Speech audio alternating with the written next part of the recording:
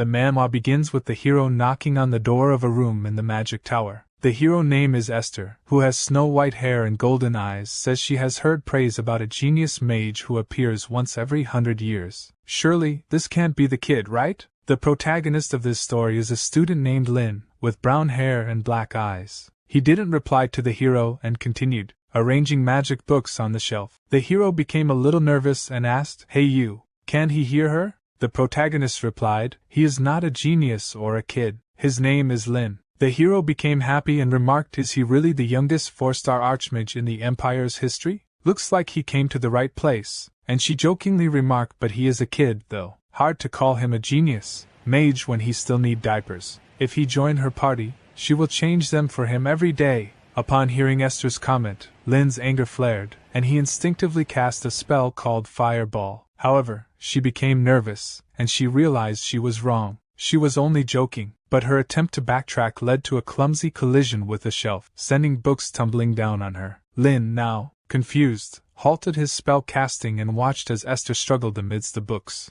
Despite the mishap, he couldn't help but chuckle at the situation. It was in that moment that Lynn found himself intrigued by Esther. The hero stepped forward, revealing her identity as Esther Alter Chiropin. She declared she is a fake warrior of the Radiant Dragon Church. She explained, a fake warrior was someone enhanced through bodily modifications but with a limited lifespan. She asked him to help her defeat the abyss, creeping from the South Pole. In other words, she invited him to join her hero party. Two well-known individuals were already part of Esther's party: the Empire's renowned archer, Kai's, and the Fire Dragon's priestess from the Republic of Dragon, Freed. Lynn stated he don't want to die. Esther asked who wants to die. Then Lynn inquired, are the other two as interesting as her? Esther thought for a second and noted they're just as crazy as she is. But there's something even more fun. Lynn asked, what is it? She replied, the world resonated strangely with her. Someone who had been studying magic in the magic tower after being rescued from the slums. He had a goal to become the highest ranked mage in the Empire, a 7-star mage. They said that if he reached the 7th star, he can see the truth of the world. He wanted to reach that realm where no one else had gone.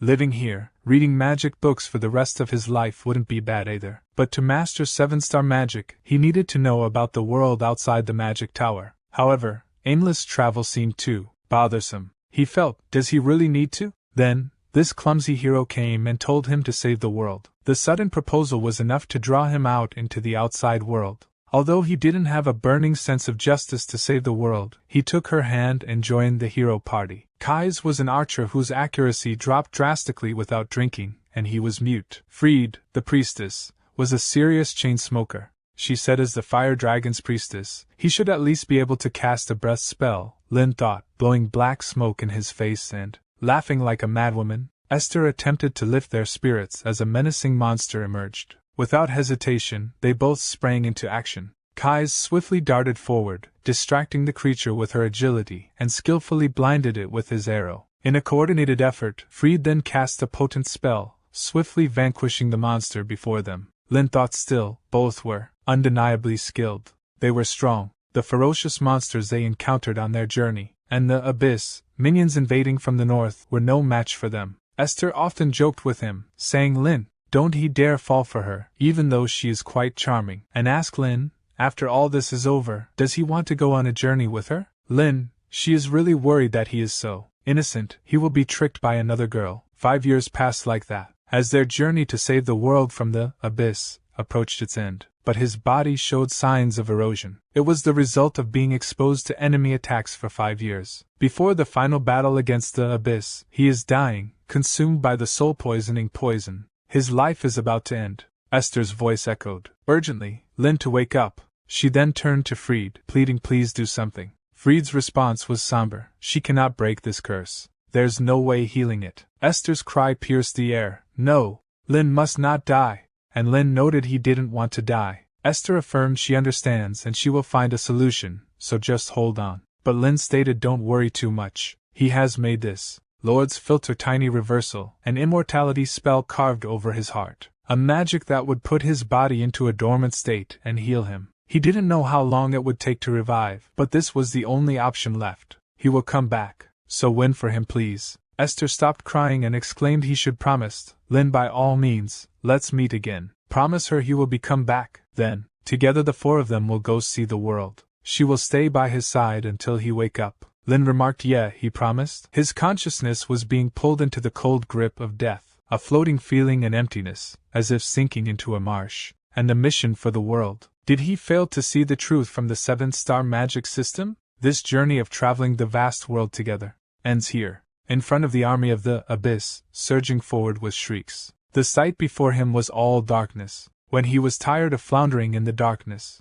his eyes fluttered open, he heard a voice addressing him as Rain, inquiring about his well-being with concern. Lynn quickly interjected, affirming that he was fine, referring to her as Mother. However, Lynn's expression shifted to one of shock, as he realized he had no mother. He was an orphan. His confusion deepened as he glanced around, pondering where he is. His mother sighed and asked, "Why is he acting like this?" "This is the Heroes' Square in front of the Vatican. There's a statue commemorating the Esther party, isn't there?" He immediately turned around and saw the statue of himself and his companions placed before him, complete with details of their lifespans. Then he asked, "What year is it now?" She asked, "What's wrong?" The way he is talking suddenly scares her. He asked again, "What year is it?" She replied, "It's the year 1418 of the Teresia calendar." Hearing this, his eyes widened in shock as he thought, have he been reborn? Or has his memory been superimposed on someone else's body? The sensations in this body are strange. What on earth has happened?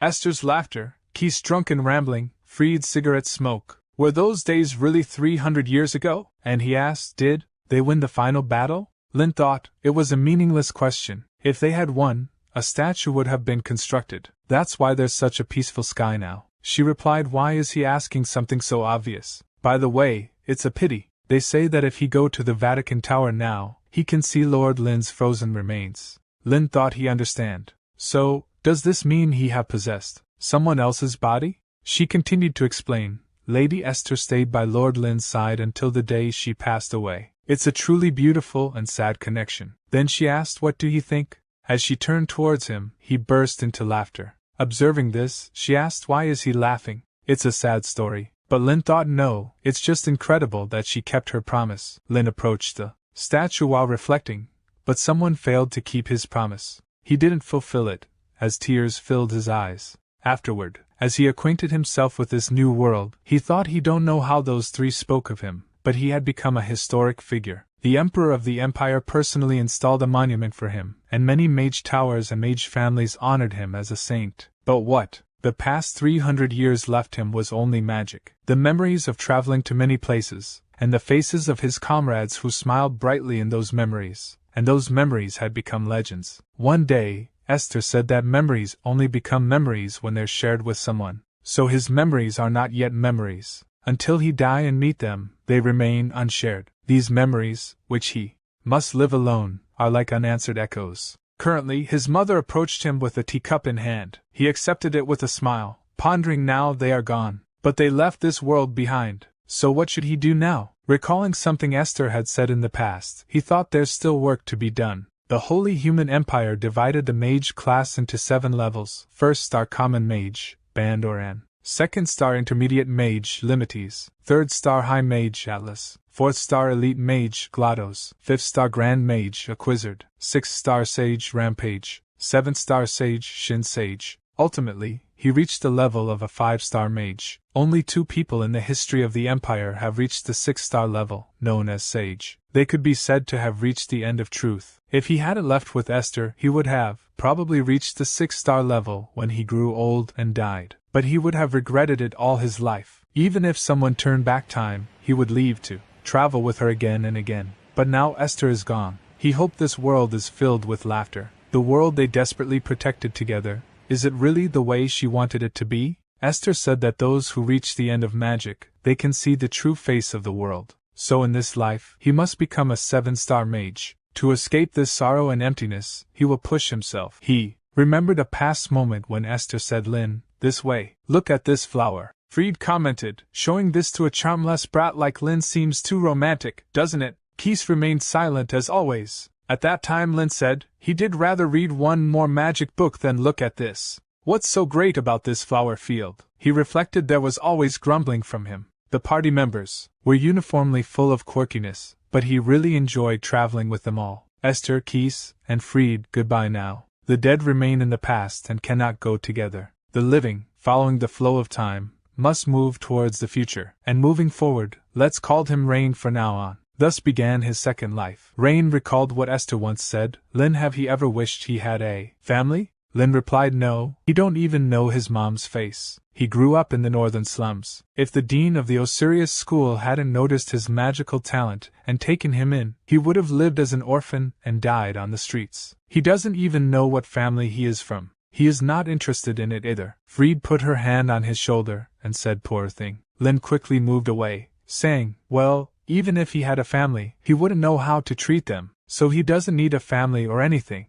Esther remarked, it's not that complicated, he just needs to cherish them a lot. He is a kind-hearted kid, he will do great. At the moment, a maid woke him up, saying, young Master Rain, it's morning. Since he is up, she will prepare breakfast for him. Rain stretched his body and reflected. The memories of his previous life returned to this 9-year-old spoiled brat only 20 days ago. This boy Rain is the eldest son of the Ludwig family, one of the 5 great mage families of the empire. He, who was an orphan, has been reborn into a noble family this time. Therefore, to adapt to this life, he had to work tirelessly. The maid welcomed him, and his mother remarked, he is already up. Perfect timing. Can he go tell his father that breakfast is ready? He'll be pleased if he go. He agreed and went to his father's room. His father's name was Kavin Ludwig. He asked Rain, did he not sleep well? His complexion doesn't look good. He still seems tired from the journey. Rain said, father, they said that breakfast is ready. His father laughed and noted, so his son came here just for that.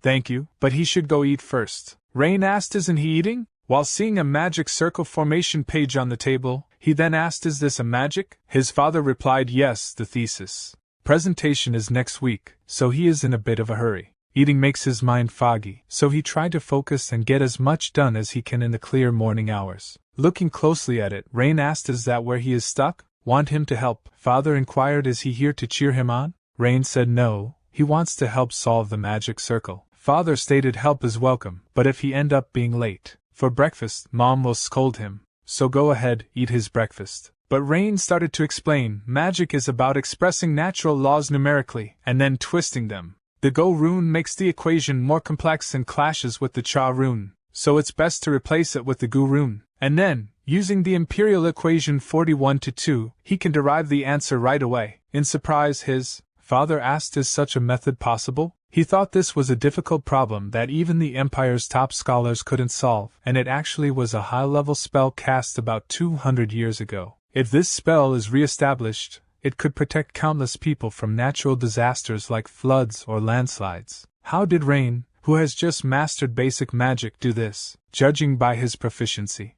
in basic magic, Rain was quite ordinary. However, considering that he is of the Ludwig family's mage lineage, it meant that he did not inherit the magical talent. His thoughts were interrupted by Rain saying, now can he have breakfast with them? His father hugged him saying, yes, let's eat together. Rain's family was small. He had a mother, father, and a 6-year-old sister. The little girl, peeking through the door, was his sister Sari. With shimmering black hair like silk and red eyes, she was a cute girl who inherited the physical traits of the Ludwig family just like Rain. As he turned around and looked towards her, she became frightened and ran away. He thought it was understandable. In this memory, Rain was never kind to Sari. Rather than being cold, he was simply indifferent to everything. As he read books, he recalled what Esther had said to him, he should cherish them. How can he just run away? In this world, it seems like everyone is always busy, doesn't it? He is a kind-hearted kid, so he will do great. She believed in him. Recalling all that, he became frustrated and closed the book and said, come here. He will teach her magic. Or does she want to play together? She ran away again and he thought, kids are too difficult to deal with. His thoughts were interrupted as she came back with a book in hand. He looked at the book and said, basic formulas for 1-star magic. She is 6 and already reading such a book? As he looked at her smiling face, he recalled the memory when Esther said, do he know the meaning of this flower's name?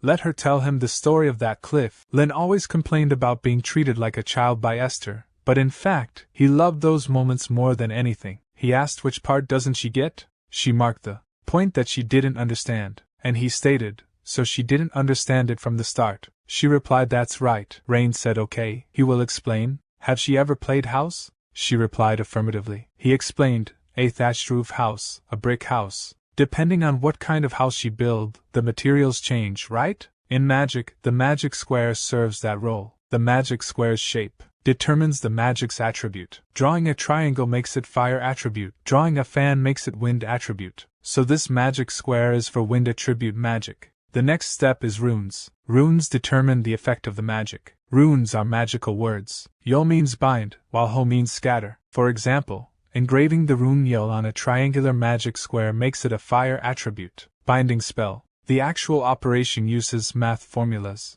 She asked, "What is math?" He became nervous, thinking how he would explain that, but he continued with his explanation. For Yo, she needs a quadratic equation. But before that, let's start with addition and subtraction. Seeing that, two maids talked to each other. The one in the brown uniform said, "Master Rain has completely changed." The maid in the blue uniform remarked, "Before, even when Lady Sari cried, he wouldn't care. Since returning from the square in front of the Vatican, even his gaze has changed." A little while later, as their parents came to study room, his mother exclaimed, "She wants to capture this scene in a painting." Rain's father remarked, he agreed, but by the time the painter comes, the children might be awake. Besides, Sari is so shy that it might be too much. As he looked at the table, he saw magic circle formations drawn on the pages. He said he's teaching Sari magic. Since coming back from the square, Rain seems like a completely different person. She noted his tone has suddenly become more mature as well. Could it be he's been possessed by the abyss? He replied, "That's not it. Like father, like son." He had a similar experience. He was a student. He had the honor of meeting Lord Lynn. At the time, he was bragging about becoming a 3-star mage. But Lord Lynn rose to 5 stars during wartime. Living in the peaceful era the heroes created, he realized how complacent he was. Perhaps Rain had similar thoughts. She asked, "Was Lord Lynn really frozen in time?" He replied, "Indeed. He wielded ice magic so perfectly that he remained as he was at 18. She questioned, "Tell her more." He responded by saying, "Even if he wanted to, he can't because he don't know anything beyond that." By the way, there was Lady Esther's magic within the ice. Only Lord Lynn and Lady Esther could awaken it. He suspected it's a letter because she surely believed that he would return someday. He remarked, "By the way, he has something to tell her." Rain seems to be a genius. Moreover, one who might reach the level of a sage. He solved the magic square he has been struggling with for over a year, only by looking at it this morning. She exclaimed, "Goodness, so that's why he could come for breakfast today?" He replied, "Yes. Although it might be a bit early, it's time to teach him their family's magic. Rain might become a thieving mage who reads and steals all magic. It's only allowed to those of the Ludwig family, the bloodline limited magic. But he is not sure how much he can teach him." She asked, "Is it that difficult?" He replied, "Yes, it's no ordinary task." She asked, "So how will he do it?" He replied, "He has an idea." Next morning, Rain think under the blue sky, a dazzling tulip field stretches into the horizon. This is Sayas-Tulika. This beautiful region, famous for tulips, had 1/3 of its land owned by the Ludwig family. The weather sure is amazing. If you want to go far, he need mid to long-term goals. Especially if it's on the path to truth, there's a lot to do to become a 7-star mage. No matter how young he is, he can't waste time. Let's summon the guide first. As he tried to do that, his sister came and asked, "Brother, what is he doing?" He sighed and replied he was about to summon the magic guide. She asked, "Guide, what is it?" He then asked, should he make one for her too? She jumped with happiness and replied yes. Meanwhile, seeing her, Rain think looks like she likes it. But for a 6-year-old, her speech is a bit awkward. He wonder if something's wrong. He explained to her, the shape of the magic circle is a multi-square. The runes to inscribe are Ju, Yu, Du, and Je. This is high-level magic containing 4 different elements, so only a 4-star mage can handle it. Right now, only 10 mages in this country can use this.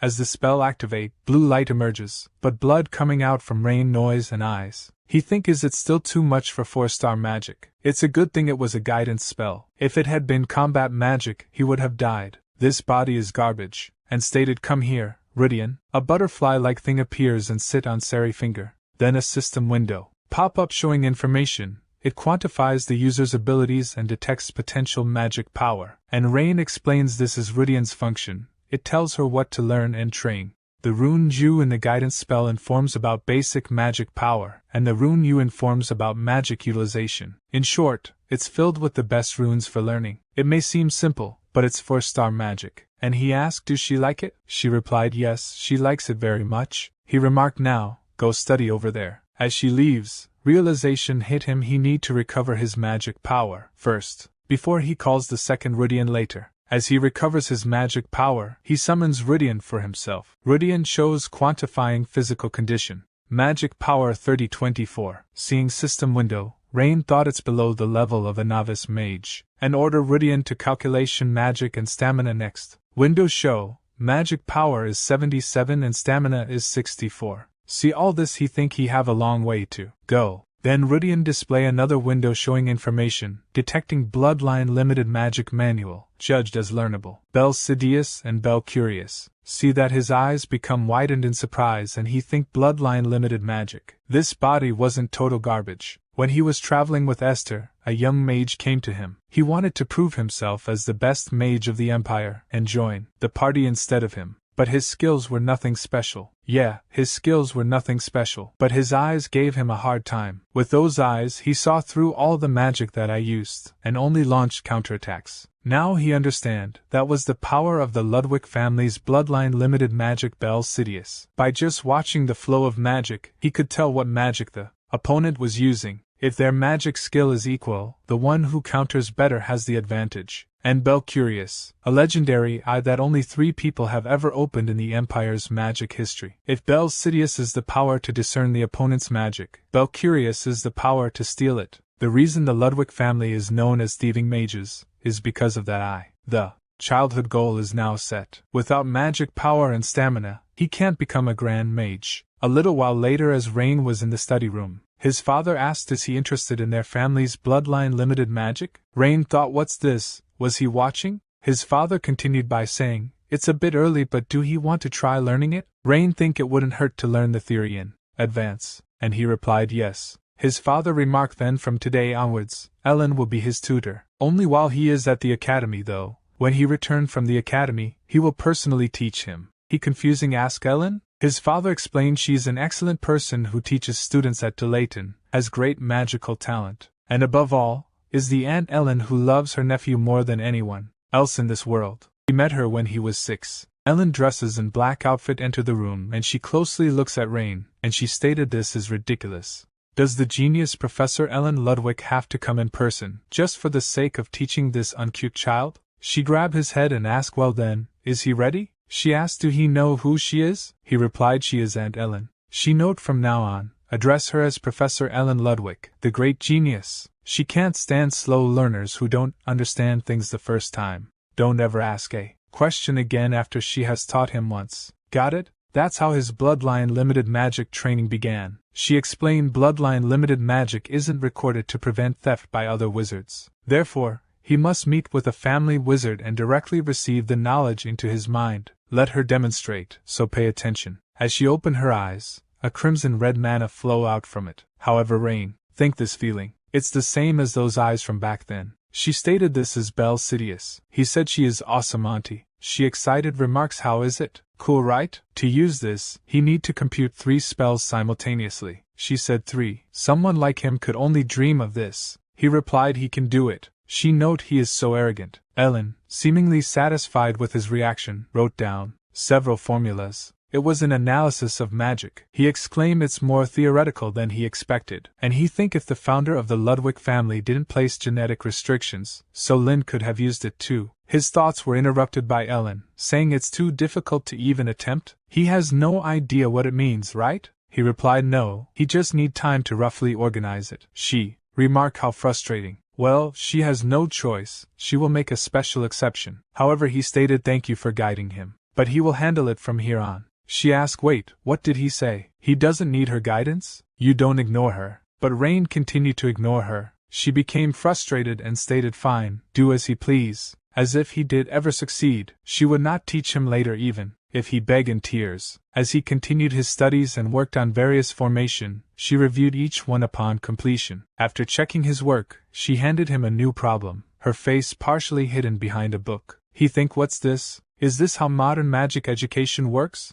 Or is she testing him? Meanwhile, his mother looks at both of them while hiding nearby. Then she note, let's take a break. As she leaves the room, his mother approaches him and asks, isn't Aunt Ellen a bit unusual? He replied yes, quite. She said his aunt isn't very honest. In truth, she's eager to teach him everything. So even if he already knows something, ask her a lot of questions. She was just like that when she used to follow his father and her around. She was so adorable. However, Rain think has the meaning of adorable changed in 300 years? After the break, as he continue his work, while she glances at Rain work. But as she noticed that Rain is looking at her, she immediately covers her face with the book. He thinks she is really annoying and more bothersome than 6-year-old Sari. Then he said, Aunt, he can't understand this part at all. Could he please explain it? She immediately turned around and shouted, he doesn't even know this. Their family is doomed. Bring it here. And ask what part didn't he get it exactly? He pointed it out where he has problem. She demonstrate how he can solve it, and remark, see it's solved right away. She continued to explain if he used this formula here, he can solve it much faster. He didn't even know that? In response he apologized to her. She stated he doesn't know anything. What have he been doing until the age of 9? He replied she is absolutely right. And asked then how should he solve this? She notes she guessed there's no choice. She will make an exception for him. And then he asked one question after another, and she answered him. Ellen's teaching was consistently like this. She required quite a bit of effort, but thanks to her, he significantly reduced the time needed to learn the theory and gained practical experience. On the 10th day of receiving Ellen's guidance, he felt a burning pain in his retina. With the sensation of all the blood in his body rushing to his head, the world slowly turned blood red. That's when it happened. The eyes that shone red were engraved with the mark of death. All information about everything in the universe is being directly transmitted to the brain in the form of formulas. Is this how it would feel to be the creator of the world? He then cast fireball spell while thinking, let's see how does magic look like. He understands back then, in the young wizard's eyes, all his magic must have appeared like numbers, and he stated it's truly amazing. Look at him. Her eyes became widened and shocked, and she remarked he achieved that in just 10 days. She think even after receiving special education, it took her 7 years to acquire Bel Sidious. They said it would take 70 years to master Bel Curious, and he achieved that in just 10 days. From a blank slate, not knowing anything, to performing multicasting with general magic. He might rival Lynn, who is called a prodigy of multicasting. A little while later, his father asked, so that's how it is to awaken Bel Sidious in just 10 days. She remarked, Appa, thanks to Rain, the Ludwig family might become the leading magical family. He's really amazing. As she leaves the room, he thinks as a father, he have nothing left to teach him. He called the butler named Yed. Butler Yed asked, yes, master, command him. Kavin orders send a message to father. Butler asked, he mean to the former head of the family? Kavin asked, is there a problem? Butler replied, no, that's not what he meant. Kavin continued by saying, write this to his father. Please guide your grandson who has innate talent. He respectfully requests this of him. Butler replied he really go through fire and water for his son. He will proceed as commanded, Your Excellency. Spring ended, and a brief summer arrived. This summer seems to last about a year. Dark clouds covered the continent, pouring rain day after day. It's summer. That summer, he was incredibly busy. During the day, he learned household magic from Ellen, and taught basic magic to Sari whenever he had the chance. And at night, he focused on physical and magical strength training. The development of modern magic he learned from Ellen and books was truly remarkable. For someone from 300 years ago like him, it was shocking. He think to simplify such complex formulas to this extent. The activation time has been reduced, and the power has increased significantly. The level of magic has greatly improved compared to 300 years ago. He might lose against a modern 4-star mage. Magic has grown over time. It's absolutely impossible to become a 7-star mage in this era with his current state. Much stronger power and knowledge is needed. A little later at the dining table, he said, Father, he has a request. Please send him to Mage City. It should take about 3 years. Sari asked, where is he going? He replied he is thinking of going to Golden Rose in Mage City. The best magic university, Layton, is there. And asked his father, will send him, right? Father stated, that's not possible. Think of his age. He is only 10 years old. It's too early for him to leave home. Children of magical families enroll into Layton when they turn 16. It's not too late to go to Mage City then. And another thing. A very important appointment is already scheduled. This is a letter sent by his father, your grandfather. As Ellen heard that, she became surprised and started coughing up. She tried to speak. Her talk were interrupted by Kavin saying, wipe her mouth before she speak. Ain't think grandfather, could it be but his thoughts were interrupted by his father saying, "There are only 3 in their Ludwig family, who are awakeners of Bel Curious." He think he was right, Bel Curious Awakener, Scalzi Ludwig. Kevin remarked grandfather will personally guide him in Bel Curious. He asked really? Kevin replied yes, so Rain you must first visit grandfather. A few days later, as he arrived at his grandfather mansion, his father leaves him behind, saying he will go ahead to greet him for a moment. A little later, as he entered his grandfather's room, his grandfather immediately noticed him, and enchanted a spell on his hand. Felling the present of the spell, Rain think what is he thinking? Regaining his composure, Rain think let's stop thinking and just do it. And Rain also ready his spell, so he can fend off any attack. Meanwhile, as his grandfather focused his eyes on his spell, the spell that Rain prepared disappeared immediately. He confusingly looks towards his hand. His grandfather remarked this is the Bel Curious. It can control visible magic at will. Rain exclaimed, "Wow, that's awesome." His grandfather laughed and asked, "Do you want to try it too?" He replied yes. His father breathed out sigh of relief. His grandfather continued with his explanation,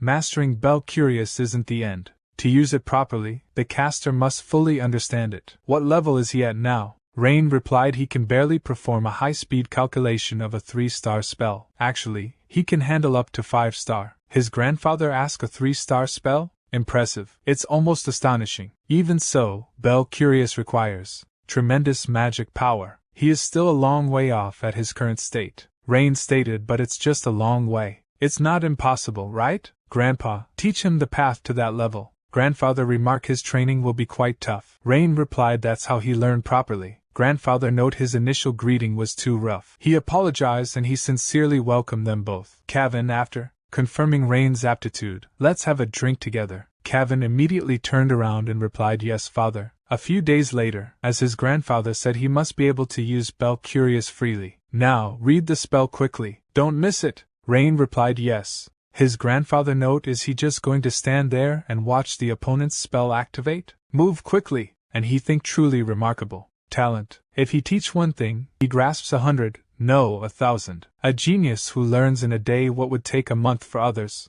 Now, all that's left is to master the use of the eyes and grow his magic. Then he exclaimed in training, he must risk his life to grow significantly. Rain replied he understand, grandpa. His grandfather remarked he will fire a fireball now. If he can't dodge he will die. And he launched the fireball spell at him. And Rain tried to use Bel Sidious. As he doesn't dodge, his grandfather said hurry out of the way. Meanwhile Rain think by interpreting the opponent's magic with Bel Sidious and manipulating it with Bel Curious. He think Bel Curious has been activated. The universe is converted into equations and delivered directly to brain. Now modify the formulas in front of him as he wish. The magic array consists of 2 triangles. The assigned rune symbol is the formulaic rotation. The size is 17 axles. The range is 23 kilometers. The solution to the equation is an imaginary root, and the fireball attack disappears completely. His grandfather became surprised. As he about to fall, his grandfather grabbed him. Rain asked, "Grandpa, is it done now?" Grandfather replied yes.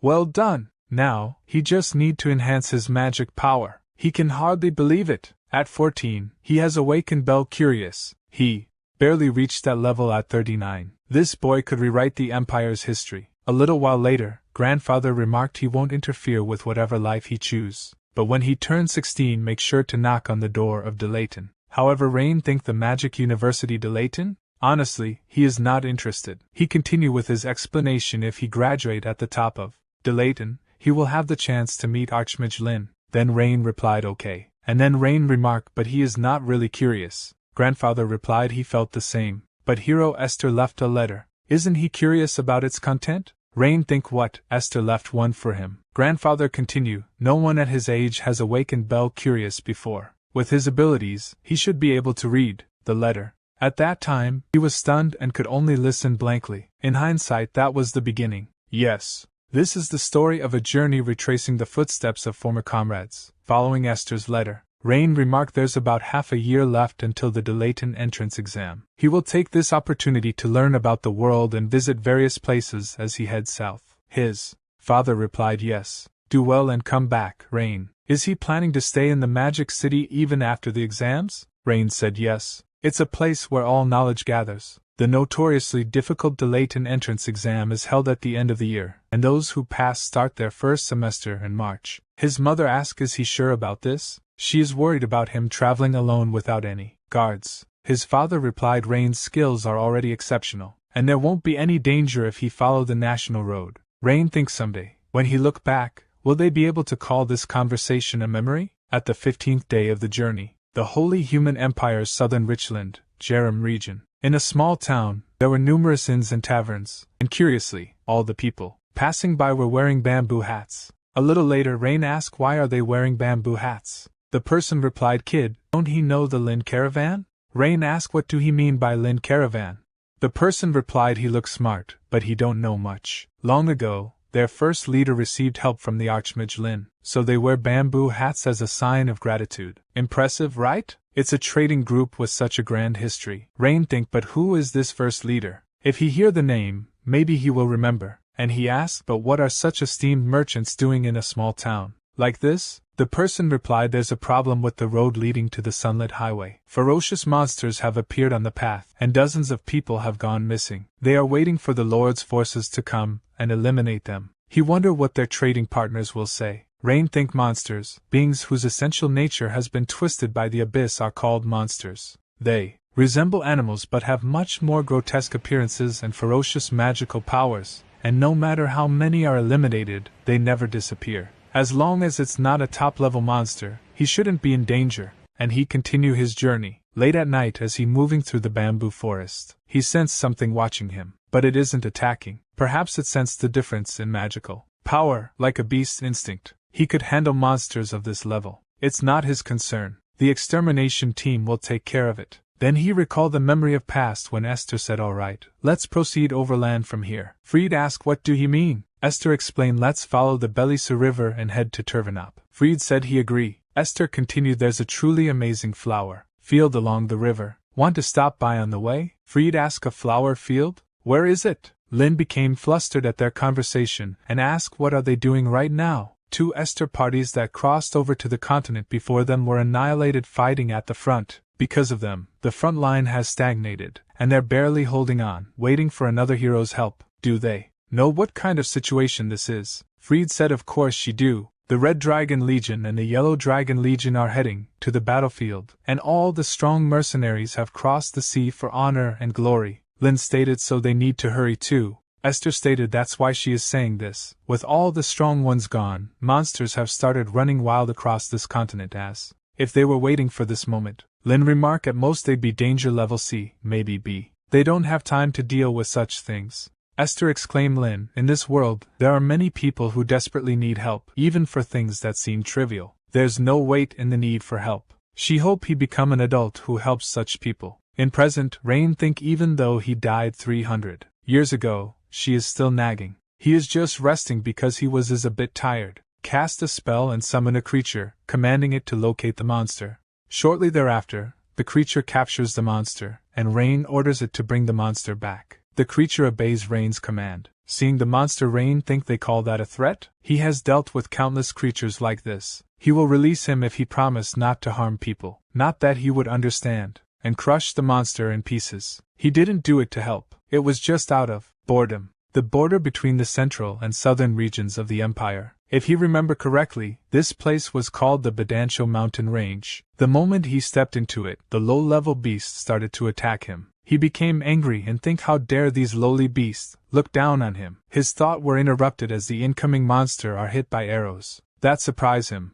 and he quickly turned towards where the arrows come from while thinking of Kai's. But two persons are standing on the hill, with the bow. As the green-haired person jumped down towards him, Rain noticed the smell of alcohol coming from him. The green-haired person asked, is he okay? This is a place where monsters often appear. Didn't anyone tell him on his way here? The other person, with brown hair, asked, why would someone give such a warning? They, the descendants of the great palace, are guarding it. Meanwhile, Rain gained his composure and thought, it can't be Kai's. He stated, he is not sure which school they are from, but they helped him. Thank you for your help. Then he asked, by the way, this is the Badancho Mountain Range, right? Both looked towards each other and started laughing. Rain angrily asked, why are they laughing? The person with brown hair stated, how long has it been since it changed to Keeslington, and he still call it Badancho Mountain Range? Kieslinton. It means mountain range of Palace Kais. After defeating the Abyss, Kais seemed to have taken root here. They were the disciples of the archery school founded by Kais. Traditionally, skilled ones recognized by the headmaster guard this pass. Rain thought, is drunken archery the basic skill of this school? What exactly did they do to get assigned here? His thoughts were interrupted by the brown-haired person saying, he came at the right time, kid. There's a festival today. It's a day when anyone can drink free alcohol. He should know the taste of alcohol if he wants to become an adult. Alcohol he knows. It's said to be the path to the sun and moon.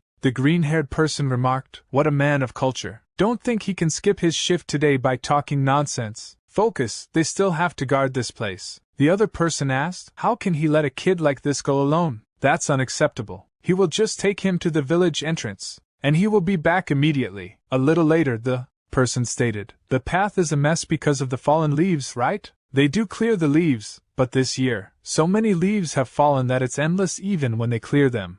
As he continued to explain, Rain checked the surroundings. The person remarked, if he go up those wooden stairs from here, he will find the training hall, and if he follow the path straight, he will reach the village. As Rain looked around, he saw a grave. As he looked closely, he realized it was Kai's grave. As his thoughts deepened, the person interrupted him, saying if he is on a journey, why doesn't he make a wish here too? Rain asked a wish? The person asked, hey, is he seriously asking because he don't know? Well, considering the time, he might not recognize it. Rain asked, recognize what? The person replied, this tomb. It's the tomb of Palace Kais. People usually make a wish here, saying please protect them this year too. Rain's expression became one of anger, and he said, don't joke around. The person asked, why would he joke around? Rain noted, it's strange. Who builds a tomb in the middle of a mountain? Kais, that person, the palace, is a hero, right? The person replied, he don't know the story behind this tomb, do he? Is he really from this country? Amongst Kai's companions was the archmage called Lynn. He knows. This is a well-known fact, so he think he might have heard of it before. But they say Lynn was very shy. Kai seemed to believe that Lynn would come back, even after he died. They said if the tomb was in the village, Lynn wouldn't be able to come because he was shy, so he asked for himself to be buried here. Rain recalled the memory of the past when he was Lynn. He said, Kais, he reek of alcohol and stop snoring, and don't touch his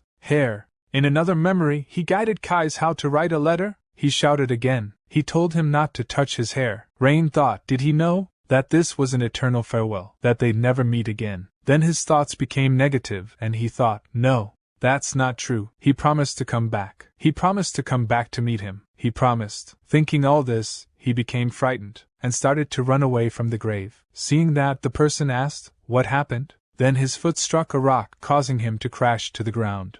A little later, Rain sat at the edge of the cliff, contemplating his thoughts. Let's go back. Let's turn around and head to Kai's grave, and say my goodbyes there. Even if it's late, let's say he has come back, and apologize to him, and ask for forgiveness. As he lay down on the cliff, he recalled an old memory when he was Lynn. How did he manage to find it in such darkness? His eyesight is really good. How can he aim when he is drunk? Fried handed him a drink while saying, drink this. He can't aim when he is sober? Kais didn't have a tongue, so he couldn't talk. He was quiet during the day, but at night, it was really noisy. Recalling all these memories, Rain started laughing, followed by crying. A little later, he visited Kai's grave. He cast a fire spell on the dried leaves, burning them, and cleaning the area around the grave. He said his goodbyes. As he left, he apologized to Kais, saying it's not because he is shy, it's because he lacked the courage. The courage to face them all, the courage to meet and ask for forgiveness. He couldn't keep the promise he made with them all. As he approached his destination, he thought autumn in the south was sweltering. Under such a summer-like autumn sky, a brilliant city spread out before him.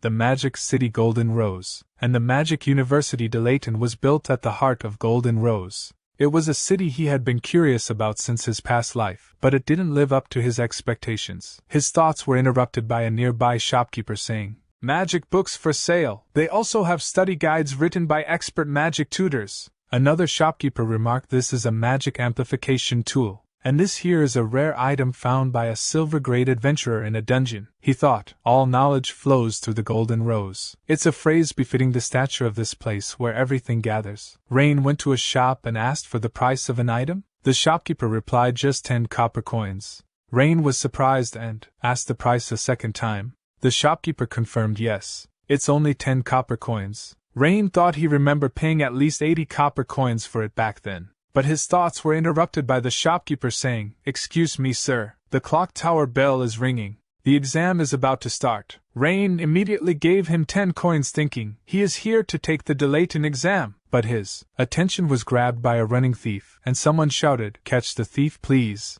Rain thought, the security isn't great here. It's a big city, so the guards should handle it. More importantly is the exam hall. At that moment, a woman with silvery white hair bumped into Rain and fell to the ground. Rain promptly apologized to her and inquired about her well-being. He observed that she appeared to be unharmed. However, he mentioned that he was pressed for time and requested her understanding. But the woman stated, "Give it back. That's not for sale. It's a family heirloom. My grandson needs it for his entrance exam today. Please give it back." As she said all this, Rain thought, why should he help? He has an exam to take. Now's not the time. At that moment, he heard the voice of Esther saying, "Help her, Lynn." Then Rain moved towards her and asked, "Did that guy take it?" "Wait here for a moment. He will get it for her." Rain immediately chased after the thief, while jumping over the roof of nearby houses and prepared a spell to stop the thief. And Rain think he is so busy that he could die. This is so annoying. He is going to turn him into charcoal. At the moment, a voice interrupted him saying out of the way, and jumped over him. And she cast a spell in front of the thief, to block his escape. Thief remarked, "What's this? It seems like a sand wall?" In that instance, she stand in front of him, while saying, "Picking pockets at the Golden Rose, that's bold." She would give him that.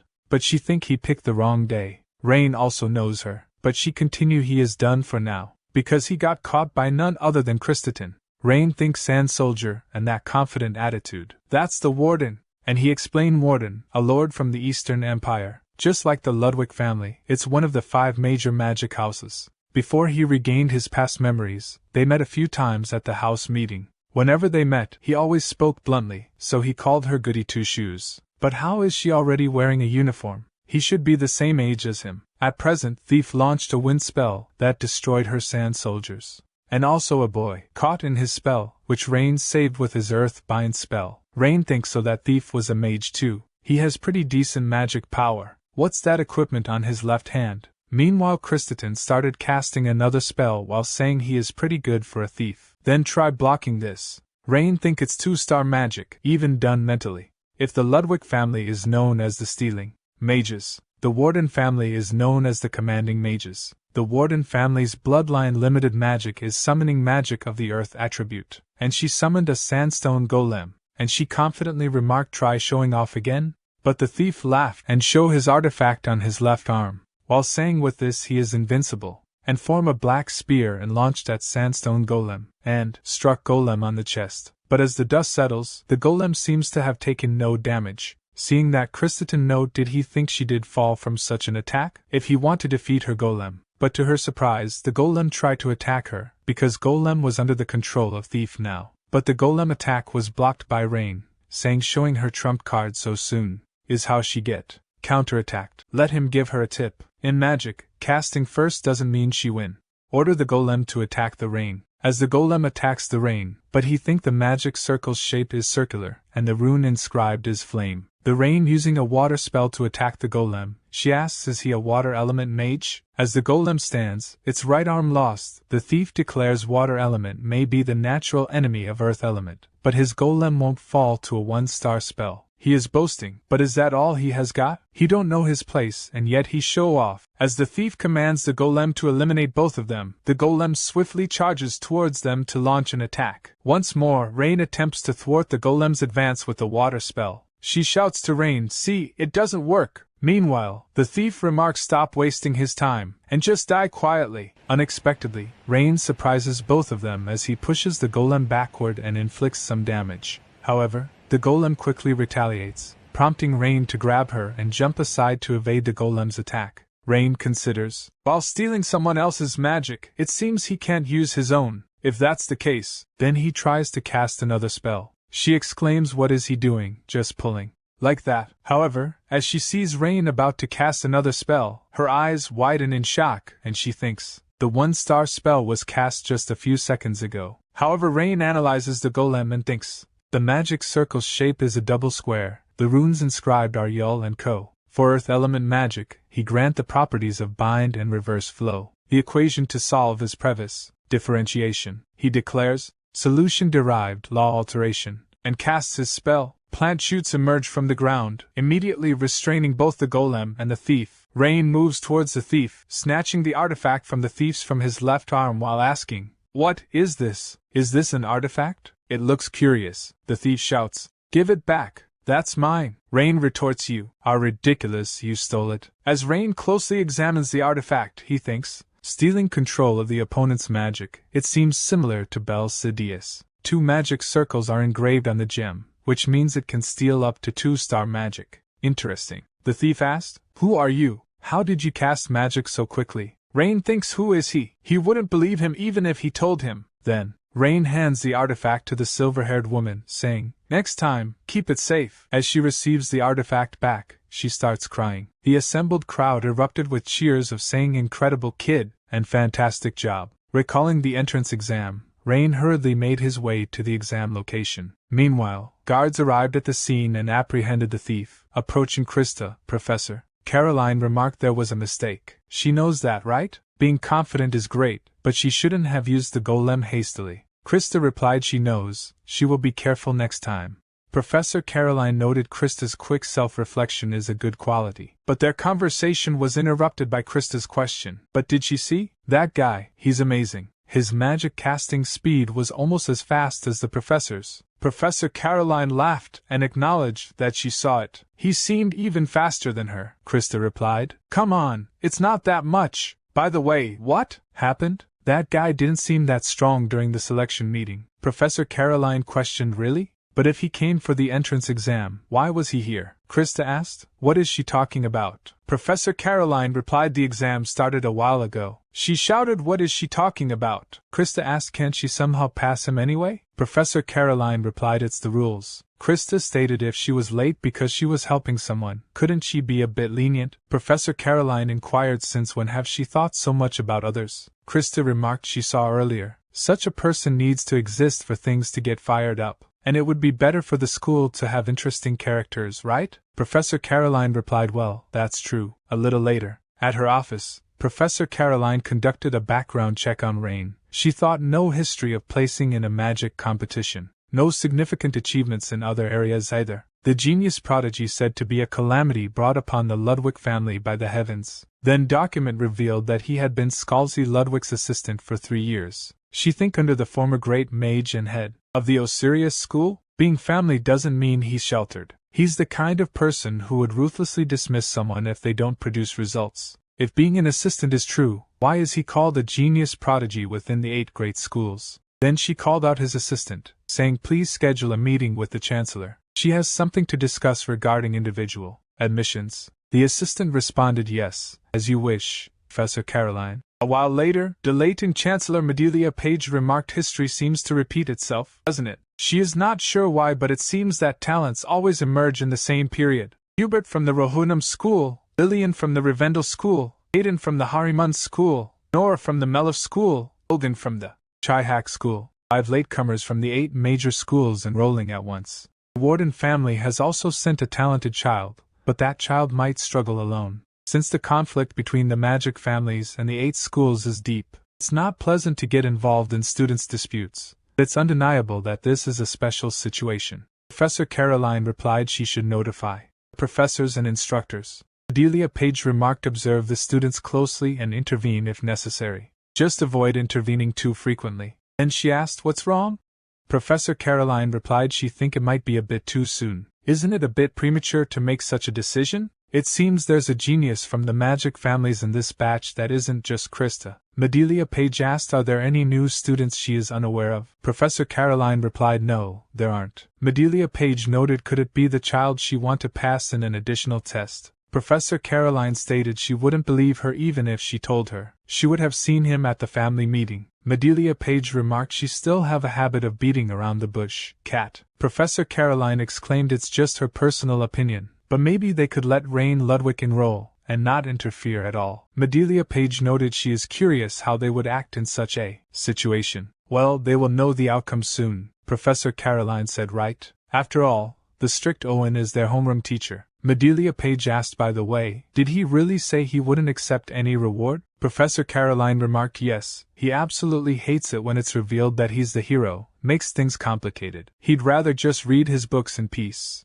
Madelia Page stated. He's a weird one, Professor Caroline replied. Weird ones make good magicians, as his master always used to say. But she seemed gloomy today? Madelia Page noted. She is still as perceptive as ever. If Rain Ludwig caught that thief, it seems related to the Dark Church, Professor Caroline remarked. Surely not, there must be a mistake, Madelia Page exclaimed. Have she ever heard her talk nonsense? The Special Affairs Department contacted them first. They will be here soon. She has a bad feeling, so be prepared. Rain thought he was notified of his acceptance after missing the exam due to being late on the morning following the chaos. A professor named Caroline suggested that he could pretend to have taken an additional exam and be placed on the list of successful candidates. She was worried that additional exams were perceived as a disgrace for those who failed the regular admission, but that was no issue for him. Being anxious about retaking the exam, he immediately accepted the offer. Thus, he stood in front of the gates of Delayton, the greatest magic university where the pinnacle of intelligence in the Holy Human Empire gathers. He found himself standing in front of the gates of Delayton School. He has never had any connection with school. In his previous life, he learned magic from the head of the Osiris school, and in this life, from his family. Even now, he doesn't feel the need to learn from anyone, but in this life, he needs to find something that Esther left behind. She's waiting at the end of this path.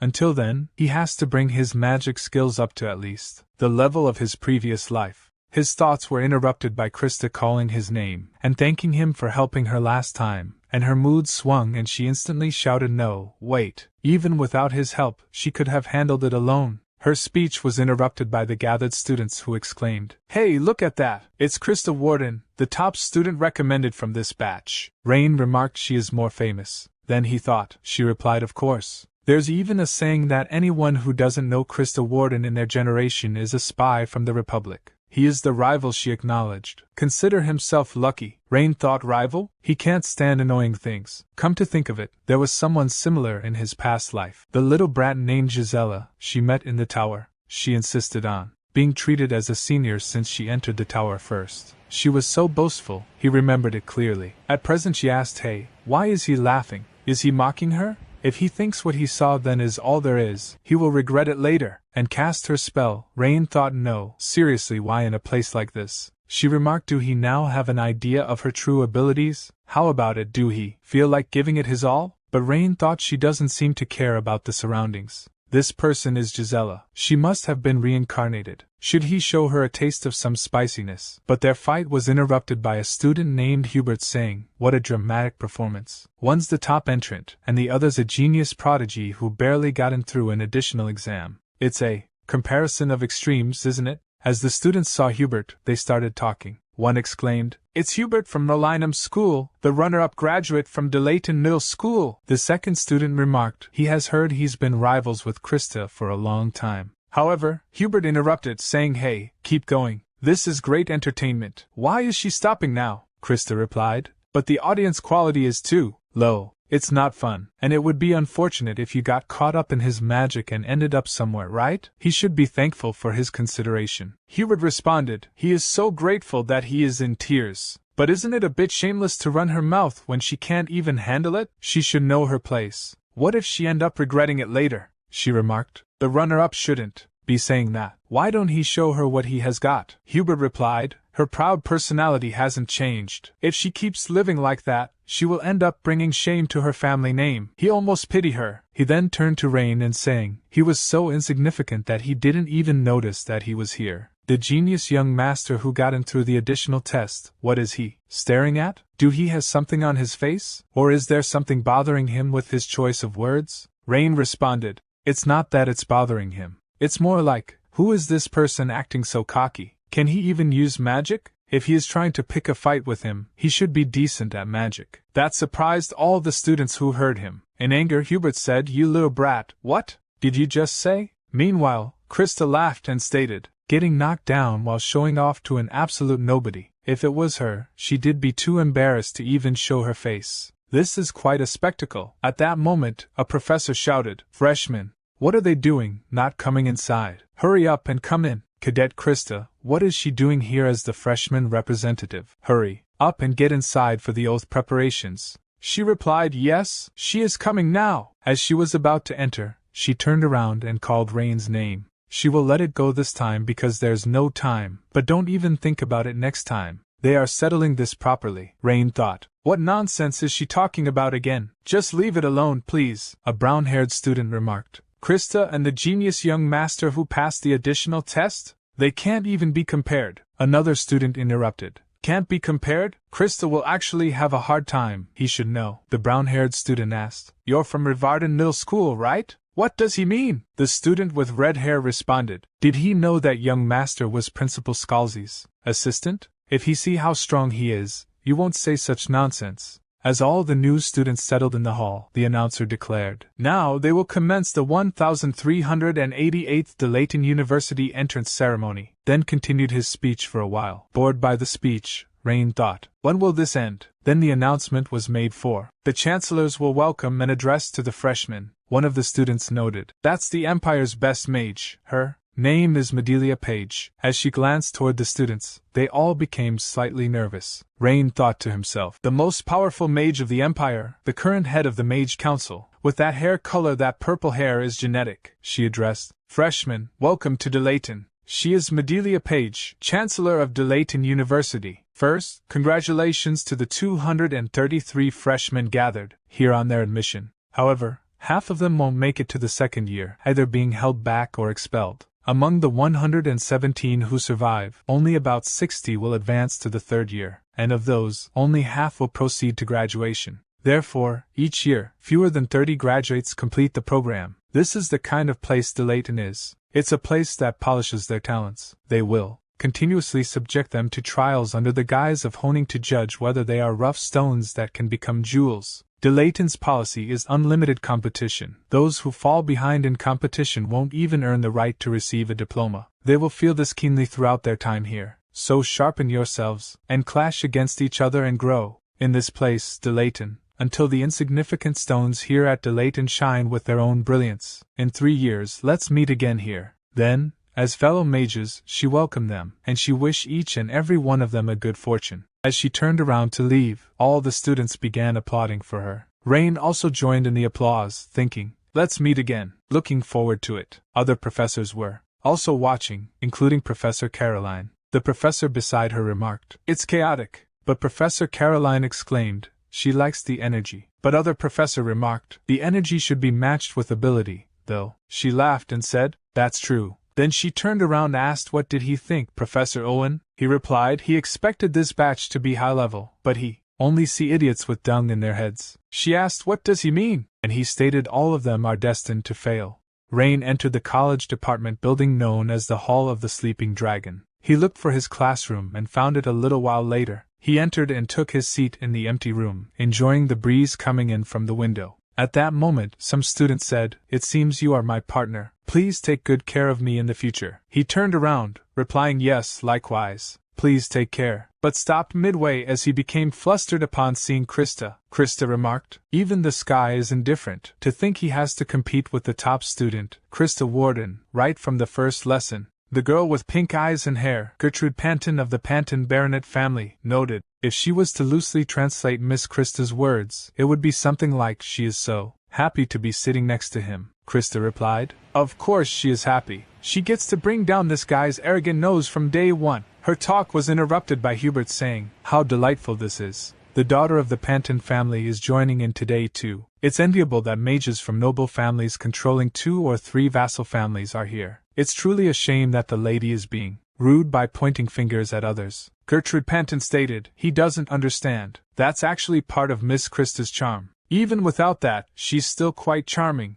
At least more than someone who's only superficially impressive. They continued their argument for a while, and Rain thought, he feels like he is going to be seasick. He then recalled an old memory when Freed asked him, did he ever want to attend school? He replied no. She noted that's odd. He remarked he is already a 4-star elite mage. What more can school teach him? It's just a waste of time. She stated, you fool. School isn't just a place for academic learning. He asked, then what do they learn? She replied, people. He thought school is a place where they learn about humans like these. Then the homeroom teacher entered the room. Seeing him, Rain thought a gorilla? No, is this the class homeroom teacher? He noticed there's a strange tension in the air. Rain asked, what's this guy deal? She replied he doesn't know Owen. He's a professor famous for being stingy with grades. Professor Owen glanced around at the students and remarked, to think he has to guide these pathetic monkeys for a year. He is not motivated. These monkeys only have poop for brains. Where are you looking while he is talking? He threw chalk at a student, hitting him in the face and causing him to cough up blood. All the students immediately became attentive and looked at the homeroom teacher. Professor Owen continued pathetic. Are they laughing now? You guys know nothing. You think you own the world now that you've entered Delayton. Dreaming of becoming a court mage for a great noble or living lavishly by setting up your own mage tower? Give such delusions to the dogs.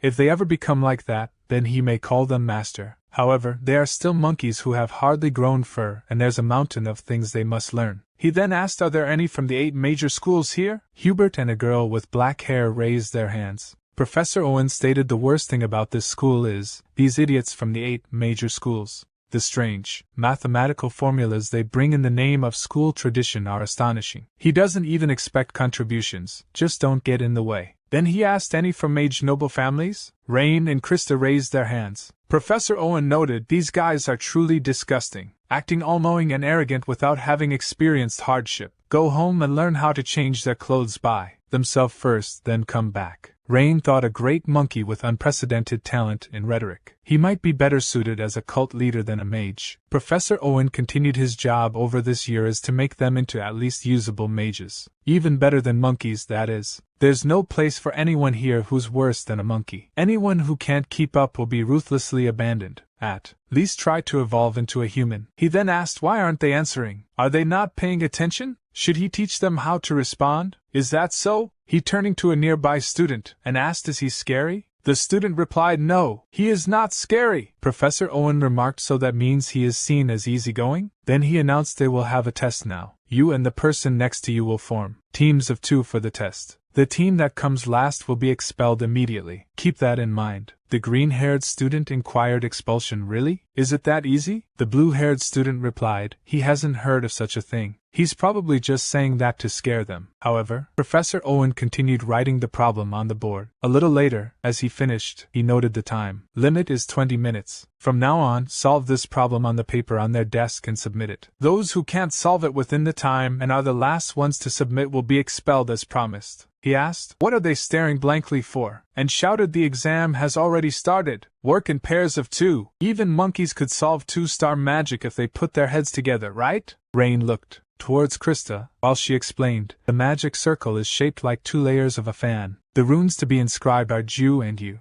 The formula to use is, and she said, hurry and help. Build the basic formula with matrices and then find the answer using a cubic function. Rain inquired, matrices? Is she the type to suffer unnecessarily? She shouted, stop chatting and start writing. Then she remembered what the head of the Warden family said to her. The Warden family is finished now. Both the elder and younger daughters are like that. Krista, he is counting on her. She is the only one who can revive their family. Considering all this, she stated she has to become the top student. Meanwhile, Rain thought she has a heavy burden to bear. His thoughts were interrupted by her, asking, what is he looking at? Have he figured out the function's answer? He replied yes, and gave it to her. She remarked, good, now she just needs to solve it. At that moment, a strong wind blew from the window, disturbing both of them. She asked, why now, out of all times? Then the paper on which she solved the problem torn into pieces. She exclaimed in shock, no, it can't be happening. Hearing her shouting, Professor Owen remarked, she is noisy. Can't she do a calculation quietly? She replied, she is sorry, teacher, and noted to herself, it's ruined, she has to start all over. Then Rain activated Bell's Sidious and traced the traces of wind magic on the torn paper back to the culprit who used that spell. That was none other than Hubert. Rain thought the 8 major schools are just playing childish pranks. The Rohunam school is the school of wind. The secret art is silent and colorless. They activated it silently and without any color, so the magic used must have been wind manipulation. His thoughts were interrupted by Krista saying, "Give her his paper, hurry and rewrite it." What is he spacing out for? Rain thought. The time limit is down to 8 minutes now. He already has the solution process in his head. He can do it in 8 minutes. He snatched the paper from her, and she asked, "What is she doing?" Rain noted it's impossible. They can't finish in time with this method. She questioned, how can he know without trying? Rain sighed and stated, she needs to know when to give up. This made her angry at him. He continued, it can be done. It's just too much for her way. He immediately started writing with great speed, that's surprising her. While advising her, he said, if she break down that easily, she can't be a mage. Remember this. A strong mage must remain calm at any moment. In the world they lived in, even 8 minutes was not a given. The price for just a few seconds delay was not just expulsion, but death. This time, we'll take the lead, so she just helps. Don't hold us back. A little while later, Hubert and the black-haired girl approached Professor Owen, with Hubert handing him a paper and saying, please grade this. Professor Owen examined the paper closely, then checked the activation of Magic Circle by pouring his magic onto it. Smoke erupted from the paper. Seeing this, Professor Owen remarked, the J-E-N-G runes are working properly. Considering the short time, it's not bad, but don't get cocky. It's not that great. This kind of problem only needs 2 minutes. Therefore, the grade is AC. Hubert protested, he can't accept this. He solved it first in the class, and the math formula is perfect. So what is the reason? Professor Owen replied, stop messing around. Rohunam School of Wind. You know exactly why it's AC grade, monkey kid. The black-haired girl began to speak. What is he trying to say? She really. But her talk was interrupted by Rain, who said, can he please move aside now? Seeing them at the front, other students started discussing. One student noted, their answer sheets were all torn up earlier. A second student remarked, that's what he said. And they've already finished? Meanwhile, Rain said, please grade our answers too, Professor. Professor Owen closed the book with a smile and asked, did they really complete it? This is truly unpleasant. He was excited at the thought of expelling these rookie mages from the magic lineage. Rain replied, if he can't use magic just because the wind blows, he can't call himself a mage anywhere. Professor Owen remarked he likes his spirit, but it's not even as much as a booger. From his mother. As he looked closely at the paper, he noted the magic circle is different from what was proposed. Rain responded yes, one magic circle is fan-shaped, and the other is drawn as a circle. Professor Owen asked, why did he make a different one? Rain replied, the J rune works well with water attribute magic. Using that, he simplified the mathematical formula to operate this rune. If he can solve the rune's requirements with a first-order equation, activation time speeds up. Professor Owen noted, this isn't something that even comes up in middle school lessons. He knows it well. Rain replied, that's what's strange about the middle school curriculum. Can't say he is properly using magic until he fully mastered the runes. Considering that, he changed the shape of magic circle. Professor Owen thought. Based on his understanding of runes, he aimed to reduce the activation time. Then stated it's a smart answer. Whether it will activate properly is another story. Rain responded right, but check it yourself. Professor Owen poured his magic into the circle, saying, can't wait to see that nose flatten. Does he know? He construct a dual tribute magic circle. Math to solve you becomes several times harder. Let's see if this is skill or just a stunt. And the spell activated. A bright golden light shone between the blue magic circles. Seeing this, Professor Owen and all the students widened their eyes in surprise. Professor Owen started clapping and remarked, he has been teaching for 13 years. He has seen many geniuses, but you guys are the first to submit such an answer. It really infuriates him, but this answer deserves an S grade, something he has never given in such a trivial quiz before. Rain replied that's high praise. Krista jumped happily, exclaiming thank you, and celebrated for a moment. Professor Owen then stated enough now. Go back to your seats. Unless they want their score reduced? She replied sorry, teacher. Professor Owen then noted, the same goes for you too. The evaluation is over. Go back to their seats quietly. Hubert remained silent, while the black-haired girl replied yes, teacher. Meanwhile, Krista, smiling, went back to her seat. Rain approached Hubert and stared at him angrily. In response, Hubert asked anything else to say? Seeing them, Professor Owen stated, don't make me repeat myself. If they don't want to be disciplined. Rain moved away, saying he won't overlook it next time. Somehow, the students endured their first lesson while enduring the harsh criticism from Professor Owen. During the note test, Rain mentioned this part is a bit difficult. Krista remained silent, prompting Rain to ask, "Hey, can't she hear him? Why is she like that?" Meanwhile, Professor Owen remarked, "That's all for today. What's with those faces? Is this too hard for them? Don't worry, next time he will present something even more challenging. Those who can't keep up will be left behind. Hammer today's lesson into their heads as if their lives depend on it. That's all." As Krista was about to leave, she called out Rain's name. Rain asked, "What is it?" She thanked him for what he did earlier. He replied, "Her voice is too soft, can't hear it." "Can she say it again, properly?" She retorted, "Don't mess around. She will definitely pay back this debt next time, so don't get cocky. You and I are rivals. They will only help each other this once. Got it?" Rain replied, "No way." As she continued to argue with Rain, rumors spread throughout the campus about Owen granting an S grade to Krista and the genius scholar. Many students were amazed that such high grades were bestowed by the gorilla. The next day, Rain stated, "Next time they meet, he will pay back the debt." Krista warden and asked, "Which floor is her dorm?" Krista noted, "He must be on the top floor among the freshmen. He is the top admit, after all, right?" And she told him not to show off. Rain replied, "Showing off or whatever, it was she who said it. Doesn't making promises she can't keep make her seem frivolous?" She became angry and said, "Look forward to it," as she left. Entering the building, one student exclaimed, "Look, there, it's the first floor. He's the eldest son of the Ludwig family." Another student replied, "Hey, don't talk nonsense. If he had come on time, he would have been assigned the room next to Krista."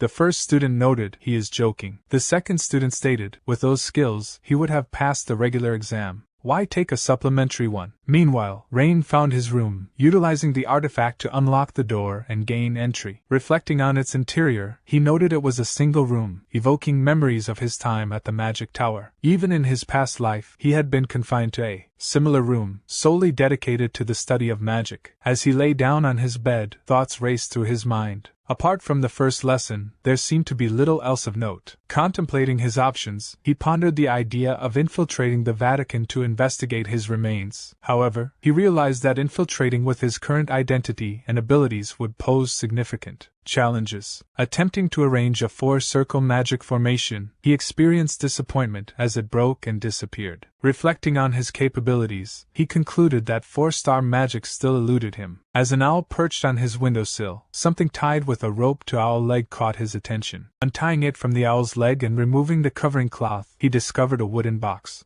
Upon closer inspection, he noticed there was no sender's name, prompting thoughts of whether his father had sent it. Opening the box revealed two books, one blue and the other brown, noticeably worn. Examining the brown book closely, he was taken aback as he realized it was the diary he entrusted to Esther. His eyes widened in surprise. In that moment, he pondered nervously about the sender's identity. Who could have sent him this? It had to be someone who knew him. On-campus magic training facility, Battle Dragon Field. A countdown announcement rings out, 30 seconds left to the target, then 25 seconds, and now 20 seconds remain. As Krista battles monsters with her sand soldier, Gertrude Panton asks, "Did something good happen today?" Krista inquires why Gertrude is asking. Announcement is made, 10 seconds remaining. Gertrude Panton notes, "It seems like she is more excited than usual. Is it because she met with Lord Rain? She is curious if something happened between you two." Krista immediately shouts, "Nothing happened. She is just annoyed by seeing that irritating face again today. She is relieving stress while practicing." Gertrude thinks she is not fooling anyone with that act. It seems the rumors about she getting help from Rain Ludwig during the exam are true. It's surprising though. The Rain Ludwig she met during childhood at the family gathering didn't seem like this. She then states, "It's over, Mississippi. Please put away the golem now." Meanwhile, Hubert is making his way through the central lounge of the student dormitory. A student remarks, "Welcome, C-grade loser." Hubert retorts, "Don't mess with him. Keep that up, and he might just die." Logan,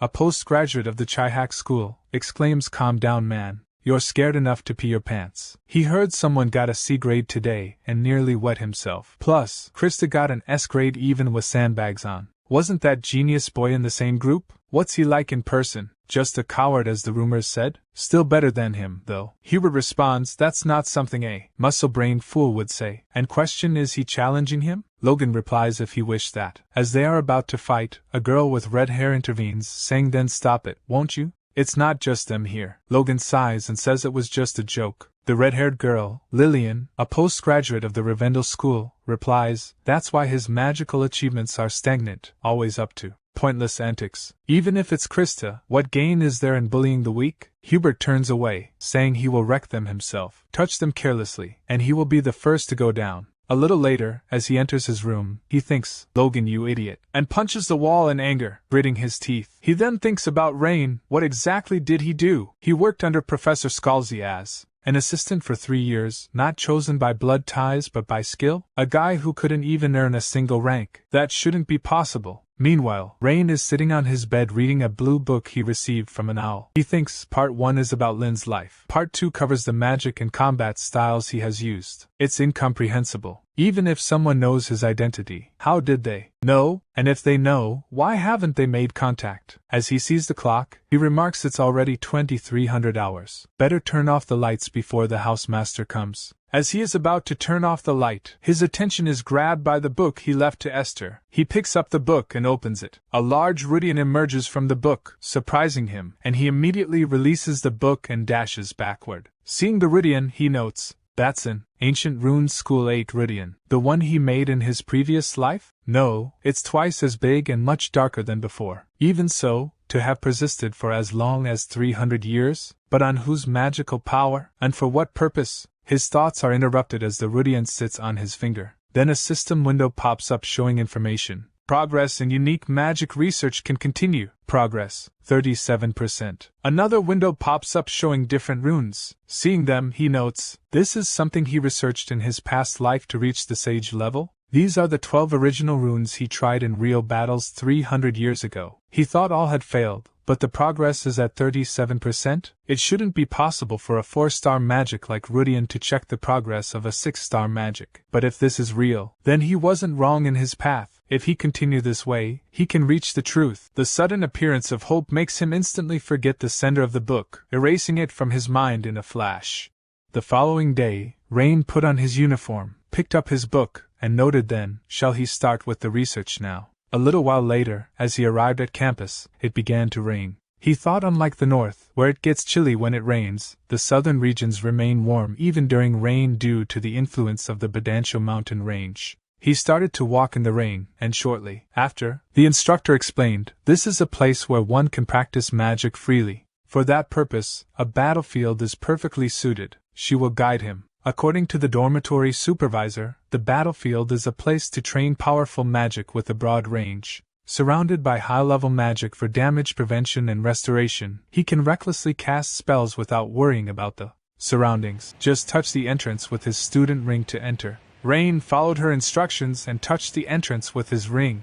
An announcement window popped up showing information. 1388th Rain Ludwig. Welcome to the battlefield. Currently, all 30 rooms are vacant. She remarked, please feel free to use them. Rain stated he would use room 15, the closest one. Then he teleported there and remarked, give him a target and make it a sturdy one. A magic circle appeared a little distance from him, and a golem emerged from it.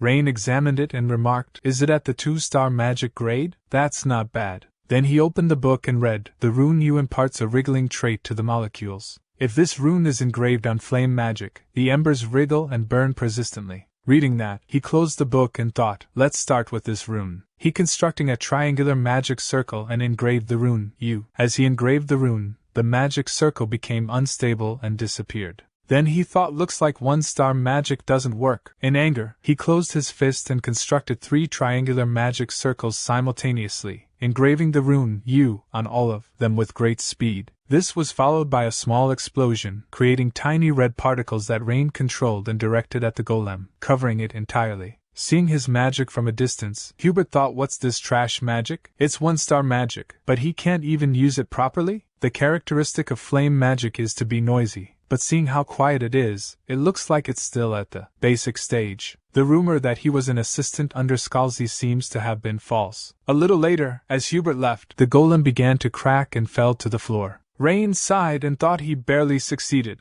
The flame with the trait of U penetrates the target's body and melts it from within. That would be the intended effect. But it took 30 seconds to melt a 2-star sandstone golem. Does the rune need to be more refined? No, maybe it's a problem with the mathematical theory. Thinking that, a smile appeared on his face, and he thought, still, there's plenty of time to figure that out. No matter how much you mess up, you can solve it. He didn't realize magic research could be so thrilling. A little later, he sat down on the floor and looked at the system window. That provided information, re-established the mechanics theory and modified the rune U to U. Rain thought, Rudian not only detects magic in the vicinity but also summarizes and reports the research conducted that day. Truly a precious existence. Then he noticed that progress had increased and thought, but it's increased by 0.1%? Did the mathematical theory improve, or did the rune become more refined? Maybe there's meaning in training this way. Don't think too deeply, there's plenty of time. At that moment, a strong wind disturbed him, and he thought, what's this? Then he saw Hubert casting his spell, and he thought it's just a novice mage from the Rohunam school. Meanwhile, Hubert used his spell to defeat one flying monster after another, filling the area with monsters' corpses. Seeing that, Rain thought, he's not bad, at least worth talking about. A while later in class, Professor Owen explained that the procedure for casting magic is divided into 3 steps. First is setting up the magic circle. Second is engraving the runes. Third is performing the mathematical calculations. Many magicians struggle with the third step, mathematical calculations. If there is a calculation error at any stage, a catastrophe occurs. To prevent such disasters, Archmage Lynn developed a mathematical formula known as the Lynn discriminate. He will give them an example. Use the Lynn discriminate to solve it. It might be overwhelming for their tiny brain capacities, so he will be generous and give them 10 minutes. This formula is made to be easy, so there shouldn't be anyone who can't solve it. Let's start. As Rain looked at the paper, he thought, who passed on this formula? They didn't even know about his formula and could barely add or subtract. Wait a minute, there's one person who comes to mind. That annoying little kid who claimed to be his disciple and stubbornly followed him around. Did Tarina sell it off as something he came up with? That's impossible. That was over 300 years ago. Then who could it be? His thoughts were interrupted by Krista, who said, hey. Rain asked, did she fail to understand something? Let him see. She replied, what nonsense is he talking about? She is the great genius, Krista Warden. He and his kind are beneath her, not to mention she is even smarter. Hearing her shouting, Professor Owen glanced at her angrily. She apologized, noting she wouldn't speak out of turn again. Rain asked, if not, that, so what is it then? She became a little nervous and handed him a box. Rain inquired, what's this? She replied, there are cookies inside. She made these cookies because she had some time left from magic training. He said she owed him before, didn't he? This is to repay that debt. Satisfied now? He thanked her, noting she was more diligent than he thought. As he opened the box and saw the cookies, he was shocked and asked, these really are cookies, right? She replied, yes. He then asked, did she use mud instead of flour? She shouted, they're real cookies. Meanwhile, hearing his shouting, Professor Owen threw a piece of chalk at her, which she blocked with paper. Other students started discussing. One student stated, he can't believe finding this was so easy. Lynn really was a genius. Another remarked, if they are talking about contributions to the magic world, he's like a god. Maybe he was an angel sent by a god. A green-haired girl exclaimed, talk some sense. He might have been the reincarnation of a great sage, but not a god or an angel. The brown-haired boy sitting next to her noted, he is telling her, he is right. She asked, what makes us so different? He replied, it must be their brain structures. She noted, he could freely handle any magic. She is so jealous. Hearing all this, Rain became a little shy and thought, please stop.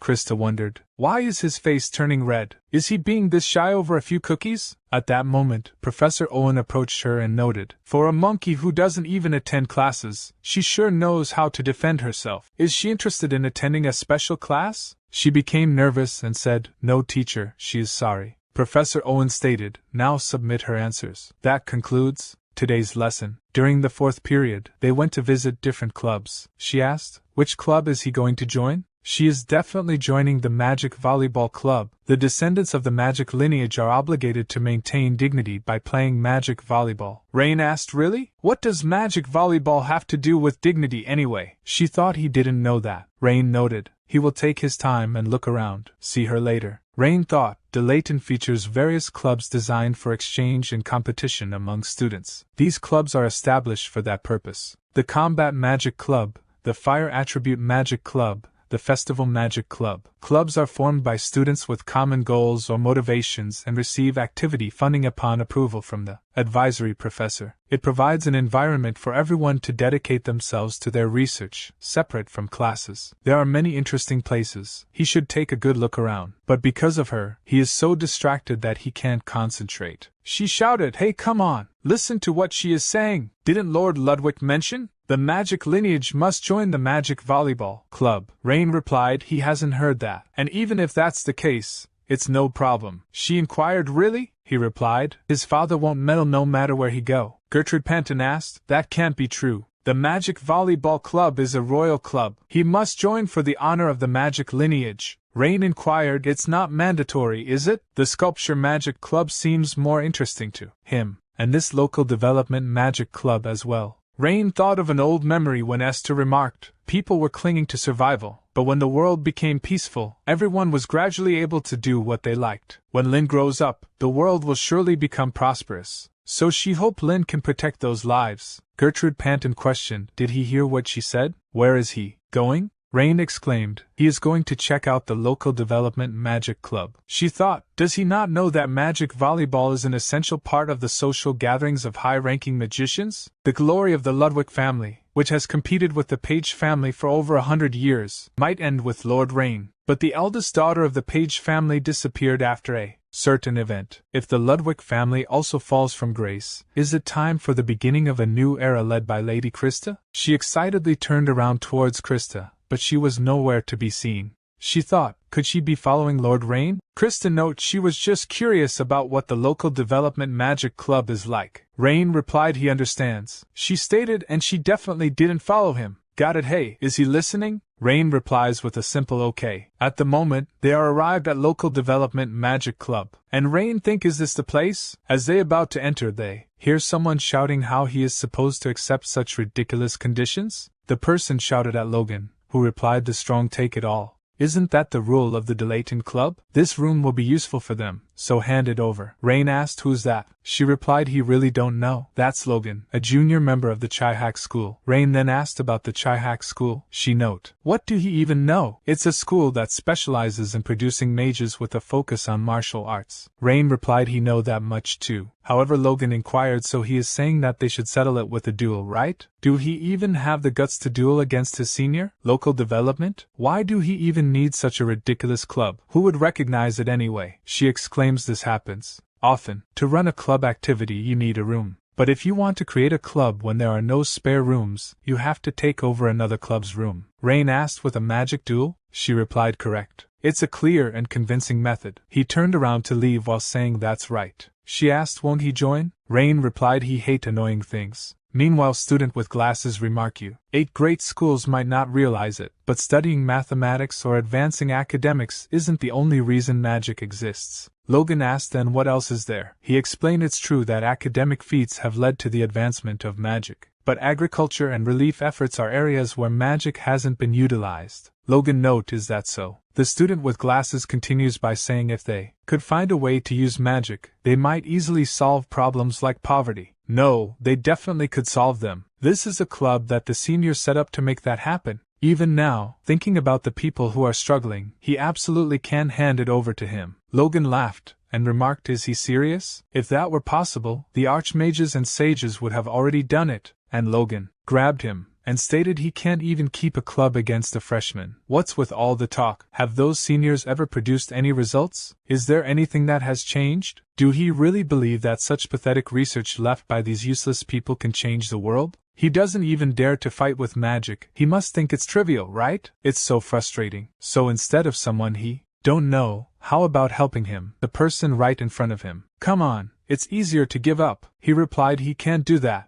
Logan asked, it seems he can't open his eyes properly. Did he just wake up? Is he fully awake yet? Well, it can't be helped. He will help him open his eyes, as he about to throw him to the ground with great force. But he was interrupted by Rain's spell, causing him to lose the grip and drop the student to ground. And Rain asked, won't he have that magic duel with him? Logan asked, who is he? Rain replied he just joined as a new member. Then a system showed information the unique magic research progress and the surrounding environment can be continued, and an other showed progress rate 37.1% to 37.9%. Rain recalled the old memory of the past when he was Lynn. He think magic can do anything. It's not that everything is possible. There's more they can't do, but if they can create an oasis right in the middle of the desert, they can help travelers who are searching for water. Then Esther asked Lynn, can she ask him something? After this trip, can he create a few spells for her? Ones that everyone can learn and use easily. That can help people in trouble, and make people's lives a bit easier. Magic like that. Please create them with your hands. Logan note a new member, then he see Krista behind him, and he noticed his red eyes and black hair. He realized that he was Rain, and he remarked someone said a worn out. Oops, his mistake. He have a habit of speaking his thoughts out loud. As a disciple of one of the grade 8 schools, he was on his way to greet the noble Lord Rain when he ran into him here. But it seems he mentioned a magic duel just now. Or did he hear that wrong?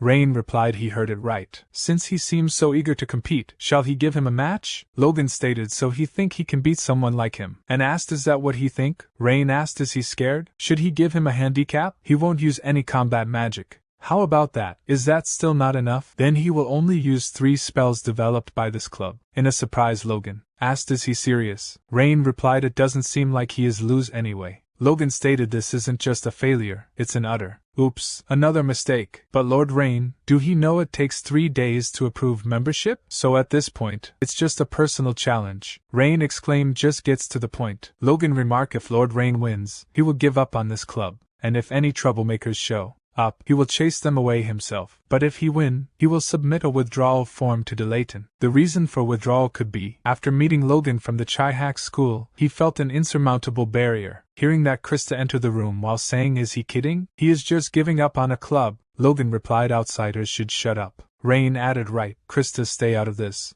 Krista noted hey, snap out of it. Do he even know what's going on? Rain replied do he need to know? He is going to win anyway. He decide the time and date. He is ready whenever. Logan asked so he accept the conditions? He will arrange for a professor to referee. No need to delay. Let's do it tonight at 6, at the Dragon Blood Arena. Then see him there. Logan remarked he really caught a big one this time. The dean and the elders will be pleased. It's going to be a fantastic day. Meanwhile Krista asked Hayu to participate in a magic duel. Did he forget his position here? Rain replied first year at Delayton University. She demanded he stop joking around, but he remained unfazed as she glanced at him, turning away, while saying fine, do as he please. She is foolish to even concern herself with him. He asked why she's so angry. The senior student replied it's something logically incomprehensible, because he did it. Descendants of the magic lineage never engage in magic duels. At the moment, Rain notices a ring of dragon with its wings spread on the student finger. He thinks so he is a second-year student, and he asked why? The senior replied because there's too much to lose compared to what he gained. Honestly, he feel more puzzled than grateful. Why did he help? Rain stated it's not like he intended to help, but let's say it's for an assignment. The senior remarked anyway, he is grateful. But it seems like Lord Rain underestimates Logan too much. Rain asked really, is he that impressive? He replied Logan is a king-type magician, and particularly strong against general magicians who specialize in long-range magic. Plus, with his strong physical abilities and personality, he's fought in several magic duels before, and his victory rate is over 90%. He has embarked on a very reckless venture. It's all because he spoke carelessly. He might have exaggerated when he argued with Logan,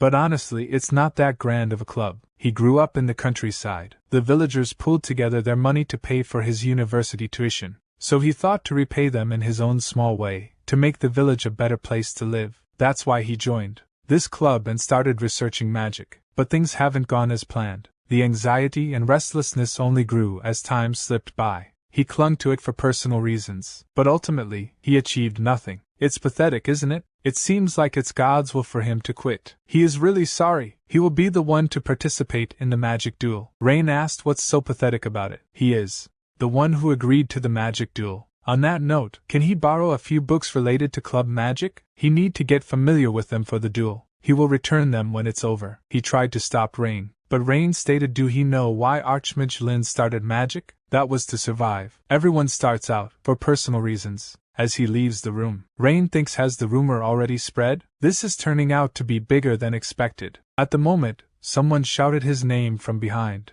He immediately turned around and saw the person was none other than his Aunt Ellen. She commented that she had finally located him and asked, "Have he been well?" He asked why is she here for, and asked has she been well. She replied well her foot. She has been sleep deprived recently, and thanks to him, she is wide awake now. She hears that he is participating in a magic duel against Logan from the 8 major schools, right? The whole school is in an uproar, isn't it? She must have heard wrong. It's true out that our cute little nephew sure stirred up quite a mess. Looks like she need to drink some liquor today. Rain noted his head's going to split. She walks away while saying if he get hit by Logan, it's going to hurt several times more than this. What is he exaggerating, you fool? Seeing her, Rain asked, is she worried? She immediately turned around saying, worried? Do she look like a pathetic aunt who worries and asks around about a guy like him? Don't flatter himself. He will only come to his senses after getting a good beating from Logan. As she's about to leave, Rain apologizes to her, and he notes he didn't realize it was something he shouldn't have done, but he assures her it won't bring shame to their family. She replied despite his intentions, it has already become a matter tied to the family's honor. Because of his rash actions, in the worst case, it could end with expulsion. But it's fine. He was really annoyed by those who laughed at him as a worthless offshoot anyway. Since he has started it, trample them properly when he go. The name of the Ludwig family is on his shoulders. Make sure others can't even think of climbing up to his level. Show them a proper lesson. A while later, as both of them arrived at the arena, Rain thinks of course, Aunt Ellen, that was his intention from the beginning. At the campus, a student with brown hair asked, what's going on? Why is it so noisy? A student with green hair asked the running students. Hey, where are they going? One of them replied. The useless prince and the muscle-brained idiot are fighting. Meanwhile, many students and professors gathered to watch the fight. Professor Caroline inquired, which side is he here to support? Logan, his fellow student from the same school? Or Rain, his student? Professor Owen replied, status, bloodline, and academic background don't matter. He will just cheer for whoever is overwhelmingly strong. The referee professor chuckled and remarked, you're naive, then announced, he is in charge of judging this magic duel. Since this magic duel is officially approved by the school will manage the winner's conditions to be fulfilled by the loser on a school level. Alright then, contestants from both sides, come forward. Logan removed his top and threw it away, with a devilish smile on his face. Seeing a magic engraved on his chest, a student remarked, wow, he came well prepared. Isn't that a bit much for the useless prince? From the crowd, Krista noted, that's right, there's no way he can beat that. She was surprised when Gertrude Panton said, see, she came after all, Mississippi. She replied, she didn't come because she was worried. She came to watch that bastard get knocked around. Gertrude Panton replied she understood. Professor Caroline thought, it takes a long time for apprentice mages to activate their magic. That's why king mages, who can engage in close combat immediately, are a threat. So, how does he plan to deal with him? Rain Ludwig. However, Rain swung a wooden stick, surprising the professor and everyone watching as the wooden stick was revealed to be a broom. Logan stated, he thought he was holding some kind of wooden stick. But it's a broom? Seeing that, the gathered students started laughing, saying, is he here to clean? The genius prince is fighting with a broom. Krista covered her face in embarrassment. The referee inquired about it. Rain replied he borrowed it from the library. It's a good thing the cleaning is over. The referee asked, is going to use that in the magic duel? Rain inquired, is that not allowed? The referee noted, no, that's not what he means. Logan asked, is he asking him to look? He was so arrogant back then, but he guess he is going to sweep it all away with a broom? Just end it like this, Prince Rain. Don't show himself in a shameful way and just give up. Rain replied, it's always been like this since he came to college. It's really heartbreaking from the perspective of a senior. Logan asked, what does he mean by senior? Rain stated, what's with these young people these days, always talking back? He is not some kind of witch who casts spells with her words. Since when did mages become a tribe that fights with words? This angered Logan, and he leaned towards Rain.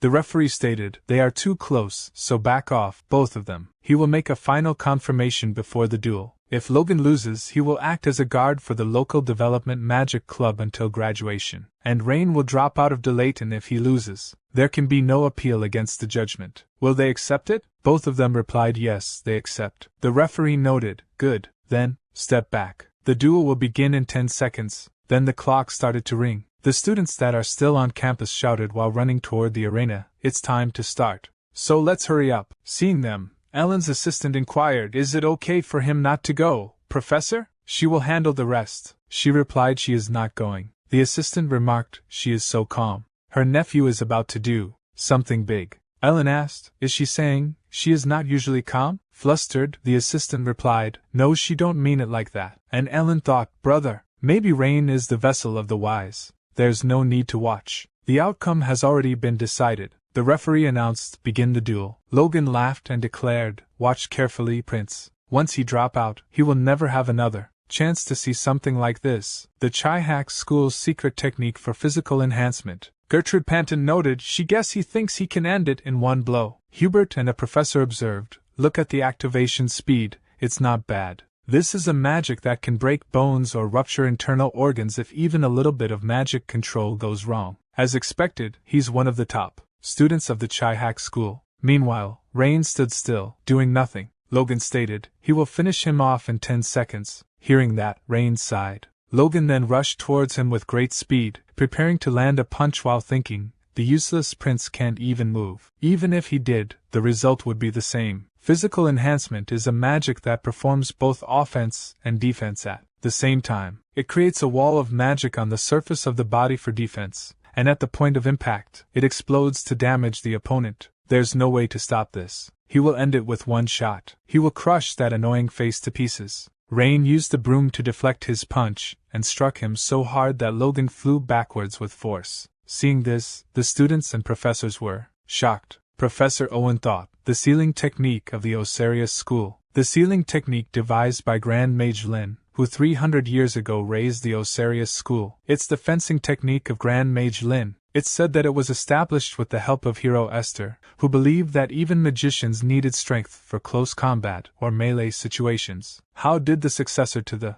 Ludwig family learn that? At that moment, Logan regained consciousness and quickly got back on his feet. Professor Caroline thought the broom handle didn't even break. It would be normal for a broom to shatter if it hit a body wrapped in physical enhancement. Did he increase the strength of the object with magic? That's some terrifying magic control. What is that, child? Meanwhile, Rain sighed, and the gathered crowd started cheering for Rain, discussing, did he just see that? Logan was bounced off. Logan thought, what was that? Physical enhancement was broken by a mere cleaning broom? And by the useless prince of all people? Rain stated, 10 seconds have passed, but it's not over yet. It's not fun to bully a promising junior. He will finish him off in 6 seconds. Come on, charge at him.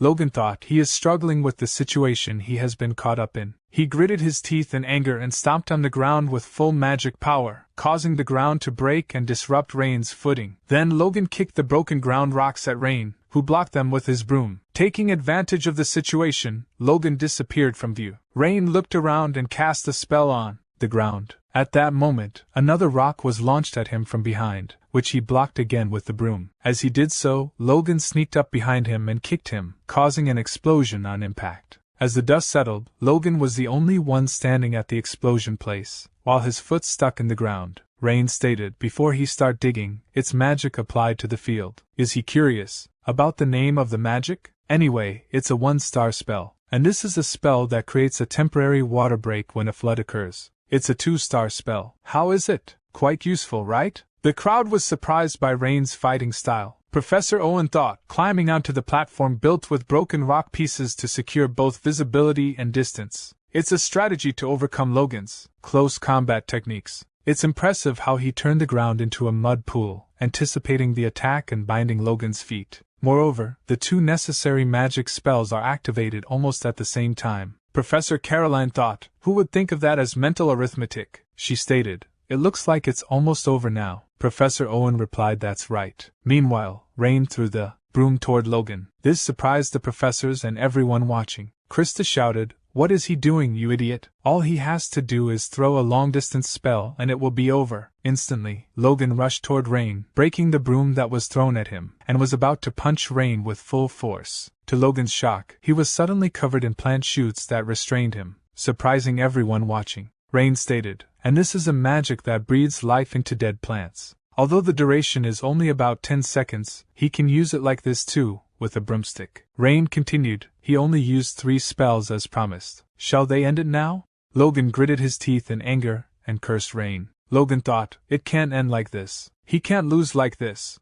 but his thoughts were interrupted as the plant tightened its grip, causing him more pain. Rain noted, did he put in too much magic power? It's even worse because the vines are sticky. He needs to make improvements considering the nature of the plant and its ease of control. He then asked, do he feel pain? Don't worry, you'll be comfortable soon. Rain broke a branch from the plant and used it to scare Logan before moving away. Logan shouted, he said he did end it. Rain replied, what nonsense is he talking about? It's already over. Since he lost, keep his mouth shut. He knows it hurts when he is hit, right? From now on, stop doing bad things and live a better life. The plant lifted Logan into the air. Logan thought, this is the first time he feels such a thing. The world of magic is a place where only the fittest can survive. The branches then released Logan, and he began to fall. Rain stated, he's hung on for quite a while. It's a fairly practical magic. He thought magic duels only end when one side surrenders or is completely stretched out. He then hit the falling Logan in the face and remarked, since the match was decided earlier, let's not count this as an attack. Logan's supporters, both students and professors, were shocked by his defeat. Rain turned to the referee, who announced, the winner is Rain Ludwig. The crowd of students cheered for Rain. At that moment, a senior student approached Rain and thanked him, asking, how can he ever repay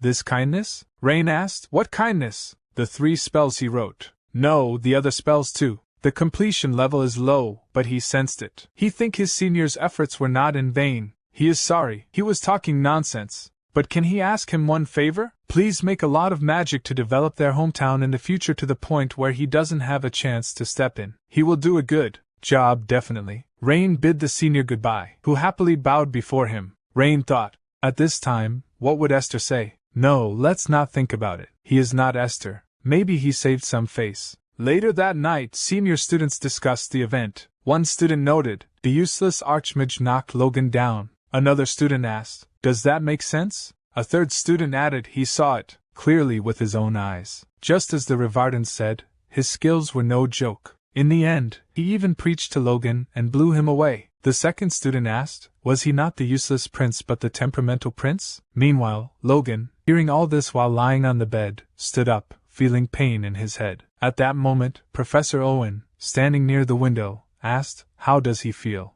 about tarnishing his school's name? Logan immediately turned around, saying Grandmaster. Professor Owen stated, he told him to address him as Professor here. Did he forget already? Logan replied, he is sorry, sir. Owen sighed and suggested he take a break. Logan replied, he nearly beat him to death. Professor Owen remarked, stop pretending to be a genius. Does he think he can do anything just because he is famous? Logan replied, no, he doesn't think so. The professor asked, do he know about Scalzi Ludwig? It seems students from the Leverton school are talking about him. They say that the old man exploited Rain for 3 years as an assistant. The fact that Scalzi, who is cold and indifferent, kept Rain under his wing for 3 years means Rain's skills are real. This man will someday become a key figure representing the magical world. So, from now on, try to get to know him. Logan thought, he will not acknowledge Sega's eldest son, and he replied, he doesn't like that low-level scoundrel. Next time, he will make sure he knows his place for sure. The professor noted, looks like it's not just his brain that doesn't work, even his eyes can't see properly. Nothing will change just because he refused to admit defeat. Logan asked, what does he mean by that, Professor? Owen remarked, he means that right now, he is looking at someone who was injured in a solo fight, which is supposed to be his specialty. It seems like he can't realize that Rain was the one who spared him in the fight. He is the one who experienced Rain's strength up close. But if he can't come to a conclusion, then do as he wish. And since he lost the battle, make sure to keep his promises. That's all. Logan thought he admit he's strong, but he wasn't afraid of him. He was just concerned with saving face. That's it. 15 minutes ago, before the duel between Rain and Logan, at the Layton Central Library, Rain noted this library is the largest in the Empire, contains a diverse collection of historical books and personal records, in addition to a massive amount of other books. Regardless of how he think about it, it's strange that he inherited the story of the great man and his memoirs. Rain asked, where can he find these books? The librarian replied, if it's these books, here it is. The first book was Life and the Salvation of Kai's Castle. The second was Freed, the Priestess of the Fire Dragon. A smile appeared on Rain's face as he looked at the books. He recalled an old memory when Freed stated, let's make a bet. Which one of them will have a larger autobiography? Lynn replied. What's the point of self-driving cars? They are all after money, aren't they? Fried asked. Is he not confident in himself? Is he afraid because his opponent in the bet is the dragon priestess? Lynn replied. Okay, let's try it even if the outcome is clear. Fried remarked. If she provoke him like this, he has no choice but to respond. Lynn asked. What is he talking about? Who brought this up in the first place? Esther added. Then she will bet on Lynn. Fried asked. She always encourages this child? Lynn replied. It's okay, everyone has the right to choose. And asked. But why him? What's the reason? Esther replied. Just because of this and that. Lynn asked. What? Is she trying to back off now? What's this? Just say it, she replied. She suspects that she will not live long because of her traditional lifestyle, and Kai's is the oldest in their group, so it's likely that his life will be shorter than mine, and Fried won't be much different from them. But Lynn is young, perhaps he has the longest lifespan among them, isn't that right? So he's the most likely person to have the largest autobiography. But naturally, no one knows what the future holds. However, she hoped that she will be able to see Lynn's greatness for herself one day. At present, Rain thought, but he was the first one to die. Congratulations, Fried, she is the one who won. He sat down and compared the width of both books, thinking Kai's life story seems a bit larger. The life story and achievements of Kai's castle. He was praised as the saint of archers. He founded a school focused on drinking alcohol and archery and trained many students. He even married a noblewoman and left descendants. He is glad he had a happy life. Then he opened the other book, Fried, the priestess of the fire dragon. A little while later, as he read the book, he thought, there are no remaining records of her after 1168. It's certain that she led the Republic for a long time as a sorceress, but her whereabouts couldn't be found after that, and she didn't appear again until 1200. Therefore, the Association of Republic Sorceresses officially declared Fried's death. The girl who loved loud things died quietly alone. Well, that could happen, because people change. Recalling her, he thought, no, that makes no sense. He knows Fried better than anyone. It's completely impossible for this loud woman to die alone. What happened to her? Could it be that she disappeared, because of someone else's doing?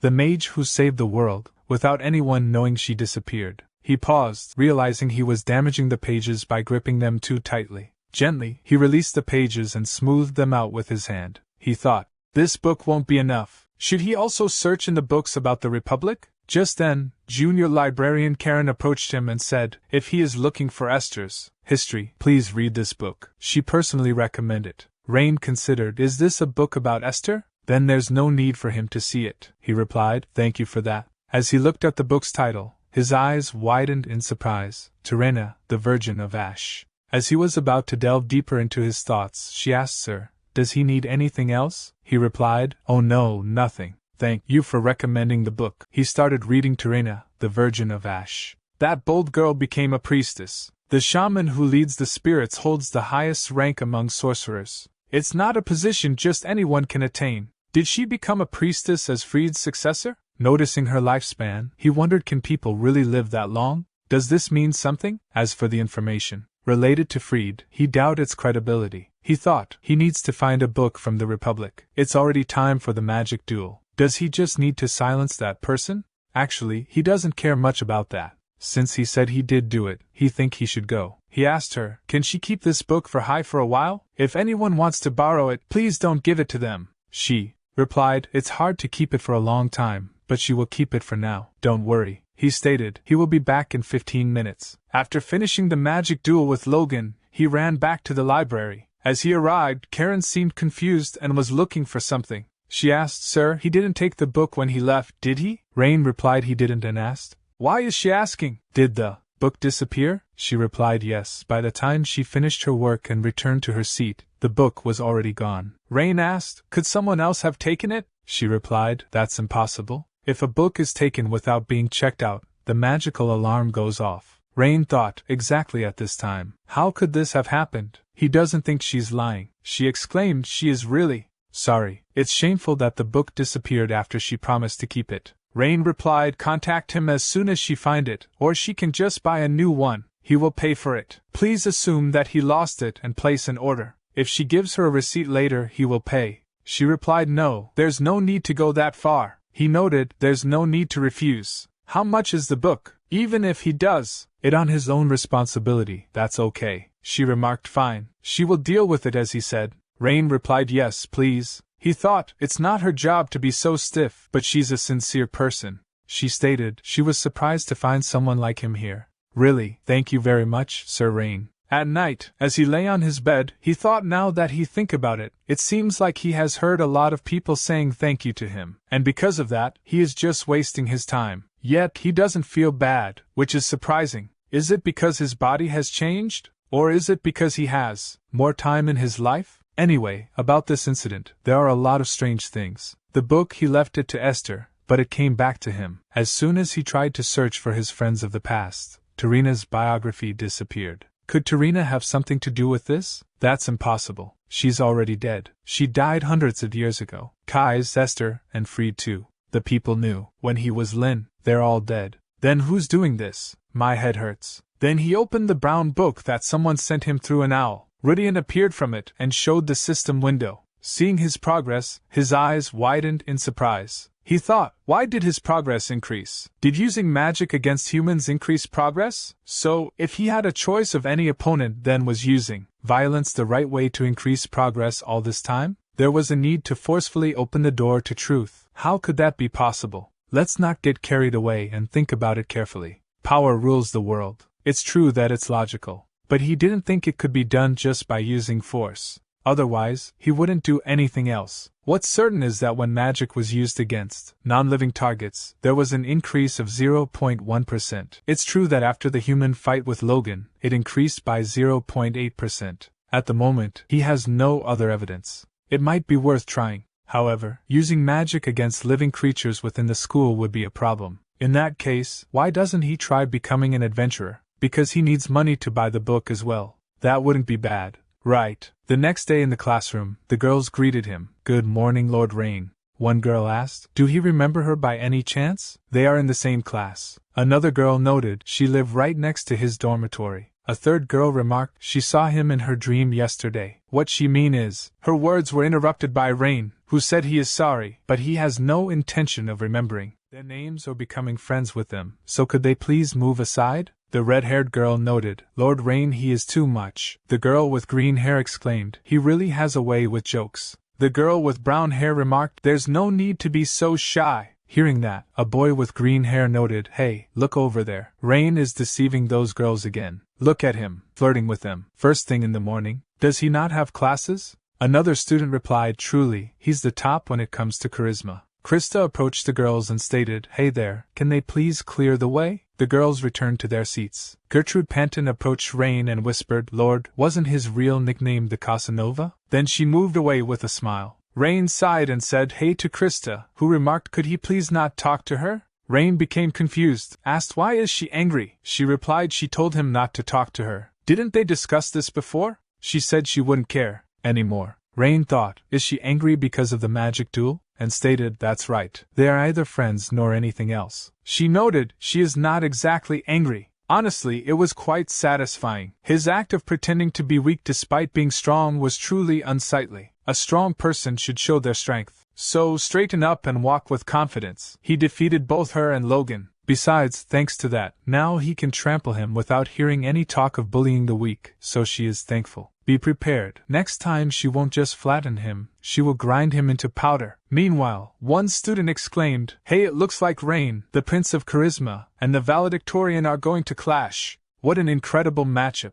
Rain asked, first period is with Professor Owen. Is she going to keep standing there? She will get points deducted if she does. She replied, right, that's true. That was a close call, and thank him. Gertrude Panton thought, their sweet lady, if she practiced her declaration of war speech all night, at least do it properly. At the weekend in the Central Library, Karen stated, there's been a problem. Rain asked, what's the matter? She replied, it seems all the books related to Tarina have sold out. She has inquired with all the publishers in the Empire, and they're all sold out. Rain asked about the reason? She remarked, she is not sure of the details, but the Golden Children of the Dragon Orthodox Church's Heresy Interrogation Agency have suddenly put all books related to Tarina on the censorship list this year. He asked, has Tarina been judged a heresy? She replied, it seems so. Rain thought, they made a posthumous heresy judgment. Why on earth is this happening? And he asked, has she read that book? She replied, of course. As a librarian of the Central Library, it's a must-read. Being a disciple of the great Mage Lynn and the priestess of the fire dragon, Freed, that person has left behind many great achievements, just like those two. He asked, was there anything strange in it? Like something about black magic? She replied, strange parts?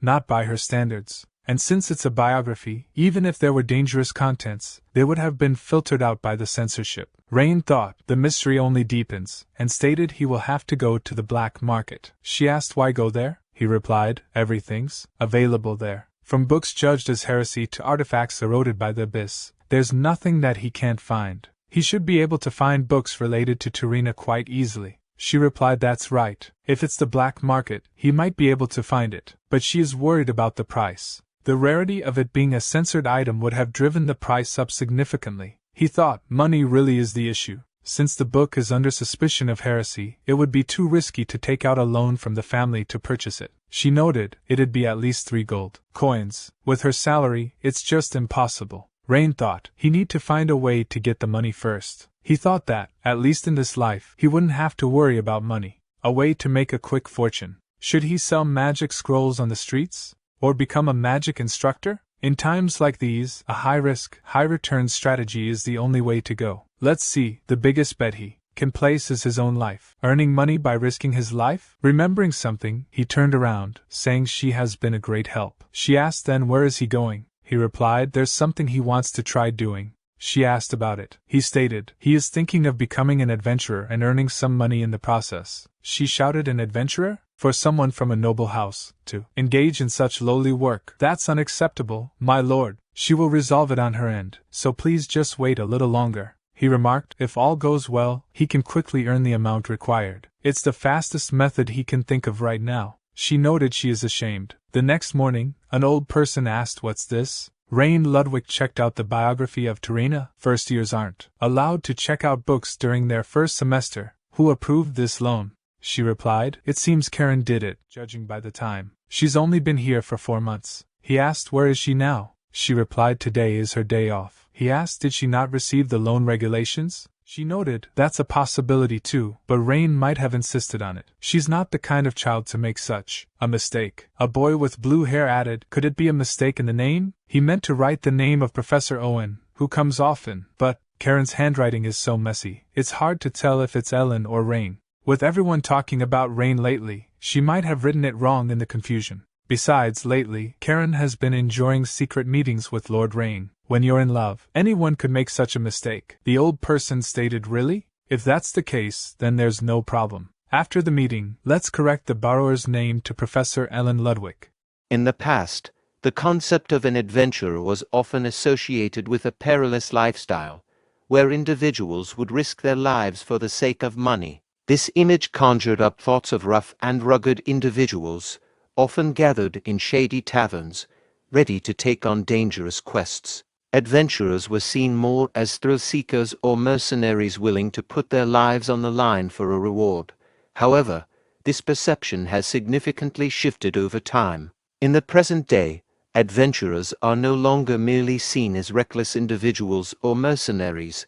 Instead, they are viewed as skilled combat experts who provide valuable assistance to society. Whether it's protecting people, battling dangerous beasts, or taking on challenging tasks, adventurers have earned a reputation for being reliable and heroic figures. The top-tier adventurers, in particular, are almost regarded as heroes, reflecting how much the world's view of adventurers has evolved.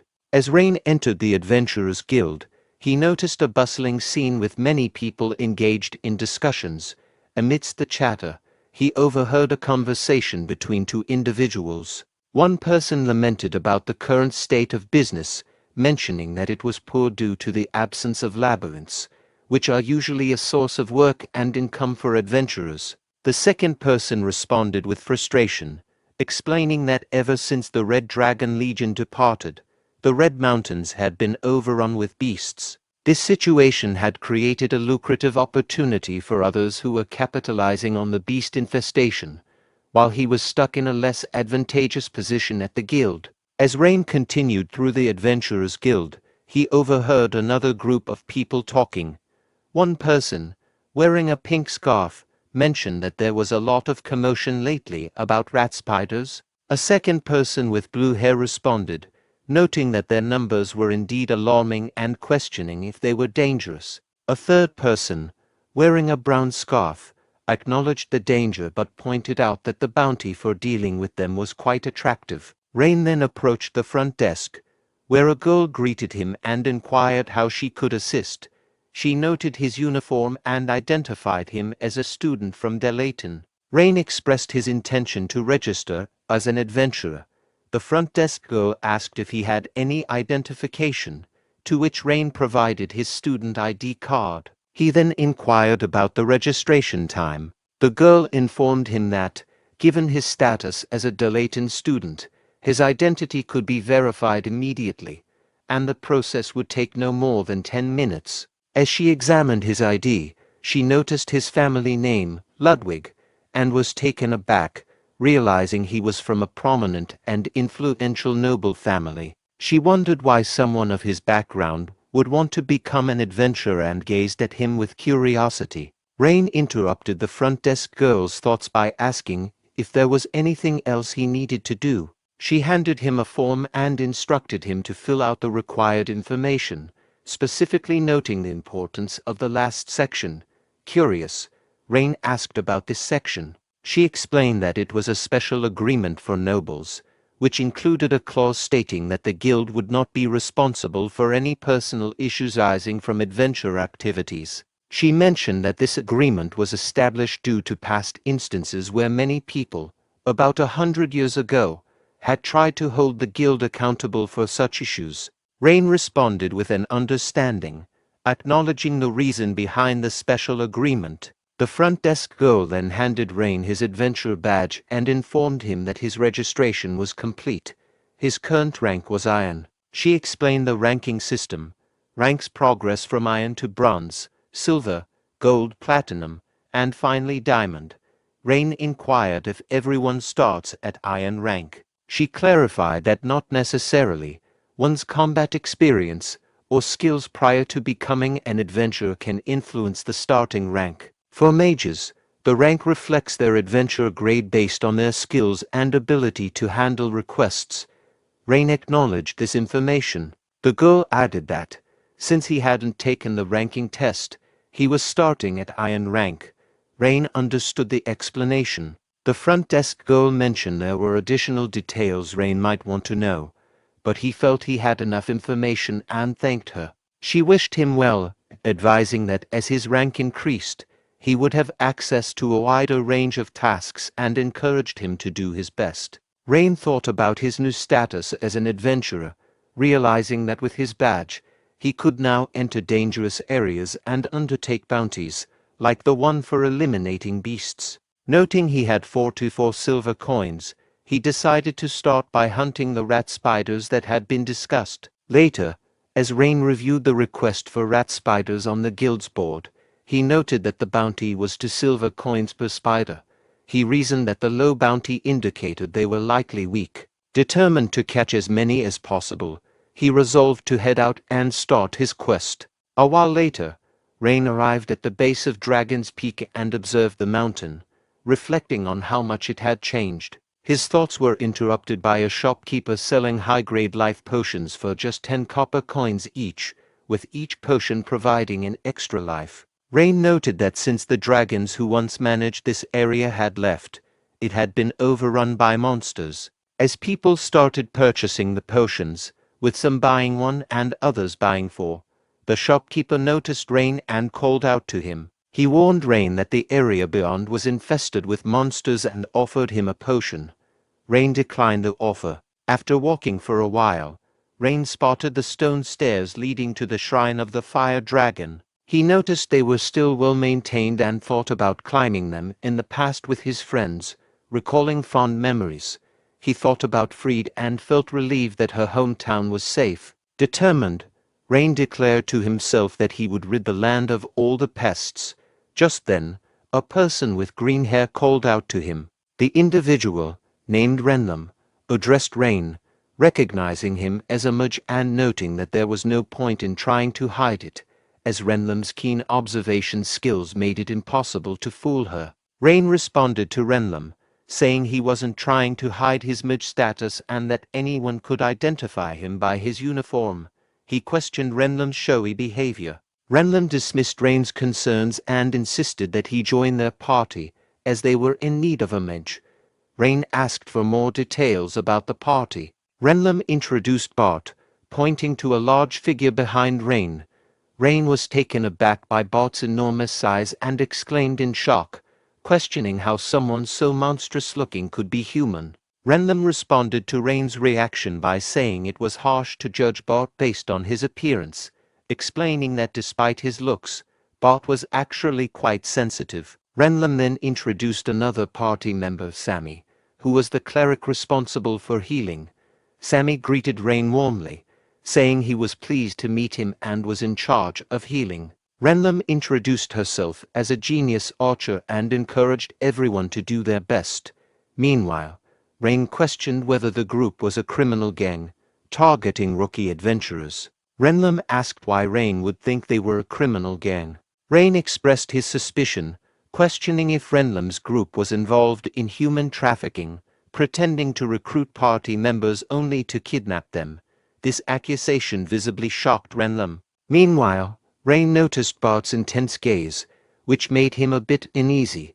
He challenged Bart, ready to fight, but was surprised when Bart's eyes welled up with tears and he began crying. Renlam quickly reassured Bart, telling him not to cry and explaining that such misunderstandings were not uncommon. Rain sighed and asked Renlam why they would want someone like him, an iron-rank adventurer, in their party.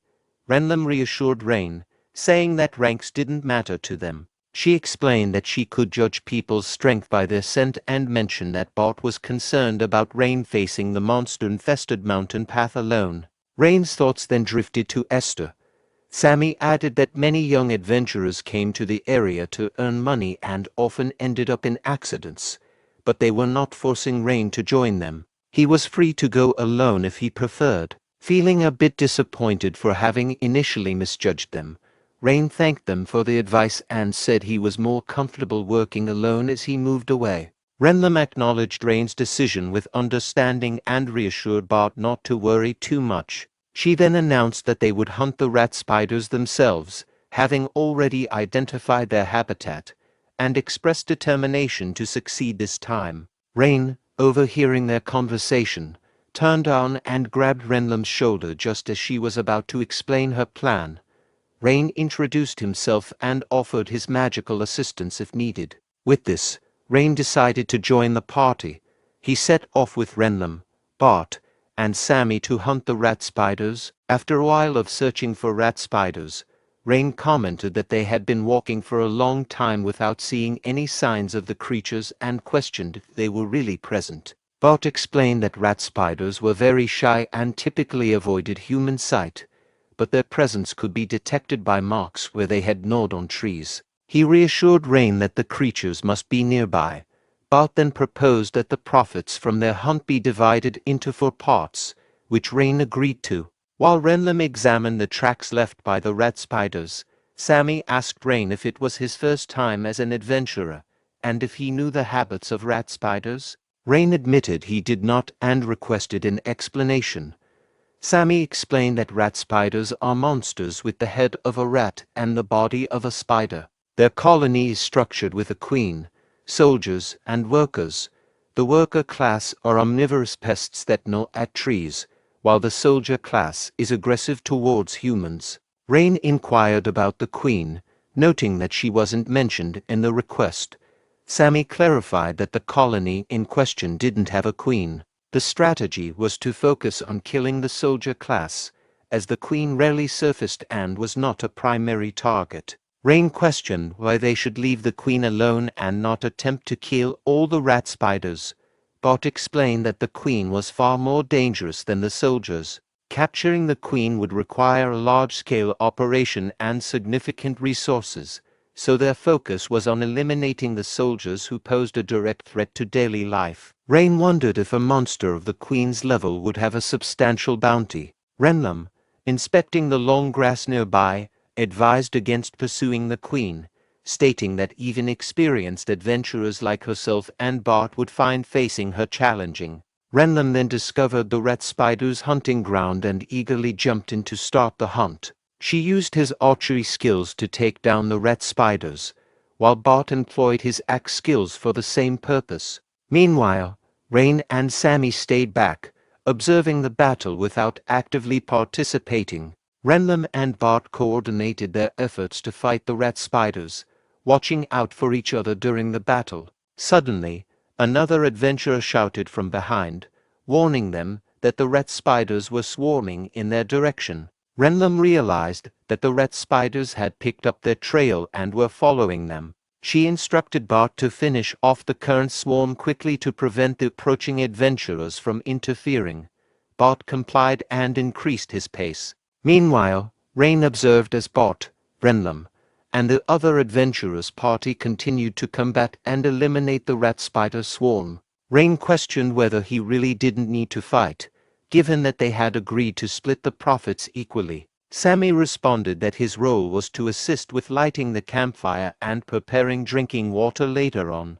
Rain expressed confusion about why they had recruited him. He wasn't expected to join the battle. Sammy explained that Renlam and the others genuinely wanted to help him, just as they had helped Sammy when he needed money for a priesthood exam. Sammy shared that even though he had earned enough money, they continued to include him in their party, which made him feel valued and supported. Rain asked if this support was an example of unconditional love, suggesting it sounded like something that would please a deity. Sammy agreed, noting that while he wasn't sure why, he felt a profound sense of camaraderie with Renlam and Bart that went beyond religious or divine explanations. He described it as a genuine desire to be together, as fellow human beings, which made their time together enjoyable and overwhelming. Feeling slightly embarrassed for oversharing, Sammy apologized to Rain, saying he felt it was inappropriate for someone who serves a god to talk so much about personal feelings.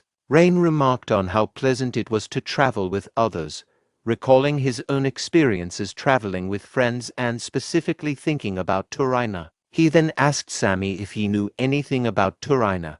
Sammy recognized the name Turina, referring to her as the priestess of ashes, and confirmed that he knew about her. When Rain asked if Turina had ever been labeled a heretic by the church, Sammy responded that he thought she might have been, but he wasn't entirely sure. Meanwhile, a blue-haired adventurer chased a fleeing rat spider and quickly caught up to it. Just as he was about to kill the rat spider, a massive rat spider appeared before him, startling him. His shocked reaction was followed by screams echoing through the forest. Hearing the commotion, everyone became alert and looked around, wondering what was happening and if something was approaching them. At that moment, the enormous rat spider emerged from the dense forest, carrying the corpse of the adventurer who had been screaming earlier. Bart and Renlam, witnessing the terrifying sight, were visibly nervous and questioned the reality of the situation. Meanwhile, the other adventurers were horrified and began sweating profusely upon realizing that they were facing the queen of the rat spiders. Seeing the queen of the rat spiders, Rain turned to Sammy and asked what was happening, noting that they had been told the queen never came above ground. Sammy, equally shocked, remarked that the queen was unusually large, twice the size of a normal queen, and that there were no records of such a creature in any documents. Renlam explained that the queen's appearance was a consequence of having left it alone for too long.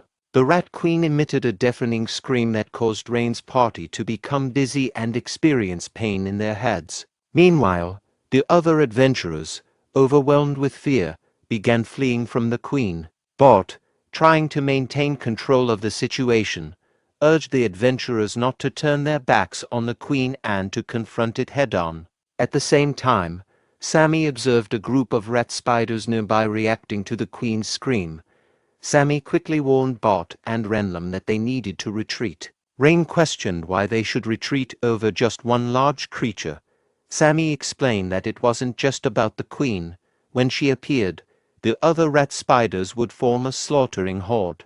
As the rat spiders began attacking the fleeing adventurers, Renlam started fighting them off, expressing frustration and criticizing the newbies for their lack of courage. Bart advised Renlam that simply dealing with the rat spiders would not be sufficient, and that they needed to target the queen directly. Renlam agreed and gave orders to Sammy to care for the injured newbies, while instructing Rain to protect Sammy. Renlam then focused on the queen, drawing her attention to Queen and launching 4 arrows simultaneously, all of which struck her. Observing Renlam's simultaneous arrow attack on the queen, Rain thought of the impressive impact shooting technique called Kai's. Meanwhile, a group of rat spiders charged at Renlam, but was swiftly defeated by Bart's axe attacks, which surprised Rain.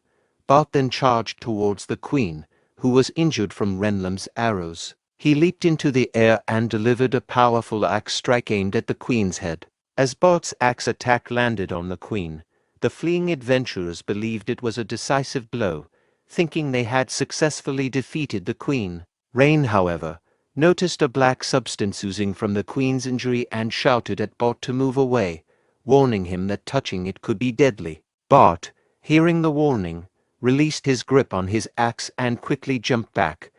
Sammy then observed the substance and identified it as a black liquid, not blood. The group was astonished to see the queen still moving despite the severe injury. The queen used her hand to remove Bart's axe from her wounded head, revealing that the axe was melting due to the black liquid. In a startling display, the queen regenerated her injured eye and head, shocking everyone with the unexpected recovery.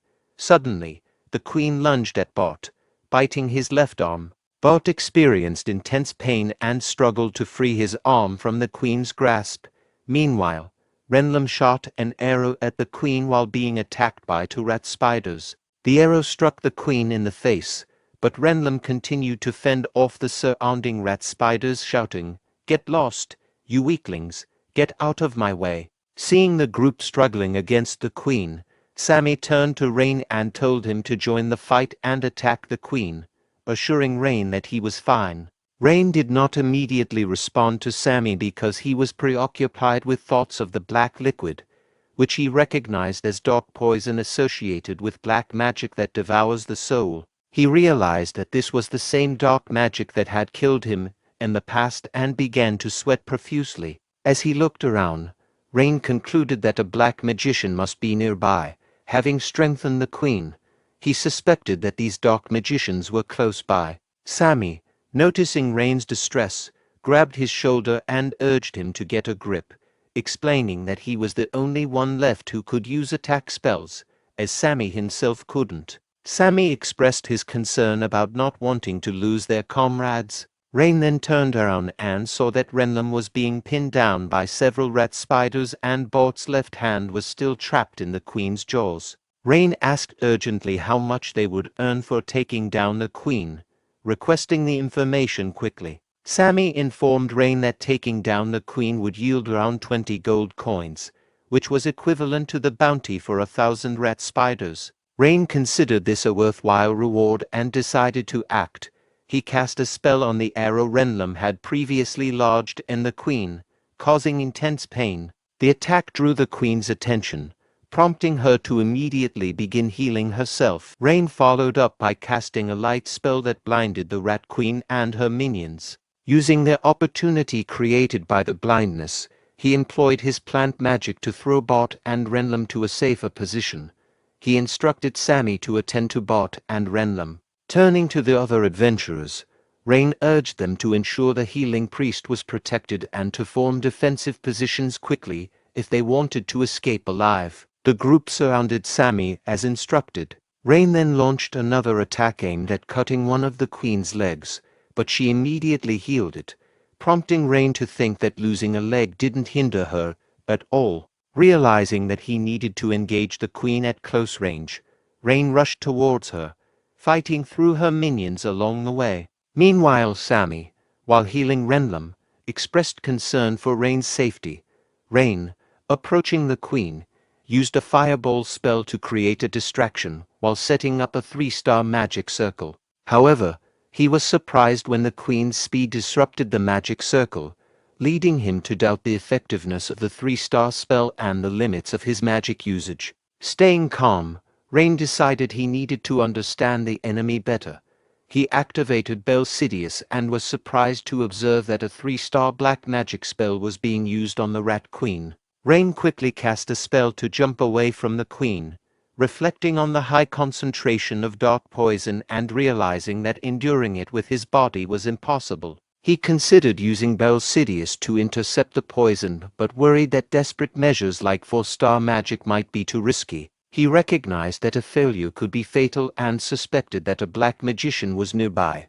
Faced with this high risk, Rain was torn, feeling desperate and unsure of what action to take. As Rain struggled with his thoughts, Renlum, observing him, believed Rain must have a plan. Despite his injuries, Renlum got up and moved towards the Queen. Sammy, noticing Renlum's severe bleeding, urged him to lie down, but Renlum insisted she was fine. Sammy continued to argue that Renlum was not okay. In response, Renlum shouted Sammy's name and instructed him to take care of Bart.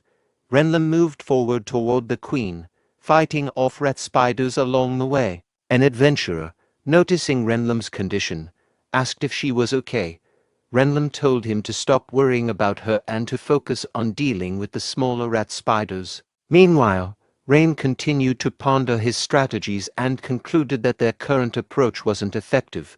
He decided that retreating for now was necessary. Rain's thoughts were interrupted when he heard something smashing into the trees. Turning around, he was shocked to see the Queen hurling her offspring at him. One of the thrown offspring hit the branch where Rain was sitting, causing it to break and making Rain fall to the ground. The Queen immediately rushed to attack him, but Rain managed to defend himself by casting an earth wall spell to block her attack. As Rain was concerned about how to handle the Queen, an arrow struck the Queen's eye, causing her significant pain. Rain was perplexed as the Queen removed the arrow, and her eye quickly regenerated. The arrow had been fired by Renlum, who then taunted the Queen, saying she told Queen not to ignore her, damn rat bastard. The Queen charged towards Renlum, who nervously smiled and dropped her bow, standing still. As the Queen prepared to attack him, Rain, frustrated, was about to cast a light spell. However, Renlum quickly drew a dagger and threw it at the Queen, hitting her in the air. The Queen fell to the ground from the impact, and Renlum managed to evade the Queen's attack. Renlum declared she would distract the Queen and urged Rain to take her down. Rain thought he could remain unseen by hiding behind a rock to prepare a spell. Meanwhile, Renlum, severely injured and mentally exhausted, continued dodging attacks despite his weakened state. He pleaded with his body to hold on just a little longer, but his strength gave out. The Queen then landed a direct hit on her, causing Renlum to crash to the ground. Sammy attempted to assist Renlum, but other adventurers stopped him, warning that it was too dangerous. Meanwhile, Rain continued preparing his spell to attack the Queen. As the Queen aimed to crush Renlum, Sammy rushed forward and intervened, saving Renlum from the attack. Renlum, surprised, asked Sammy what he was doing. Sammy told Renlum that everyone needed to survive and return safely so they could all smile together again. He urged Renlum to stop acting recklessly and began healing her. Renlum apologized and said she would write an apology letter when they returned. Sammy agreed and insisted Renlum prepare for it. Both then readied themselves to confront the advancing Rat Queen, who charged towards them to attack. Rain's spell activated, creating a massive tornado of fire around the Rat Queen and setting it ablaze. Observing the spell, the others noted that the magic circle was formed by 4 triangles with runes inscribed as angle, Yolgyun, and explosion, and that it involved complex equations including 14 polynomials and 7 rational expressions. The spell culminated in a powerful explosion that ultimately killed the Queen. The adventurers were astonished by powerful magic spell. Meanwhile, Rain, leaning against a rock, thought to himself how he used to perform such feats effortlessly in his previous life. With the Queen's death, the influence over the rat spiders dissipated, causing them to revert to normal and flee. The adventurers quickly urged each other to prevent any of the escaping rat spiders from getting away. Sammy rushed to check on Bart's condition while Renlam observed the burned remains of the Rat Queen, reflecting on how Rain had taken down such a formidable foe with a single spell. Sammy began healing Bart, who was injured but had a strong constitution. Renlam, feeling dizzy from exhaustion, asked about Bart's condition. Sammy reassured her that Bart would survive and recover without major issues.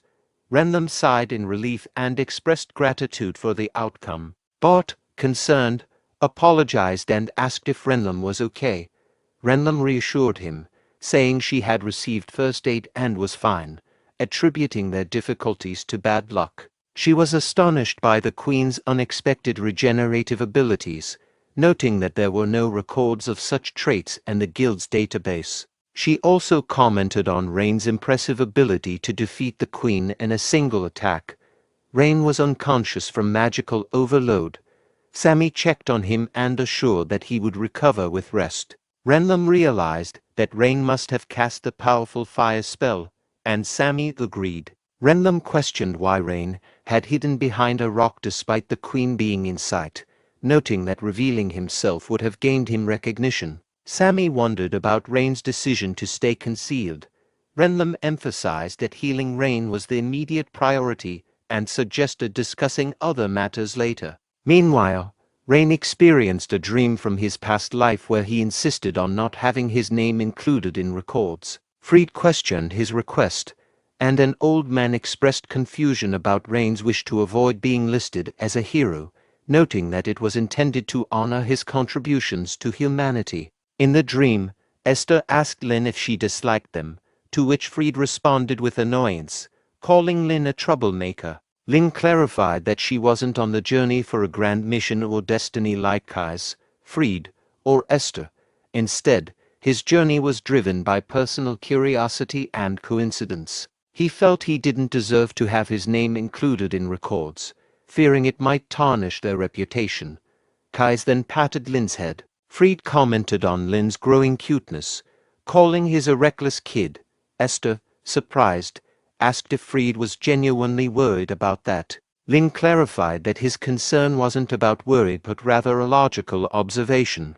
Esther reassured Lynn that despite what he might think, he was an important member of their party and shouldn't focus on self-sacrifice. Fried told Lynn to continue being himself, as usual, while Esther affirmed that the world recognizes him as a great mage of the hero's party. Rain then woke up, finding himself being carried by Bart.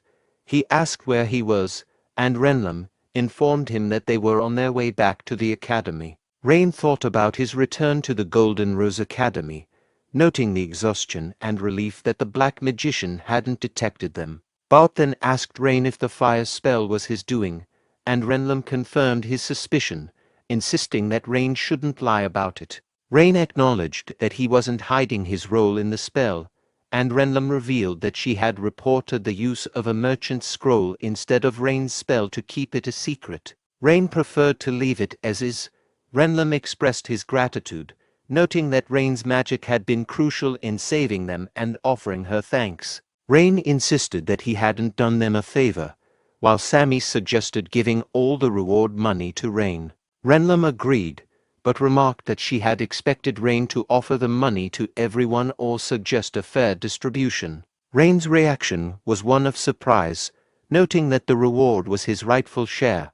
Renlam reflected that she might have expected too much from Rain. Rain, initially joking about keeping all the reward, later clarified that he only needed 5 gold coins and suggested the rest be split among the others. Bart insisted that Rain deserved the full reward, while Renlam emphasized that they owed Rain their lives and urged him to take the reward. Despite their insistence, Rain tried to downplay his contribution, telling them to take what they needed. Rain acknowledged Renlam's suggestion that they had all come together because of Renlam's efforts. Renlam proposed using their current situation to build connections, aiming to become the best adventurers, and Rain agreed that it was a good idea. Sammy then reminded Rain of his earlier question about Turina and shared that, based on some overheard information at the parish, Turina had reportedly engaged in black magic in his later years. Then Rain and the adventure party sing their goodbyes and parting ways. As the party leaves, Rain's expression shifts to a more serious demeanor. He reflects on how Tarina Nim apparently became involved with black magic in her later years. Later, while in the laboratory, Rain is reading through a book, searching for any mention of Tarina's involvement with black magic, but finds nothing. Rain then recalls a memory from his past life, when he was traveling with the hero party as Lynn. In that memory, he comes across a village that has been consumed by the abyss. While exploring the ruined area, Lynn finds a young Tarina, just 7 years old, sitting alone in a half-submerged ruin in a swamp. Upon seeing her, Lynn lights a fire and approaches Tarina, who is visibly scared, trembling and closing her eyes. Lynn, in an attempt to comfort her, takes out a bread and offers it, reassuring her that it's not poisoned. However, Tarina doesn't take the bread. Lynn, seeing her reluctance, leaves the bread beside her and comments that there's nothing else to offer. After a brief silence, Tarina finally speaks, revealing that everyone she knew, her family, friends, and others, were all dead, implying a deep loss and trauma that has affected her. He questions her about the isolation of her village, asking if they had any contact with the outside world. Tarina, still traumatized, responds with uncertainty, saying she doesn't know. Lynn stands up, reflecting on the remoteness of the village, realizing that no one, including himself, even knew it existed. He then notes how Tarina might be the only person left who remembers the village and its people, expressing the deep loneliness that comes with being forgotten. He asks if she's okay with that, warning that if she dies, the memory of her village would vanish without a trace. Tarina, overcome with emotion, replies that she doesn't want that to happen. Lynn then offers her bread again, insisting that she has to survive, not just for herself, but to keep the memory of her village and its people alive. Tarina finally accepts the bread, eating while crying, marking a turning point in her resolve. After that day, Tarina begins to follow Lynn everywhere. She shows a natural talent for magic, and Lynn teaches her basic survival spells. One day, while drawing a magic circle on a scroll under Lynn's guidance, Tarina successfully activates the spell, surprising everyone in the hero party. Despite this, Lynn never intended for Tarina to become a great mage. Esther, a member of the hero party, suggests leaving Tarina at the next village church for her safety, and Freed agrees, pointing out that traveling with them is too dangerous for a child. Lynn, however, continues to teach Tarina magic, not to make her a powerful mage, but to give her the skills to survive on her own after they part ways. The next day, as they travel, Lynn tells her to take everything he teaches seriously, as if her life depends on it, and Tarina eagerly agrees, calling him master. Tarina learns diligently, without complaints, practicing practical magic meant to help others, such as putting out small fires with water magic and using earth magic to rescue people from falling. These spells were designed for survival and aiding others. Freed, one of Lynn's companions, teasingly asks if Lynn is attracted to Tarina, implying that he might be into younger girls. Esther joins in, asking if it's true. Lynn dismisses their comments, telling them to say something that makes sense. Internally, Lynn reflects on why he grew attached to Tarina. He wonders if it was out of sympathy or pity, or perhaps because he saw a kindred spirit in her, as her situation mirrored his own past struggles. However, Lynn knew that their time practicing magic together couldn't last forever. Eventually, the day arrived when the hero party had to leave Tarina at a village church. Though her expression was dark and filled with sadness, Tarina surprised everyone by quietly saying goodbye without causing any fuss. Esther, uncomfortable with the situation, suggests that they leave the village quickly to avoid making things worse emotionally. Lynn agrees, bidding Tarina farewell with a simple "take care, Tarina." The priest, welcoming her into the church, tries to comfort her by saying that this will be her new home and that the church members will be her new family. He assures her that, though it might feel unfamiliar at first, she will adjust in time. However, Tarina refuses to accept this, asserting that the church is not her home and that the priest and others are not her family. She begins preparing a spell, defiantly stating that her only family is her masters, the hero party, particularly Lynn, who taught her everything she knows. A short time after the hero party leaves Tarina at the church, another person enters and asks the priest if the admission process for the new girl is complete.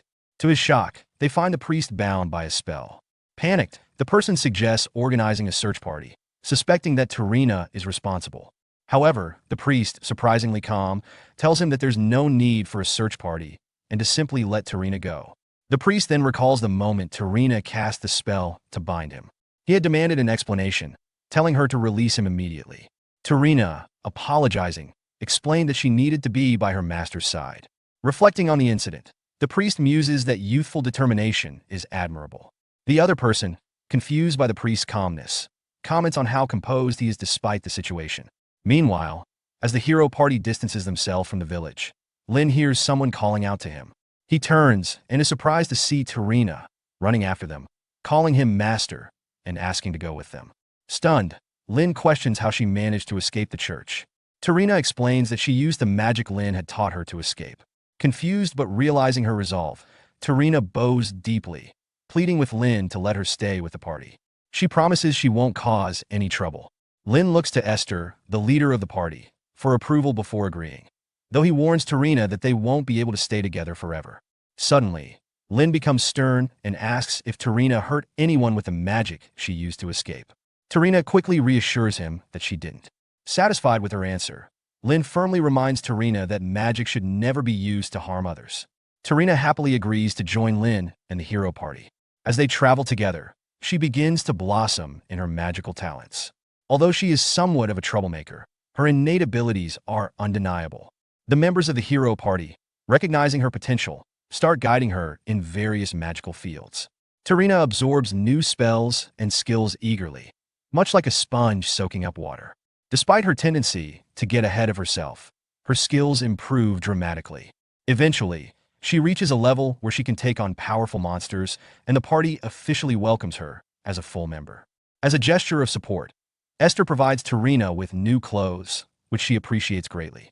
Lynn offers her his stray hat, which she had long admired, but playfully adds that she can only have it if she manages to snatch it from him. As their journey approaches its conclusion, Tarina surprises everyone by successfully snatching Lynn's hat, showcasing her abilities and how much she after traveling with Hero Part. During the climactic final battle against the Abyss, Tarina demonstrates how much she has grown, proving to be a valuable asset to the party. However, when the time comes for final battle, Lynn firmly tells her that she will be staying behind. Confused, Tarina asks why, insisting that she can fight and handle herself, highlighting her confidence in her abilities. Esther supports Lynn's decision, explaining that both she and Lynn agree it's best not to take Tarina with them. Frustrated, Tarina turns to her comrades, Freed and Kais, hoping they will speak up in her defense, but they remain silent. Feeling betrayed, she protests that it's unfair to leave her behind after they've been together for so long. Lynn explains that she is still a rookie and that the enemy they face is too dangerous. He reminds her that their journey began with just the four of them and that they need to finish it that way. He reassures her that they will return and promises to teach her more magic when they do. Holding back tears, Tarina declares that she will wait for their return. Thus, their adventures with Tarina come to an emotional end. In the present, Rain stands up from his seat, troubled by the thought of Tarina's past. He struggles to understand why she would get involved with black magic, especially given the suspicious censorship surrounding the books related to her. Suddenly, a system window appears, informing Rain that progress in unique magic research can continue in his current environment, with the progress indicator jumping from 37.9% to 39.9%. Rain smiles upon seeing the increase, reflecting that eliminating the monster rats likely only accounted for a 2% gain, realizing they still have a long way to go in his research. As he continues to peruse the book, Rain stumbles upon a line written by Tarina, our coolest master in the world. Reading this brings him joy, and he starts laughing, feeling a connection to her affection and admiration. Meanwhile, two figures in green cloaks arrive at the scene of the defeated Queen Rat Spider. One of them, visibly agitated, expresses frustration, noting that he had hoped the Queen would significantly reduce the number of adventurers in the area and draw out the so-called Golden Children. The second figure remains calm and analytical, pointing out that the residual heat from the fire indicates a powerful explosion, likely resulting from 4-star magic. He deduces that the adventurers Renlum and Bart are responsible for the destruction. The flustered cloaked figure vows to take revenge on them, declaring that he will skin them alive. However, the calm figure cautions against this, explaining that such an act would leave evidence of their presence in the South, potentially alerting the Golden Children to their plans. He emphasizes that they cannot jeopardize their grand scheme for the sake of revenge. In response, the flustered figure argues that they could simply carry out their revenge without getting caught. The calm figure then redirects the conversation, suggesting that there are more pressing matters at hand. When asked what could be more important than revenge, he responds that they should first report to Tarina. The next morning, Rain arrives at the local development magic club, where two students greet him at the gate. They express concern for his well-being, noting that he looks tired. Rain reassures them, saying he is fine and not to worry. As they enter the classroom, an announcement is made, urging attendees to take their seats as the number of members has increased significantly, and they might not have enough chairs. The club president, Jowan, introduces himself, expressing his surprise and happiness at the high turnout. He explains the club's purpose, to develop magic for local community development. Suddenly, a student walks into the room, catching Jowan and the other students off guard. It's Logan, the freshman whom Rain previously defended in one-on-one duel. Logan introduces himself, stating that he looks forward to working with everyone. Jowan welcomes him and instructs him to take a seat, as they are about to start. Rain notices that the only empty seat is next to him and shouts out to Logan, surprising him with the suggestion. Jowan, maintaining a positive tone, encourages everyone to begin with a fresh mindset. As Logan takes a seat beside Rain, Rain comments on Logan's adherence to promises, to which Logan responds that he is merely following the rules. The class then continues, with Jowan explaining various magic circles and their applications. Meanwhile, Rain becomes introspective, reflecting on the existence of dark mages in this era and contemplating whether he would be able to defeat them if they crossed paths again. To assess his current abilities, Rain summons Rudian, triggering a system window that displays his status: magic power, 12,564, and stamina, 311. Rain contemplates his status window, identifying stamina as his primary issue. He recognizes the need to quickly improve his physical condition, but understands that random exercises won't suffice. He wishes he had someone knowledgeable to guide him. His gaze shifts to Logan, who is sitting beside him, suggesting he might be the solution to his dilemma. Later, in the training ground, Logan takes on the role of instructor, energetically guiding Rain through his exercises. Logan instructs Rain to bend his arms so that his chest touches the ground, ensuring he maintains the correct posture. As Rain complies, Logan encourages him. He then challenges Rain to hold the position for 10 seconds, pushing him to focus and build his endurance. Rain, drenched in sweat, finds it increasingly difficult to maintain the strenuous position Logan has imposed on him. He pushed Rain to his physical limits. He insists that Rain hold the position, encouraging him to push through discomfort until he collapses. Logan's commanding voice echoes as he reprimands Rain for not adhering to his instructions, questioning his dedication and seriousness. Despite the grueling nature of the training and his frustration with Logan's harsh methods, Rain is resolute. While he feels a strong urge to retaliate against Logan's relentless commands, he recognizes that enduring this challenging training is essential for building his stamina. Earlier, during a class, Rain had approached Logan for help with physical training. Logan's initial reaction was one of skepticism, and he acknowledges his defeat at the hands of the Rain, questioning the value of learning from someone who has lost. However, Rain quickly dismissed the grudge, recognizing Logan's strength and reputation as a member of a muscle-building expert group. This acknowledgement, rather than boosting Logan's ego, momentarily angers him, as he feels belittled. Realizing the misunderstanding, Rain insists that he's not mocking Logan. He expresses genuine admiration for Logan's skills, noting his surprise at how advanced Logan is for his age. Although flattered, Logan is still reluctant to help due to his insecurities about their previous encounter. Rain stresses the importance of physical strength as a foundation for overall power and emphasizes his desire for proper training from an experienced individual. He makes it clear that he values Logan's expertise. However, despite Rain's earnest appeal, Logan sighs in response. That's true. There's probably no one more qualified in this field than him. But he can't teach him. Please find someone else. Rain begins by expressing his willingness to compensate Logan for assistance, but is quickly interrupted by Logan, who points out the inherent conflict between them. As members of opposing factions, Rain from the magic aristocracy and Logan from one of the 8 schools, they are traditionally viewed as enemies, leading Logan to question the possibility of mutual support. Rain, undeterred, attempts to make a point. He prepares a magic spell, but quickly retracts it, teasingly exclaiming bang to confuse Logan. He then explains that had he truly wanted to kill Logan, he would have done so, asserting that they aren't enemies but fellow students engaged in the same pursuit of knowledge and magic. This argument surprises Logan, who reflects on Rain's unexpected perspective, recognizing it as a compelling and bewildering stance for someone from the opposing side. Returning to the present at the training ground, Rain, exhausted from their training session, asks Logan if it's finally over. Logan, noticing Rain's fatigue, expresses his surprise that Rain hasn't given up yet. Rain lies on the ground, making it clear he is serious about his exercise. Logan insists they move on to the next exercise, urging Rain to get up. However, Rain protests, claiming his body isn't responding due to exhaustion. Logan dismisses his complaint, highlighting his inexperience and expressing skepticism about Rain's condition. He adds a layer of concern, suggesting that if they were seen working together, it could provoke backlash from their respective factions, the magic aristocracy and the 8 schools. Rain, frustrated by Logan's insistence on their conflicting loyalties, retorts that they should disregard the opinions of others and suggests that Logan should be more assertive when faced with complaints. This remark brings a smile to Logan's face, leading him to reach down and grab Rain's hand, pulling him up with a newfound camaraderie. Logan acknowledges Rain's point, a shift in their dynamic from adversaries to allies, united by their shared goal of learning magic despite their backgrounds.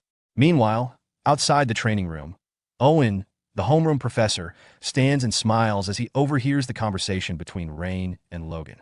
His amusement is interrupted when Krista, a fellow student, notices them and shouts, demanding to know what they are doing. She accuses them of fighting, drawing attention to their sweaty appearances. Rain quickly defends himself, stating they are not fighting, and Krista questions what they are doing that would leave them drenched in sweat. Rain replies that they were working out, confirming his earlier statement. Logan gave Rain a bottle and asked him to take it. When Rain questioned what was inside, Logan explained it was purified magic water and magic protein. Krista then expressed her disbelief, questioning Rain's judgment and suggesting he had been influenced by Logan. This accusation flusters Logan, who retorts angrily at Krista for her comments and insists they are having a meaningful time together, defending his friendship with Rain. Krista, feeling frustrated, points out the oddity of Logan's sudden friendliness towards Rain. Just then, Professor Owen approaches, placing a hand on Krista's shoulder to calm her, reminding her to lower her voice. Krista nervously acknowledges the professor, while Logan asks what brings Owen to their training area. Professor Owen responds that he was passing by and saw a bunch of monkeys gathered, implying that the students' antics are somewhat foolish, and mentions he has an announcement to make. Rain asks Professor Owen if he mentioned midterms, and Owen confirms that they will begin in 3 weeks. Rain initially perceives this as good news, believing that midterms are an opportunity to measure his progress. Krista stated that this is Dayton University, and it's not just a regular exam. Professor Owen elaborated that it's essentially a rite of passage, distinguishing those who will succeed from those who will fail. Dayton's educational philosophy is one of infinite competition, meaning that those who do not keep up with their exams will be left behind. This ominous warning emphasizes the high stakes of the upcoming tests and encourages the students to prepare diligently. Later, Rain returns to his room and lies on his bed, contemplating his upcoming responsibilities.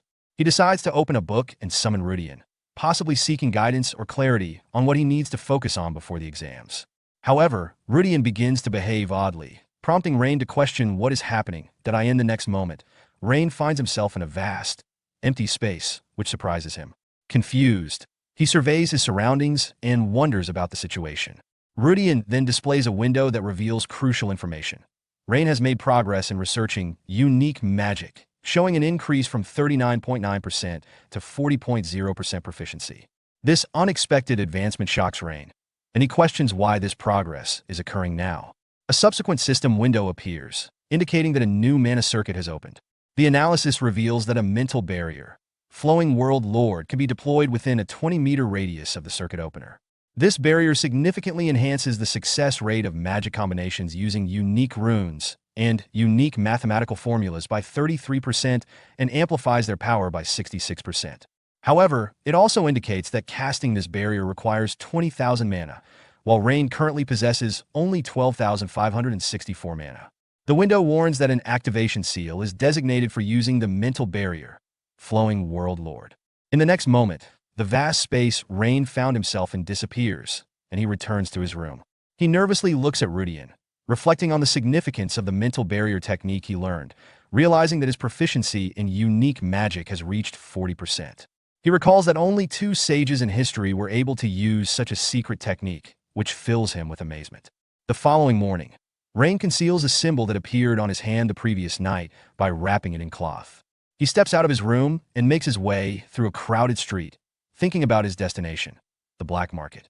He notices the pleasant weather and reflects on how hectic the past few days have been, finally feeling he can enjoy a moment of peace. As he continues his thoughts, Rain accidentally bumps into someone and quickly apologizes without checking who it was. The person responds, "It's okay. Between them, it's nothing." Rain discovers it's Bart, along with his adventure party members Sammy and Renlum. Rain greets them, saying, "Hello, it's been a while," to which Renlum humorously points out that they saw each other just a few days ago, noting that it isn't really a long time. Bart playfully grabs Rain and throws him over his shoulder, beginning to carry him away. Rain protests, demanding to be put down, but Renlum chimes in, explaining that university students are always busy, and this is their only way to hang out together. Rain jokes about it being kidnapping, while Sammy mentions that the Adventurer Guild will be awarding commendations for their recent successful rat spider subjugation, emphasizing that the main hero, Rain, cannot be left out of the ceremony. Rain questions whether he really has to receive the commendation, and Sammy insists he shouldn't be so stubborn. He reassures Rain that the ceremony will be brief and that it's beneficial to attend, especially since the commendation is being awarded by the Adventurer Guild's headquarters. At the Adventurer Guild branch, a crowd gathers, recognizing Bart from Black Iron and Renlum from Drunken Archer, alongside Rain, who they note as the eldest son of the Ludwig family. Rain dismisses the attention, asking if it's really something worth fussing over. Renlum explains that Bart is from the prestigious One Saint Seven Sword School, and Renlum himself is from the Drunken Archer School. He praises Rain for defeating a monster that even challenged their skills, calling it an incredible feat. Rain, in his typical manner, downplays their abilities, questioning whether their teachers were simply not that skilled. Renlum reacts angrily, but Bart steps in, explaining that while it might seem that way to Rain, both he and Renlum have fought many battles to earn their silver rank. However, they were humbled by their encounter with the Monster Queen, realizing their limitations. Their conversation is interrupted when a prominent figure arrives, drawing everyone's attention. Bao Saint Raurin, one of the Emperor's 4 martial stars. The crowd whispers excitedly, recognizing him as a powerful figure dispatched by the headquarters. Sammy explains that the Empire selects the best warriors and bestows upon them the prestigious title of the Emperor's 4 martial stars, granting them immense power and honor while they support the Emperor. Raurin's overwhelming presence lives up to his reputation. Renlum becomes visibly nervous, trying to hide his identity. When Sammy asks what's wrong, Raurin recognizes Renlum and teasingly asks what the cutie is doing there, revealing that Renlum left the dojo and dyed his hair. Raurin jokingly suggests that Renlum might be following him and asks whether he got permission from his brother. Embarrassed, Renlum shouts at Raurin to leave. Raurin then turns his attention to Bart, recognizing him as the leader of the party. He praises Bart for being strong enough to defeat the mutant, remarking that Bart must have had a hard time managing Renlum. Bart corrects him, saying that no one takes care of anyone in their party. They compensate for each other's weaknesses. Raurin is impressed by Bart's words, predicting that Bart will reach platinum rank soon. Meanwhile, Rain observes Raurin and notes that he looks oddly similar to Kai's. Raurin then turns to Rain, studying him closely, and remarks that he recognizes his face from somewhere. Saint Raurin receiving a list of party members to be rewarded. As he reviews the names, he notices Rain Ludwig and immediately makes a connection to Rain's lineage, recognizing him as the grandson of the mage saint, Skalji. Raurin fondly recalls the older man's influence, mentioning that Skalji had helped him in the past. Despite the initial physical dissimilarity, Raurin points out that Rain's eyes remind him of his grandfather. He mused that if Kai's could speak, he might have a voice and manner similar to Raurin's. His attention is drawn to Raurin's weapon, the white arrow bow, a bow that once belonged to Kai's. This connection stirs an emotional response in Rain, prompting him to mentally address the bow, wondering how it has fared. Unexpectedly, the bow reacts to his unspoken thoughts, trembling slightly. Raurin notices this unusual reaction and, confused by the bow's behavior, grabs it in an attempt to understand what is happening. At that moment, a soldier approached Raurin, reminding him that it was time to begin. Raurin, slightly flustered, launched into a half-hearted speech about the adventurer's bravery during the recent crisis. He cut it short, moving on to the commendation, announcing they did well. In recognition of their adventurous spirit, he is awarding this commendation. The reward is 2 gold coins and 500 contribution points for each party member from the Adventurers Guild. The crowd erupted in cheers as Bart and Renlum became the center of attention. Other adventurer parties surrounded them, offering enticing deals, asking them to join their guilds with promises of ridiculously good offers. Renlum, clearly enjoying the attention, laughed and asked, "What should I do?" Sammy and Rain were taken aback by Renlam's sudden behavior. Sammy noted Renlam's popularity, and Rain, observing Renlam, replied simply, "Yeah." Sammy questioned Rain about whether he was fine with leaving things after defeating Queen with a scroll. Rain reassured him that it was for the best before leaving. Sammy congratulates Rain on achieving the brass rank, which suggests that Rain is now recognized in a higher status within their world, possibly giving him more notoriety when walking around. Rain, however, hopes to avoid any annoying encounters due to his newfound recognition. As Rain walks away, someone in the crowd takes notice of him and begins to follow. Rain summons Rudian. Then a notification pops up, showing that he needs 20,000 mana to cast a mental barrier, but he only has 12,564 mana available. Rain reflects on his long journey ahead regarding his mana training and how he's close to achieving mastery over the mental barrier, a technique he failed to attain in his past life. Suddenly, the follower shouts out Rain's full name, warning him that he won't reach the black market that way. Surprised, Rain turns to face the person, who introduces himself as a member of the Magic Alliance. The follower explains that the black market is temporarily shut down because its merchants have fled, and he asks for a moment of Rain's time. Later, they sit at a nearby restaurant. The Magic Alliance member orders a chicken skewer set and milk coffee, then turns to Rain, expecting him to share his order. However, Rain, feeling pressed for time, cuts straight to the chase and tells the member he is busy and wants to get to the point of their discussion. A representative from the Magic Alliance casually confirmed the order with the waiter, the person addressing Rain, assuring him that there's no need for caution and that he is not there to question his reasons for heading to the black market. Rain became suspicious, questioning how he knew about his intention to go to the black market. More importantly, Rain senses the person's strong mana, making him wary of the individual's abilities. Interrupting Rain's thoughts, the man introduces himself as Doran Slade, an agent working in the Special Affairs Department of the Magic Alliance. To verify his identity, Doran shows Rain a pocket watch that bears the Magic Alliance's insignia, which Rain interprets as a form of identification. Doran tries to establish a connection by reminiscing about his time as the secretary for the student council when Rain's father was president, recalling how enjoyable those times were. Rain, unaffected, asks directly what that had to do with him. Doran explains that he's not trying to be suspicious and emphasizes that he's on Rain's side, calling him Your Honor out of respect. Doran then reveals the real reason for his approach, to confirm a few things. Specifically, he wants to know if it was truly Rain who cast the magic that defeated the Mutant Queen. Doran raises several points. There's no record of Bart's party purchasing magic from any shop recently. No one has sold such powerful fire magic scrolls, and there hasn't been a 4-star mage capable of producing such scrolls in the past decade. He even checked with Lord Skalji Ludwig to see if he had made anything for Rain's self-defense, but that was not the case. With all these factors in mind, Doran concludes there's only one possible explanation, that Rain was the one who cast the spell himself. Rain admitted he wasn't trying to hide it, but expressed that he had some concerns. Doran Slade inquired whether he was referring to the Black Magician, prompting Rain to wonder whether Slade is genuinely seeking information or has ulterior motives. His thought is abruptly interrupted when a waiter arrives with chicken skewers, prompting Doran to express his approval and inquire whether the dish was meant for 1 or 2 people. The waiter mistakenly assumed that the order was for both patrons and offers to take 1 skewer back, but Doran insists that he can handle the entire portion himself. As Rain prepares to leave the conversation, Doran shifts the focus back to business. He proposes a collaboration with the Special Affairs Department of the Magic Alliance, directly addressing Rain by name and title. Rain, still in university, hesitates, prompting Doran to clarify that he is not being asked to join immediately, but rather after his graduation. Doran Slade expressed interest in having the Rain join their team after graduation. He noted that the Rain's senior, Kevin, is still healthy, indicating that the inheritance of the family estate is not a pressing concern. Slade suggested that the listener could contribute to fighting magical crimes and emphasized that this role would grant them the authority to independently investigate cases of black magic. He highlighted that the Special Affairs Department is an excellent opportunity for career advancement, making it a desirable path for the Rain. Doran cleverly reminds Rain that his senior, Kevin, is in good health, suggesting that the inheritance of the family estate is still a distant concern. Doran entices Rain with the offer of combating magical crimes and gaining the authority to investigate black magic cases independently. He promotes the Special Affairs Department as a prime opportunity for building a successful career. However, Rain's response is dismissive.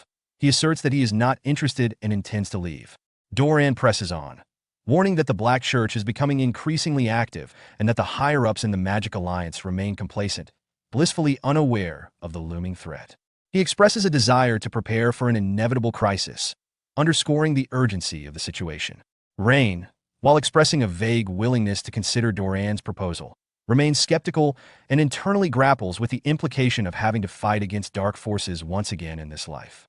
As Rain departs, Doran offers practical advice about sourcing items from the black market, suggesting that Rain check out the VIP escort missions at the Adventurers Guild after midterms during the holiday break. As Rain turns away without a word, he exits the scene, leaving behind a lingering tension. Almost immediately, Tyranted from Special Affairs approaches Doran Slade, inquiring if he was just rejected by Rain. She expresses disbelief at Doran's choice to pursue Rain, who has earned a reputation as a disaster prodigy, and questions the logic behind targeting someone from the so-called golden generation of first-year students at Delayton. Doran Slade acknowledges that Rain doesn't quite seem to fit the mold of the golden generation. Tyranted presses for more details, asking why Doran believes this. Doran speculates that Rain has not had any interactions with Tarina. He suggests that they should broaden their search for other candidates who might fit their criteria. Tyranted challenges Doran's theory, questioning whether any of the new Delayton students would have had contact with Tarina at all. Doran counters that, based on his intuition, he suspects that there might indeed be someone with a past connection to Tarina, possibly even before they entered the school.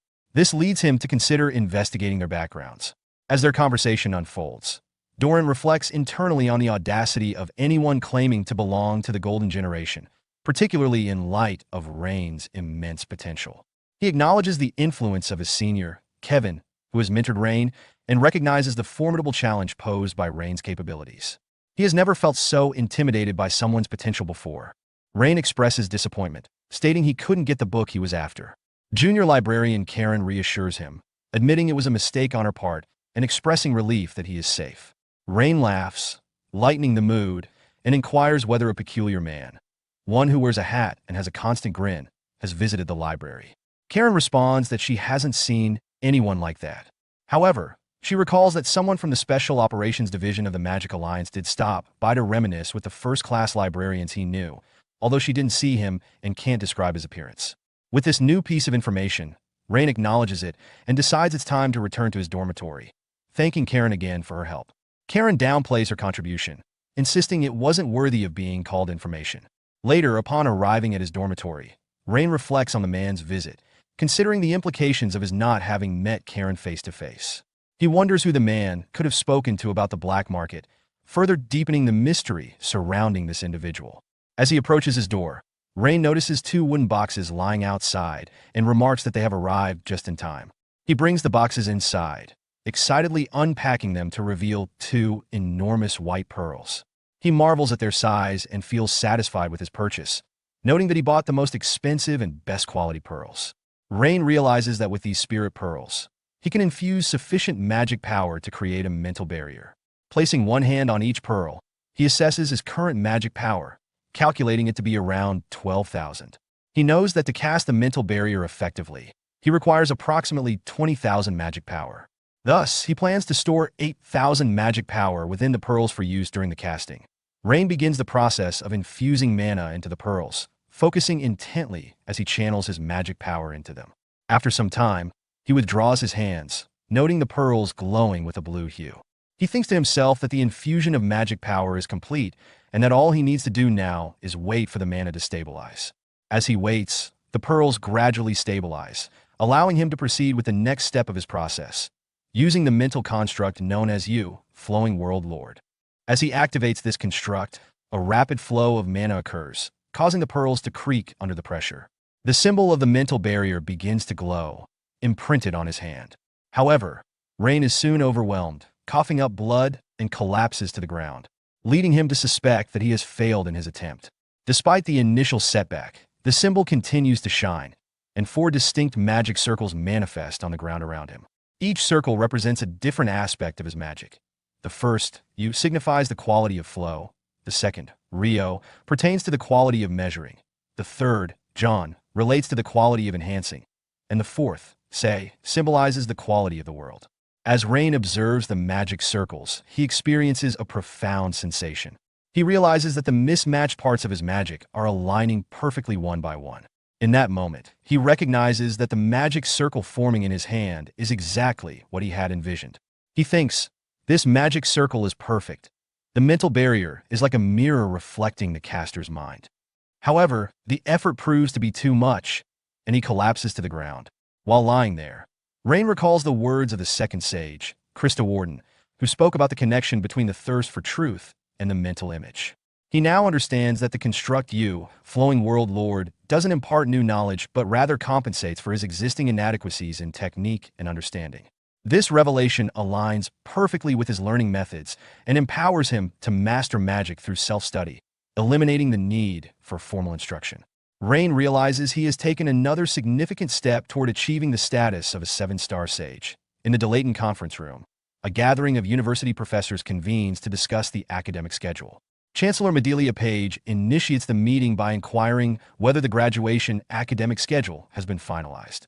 Professor Kyle confirms that with the field training now dispatched, the focus for the upcoming week can shift to the first-year students as per usual. Medelia acknowledges that this year's first-year class appears to be particularly talented, stirring curiosity among the faculty about how their performance will unfold. Professor Owen expresses his anticipation, while Professor Thean shares his eagerness to see the outcomes of the students' efforts. Professor Ivan adds to the discussion by remarking on the excitement surrounding a certain genius student rumored to have hidden his talent. His comment, however, provokes a visible reaction from Professor Ellen, who seems upset by the implication and quickly mutters that one never knows what could happen. In an attempt to diffuse the tension, Professor Caroline urges Ellen to remain calm, suggesting that Ivan's comment was not meant maliciously. Yet, Ellen directs her frustration toward Medelia, noting her relaxed demeanor and suggesting that the next student to face scrutiny might be the genius girl under Medelia's mentorship, implying that she could face a challenging situation similar to Logan. A lighthearted comment from another professor about looking forward to the unfolding events adds to the banter in the room. Medelia reflects on her student Kanisa, considering how things might have turned out differently had the original plan been followed. She reminisces that Kanisa, as the heir of the Page family, would have been the student representative of Delayton, forming the core of the Golden Generation. Her thoughts are interrupted by a senior professor, who prompts her to act swiftly and ensure that the students are informed about the upcoming exams. Medelia acknowledges this urgency and announces that the midterm exams will commence today, signaling a significant turning point in the academic year for the students at Delayton. The next day at the academy, Rain sat lost in thought, reflecting on his intensified workouts with Logan. While acknowledging his improved stamina, he still felt the strain. Nearby, a group of students discussed heading to the auditorium, prompting Rain to question Krista, who was hurriedly packing her books. Krista explained that the rush was due to a briefing for the midterms, which confused Rain since he thought they were scheduled for the following week.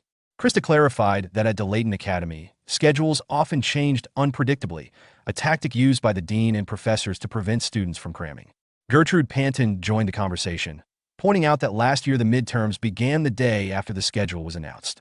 Rain, amused by the unpredictable nature of the professors, joked about their prankster tendencies, but Gertrude countered, describing it as a power trip. Rain brushed off Gertrude's critical comment, stating confidently, if she can perform well under any circumstances, that's true skill. These professors know what they're doing. His assured response irked Gertrude, who managed a weak smile but was secretly fuming. Think so annoying, it's even worse when they're right. Rich kids are always unbearable, except Lady Krista. Breaking the rising tension, Krista stood and asserted, that's why they give it their all, with no regrets. Let's go. At the main building auditorium, the trio, Krista, Gertrude, and Rain, arrived at the first-floor auditorium, where a heavy tension filled the air. Nervous students were sweating visibly, their collective anxiety spreading throughout the room. Even Gertrude, normally composed, began to feel uneasy. Rain, however, remained calm and unaffected. He quickly spotted Logan in the crowd and called out to him. Logan, surprised by how quickly Rain had arrived. Rain smirked confidently. This much is nothing. He has been mixing up his workouts like he suggested. Logan, intrigued, probed further. And how's that working out for him? Rain sighed in mock exhaustion, stated it feels like he is going to die. As the tension lingered, Gertrude leaned toward Rain and whispered, he shouldn't get all friendly with him. Doesn't he know Logan is one of his biggest rivals in this exam? Rain, unfazed, replied to Gertrude. He's his trainer. He even gives him magic protein every day. Her eyes widened in disbelief. Magic protein? Just because he feeds him, he think he's nice? What is he? Some pigeon at a fountain. Overhearing their exchange, Logan smirked and quipped, "Look who it is, Krista's lackey. Want some magic protein too?" Flustered, Gertrude shot back. She is not in the mood to play games. If he is looking for a fight, she will kick his ass. Logan grinned mischievously. He is so terrified. He was just about to hand her some magic protein. Before the argument could escalate, Krista's sharp voice cut through the noise. "They're way too loud. If they're going to chat, take it somewhere else." Rain swallowed nervously, while Gertrude stammered to apologize. Logan shrugged, unfazed. Isn't she being a bit too sensitive? With her skills, she will pass easily, so why stress over it? Krista's tone turned serious as she warned, "Don't be so relaxed. They call it midterms, but it's really a way to weed out the untalented. Every semester, at least 20 students are expelled, sometimes as many as 50 or 60. She walked off, adding, "If they want to stay, fight like their life depends on it." Inside the auditorium, Professor Caroline's commanding voice silenced the room. She welcomed all of them. She stated, loving the tense atmosphere. Keep that mindset throughout the exams. Now, let her explain the midterm details. The exams start today and will continue all week, ending Friday. Students exchanged uneasy glances as she continued. Their professors will grade their performance. If a professor decides to expel them, they'll have to pack their things and leave the dorm the same day. Now, let her introduce the professors who will be grading them. All eyes turned to the stage as the professors entered. Some students looked hopeful, while others grew visibly anxious. Gertrude, sweating nervously, suddenly tapped Rain's shoulder in excitement. Rain asked what's wrong. Gertrude whispered in awe, "That's a celebrity." Rain blinked, confused, asked about it. Gertrude stared at Rain in disbelief. "He doesn't know Professor Marina?" Rain said nothing, prompting Gertrude to elaborate. She was the head of the Magic Alliance. Now, she's the head professor here. That position is the highest honor in the magic world, reserved for the most respected magician of the era. And guess what? She succeeded his grandfather, Scarlett Ludwig, in that role. Rain's eyes widened in shock. Gertrude smirked, and she stated, "Now, he understands?" Rain, suddenly nervous, thought to himself, she's on the same level as his grandpa. Meanwhile, another student gestured toward the professor standing behind Marina and whispered excitedly, "Look, that's Kyle, the top graduate of the class of 1378. And Professor Geron. He built his own magic tower at 20. Then there's Professor Ellen, who writes weekly columns for Magic Hearing Daily. This lineup is unbelievable." Marina began chanting, conjuring a glowing magic circle around her mouth. When she shouted, "Shut up," the circle amplified her voice into an ear-splitting roar that immediately silenced the auditorium. Her sharp gaze swept over the students as she snapped, "Do they think this is some kind of picnic? This midterm is designed to weed out the useless among them. The professors evaluating them now aren't the same ones who coddled them before." Rain, Logan, and Krista exchanged confused looks, each thinking coddled. Who's she talking about while thinking about Teacher Owen? Marina pressed on, "These professors will cut them off the moment they fail. He is looking forward to seeing how many of them survive. Finally, they look ready for a real challenge. Not bad." Her cold smile deepened as she announced, "Their exam sites will be assigned based on their individual traits. Check their locations and follow their professor. And remember this, at Delayton, the strong rise and the weak are discarded." And then she dismissed them. At the G exam site, near Zhuling Peak, Professor Kyle addressed the students, informing them that they would be tackling a labyrinth as part of the exam. He urged them to use all the magical knowledge and skills they had gained. The students were visibly nervous, with some questioning whether they would even make it out alive. Rain, muttering to himself, remarked that he didn't remember any caves in the area. Kyle overheard and asked about it. Rain explained that, since the Red Ridge Mountains were considered sacred grounds of the Red Dragon Legion, it was surprising to find a labyrinth there. Kyle, impressed that Rain knew this, confirmed that the labyrinth was created specifically for the exam. He assured the students that while they might get injured, their lives would not be at risk, likely. The more pressing concern, according to Kyle, was whether they would pass or fail. Kyle then explained the evaluation process. Students would be graded relatively rather than absolutely. The first-place finishers would receive an S rank, second and third place would earn a ranks, and so on. Those ranked 39th and below would be given an F rank, required to retake the exam, and some might even be expelled. The main criterion for evaluation was the time it took to clear the labyrinth, which meant eliminating all the targets inside. If a team failed to finish in under 40 minutes, they would be expelled immediately. The challenge would be completed in pairs. Kyle's assistant, Gimar, was busy preparing while Kyle explained that the teams were assigned based on the students' average entrance scores. He instructed everyone to team up with their assigned partner once the results were displayed. As the students awaited their team assignments, Rain wondered who his teammate would be. Suddenly, a clay doll appeared beside him and fell to the ground. Before he could react, Krista crushed it and taunted, claiming that the heavens were cruel for making them compete against each other. She warned Rain that she would crush his pride just like the doll. Krista's taunt was interrupted by Logan, who joined the group and revealed that he and Rain were on the same team. Both Rain and Krista were shocked, with Rain excitedly shaking Logan's hand, expressing his pleasure at the lucky pairing. Krista, still confused, questioned the fairness of the team assignments, saying it was odd for top students to be on the same team. Logan shrugged it off, while Rain, smirking, responded to Krista's comment by suggesting that she was finally acknowledging his abilities. Krista, after briefly sizing up Rain, remarked that while he wasn't as good as her, he was still decent, but then recalled that Rain had entered through a supplementary exam, which seemed to bother her. Nearby, students whispered about Rain and Logan being on the same team, recalling their past conflicts. Krista, dismissing the gossip, declared she was still going to take first place. Rain, unfazed, questioned why rankings mattered so much, asking if graduating at the top was really that important. Logan interjected, explaining that while graduating at the top just happened for him, it was still crucial, as there were only 4 official exams each year. Rain responded with a grin, saying he couldn't go easy on Krista this time.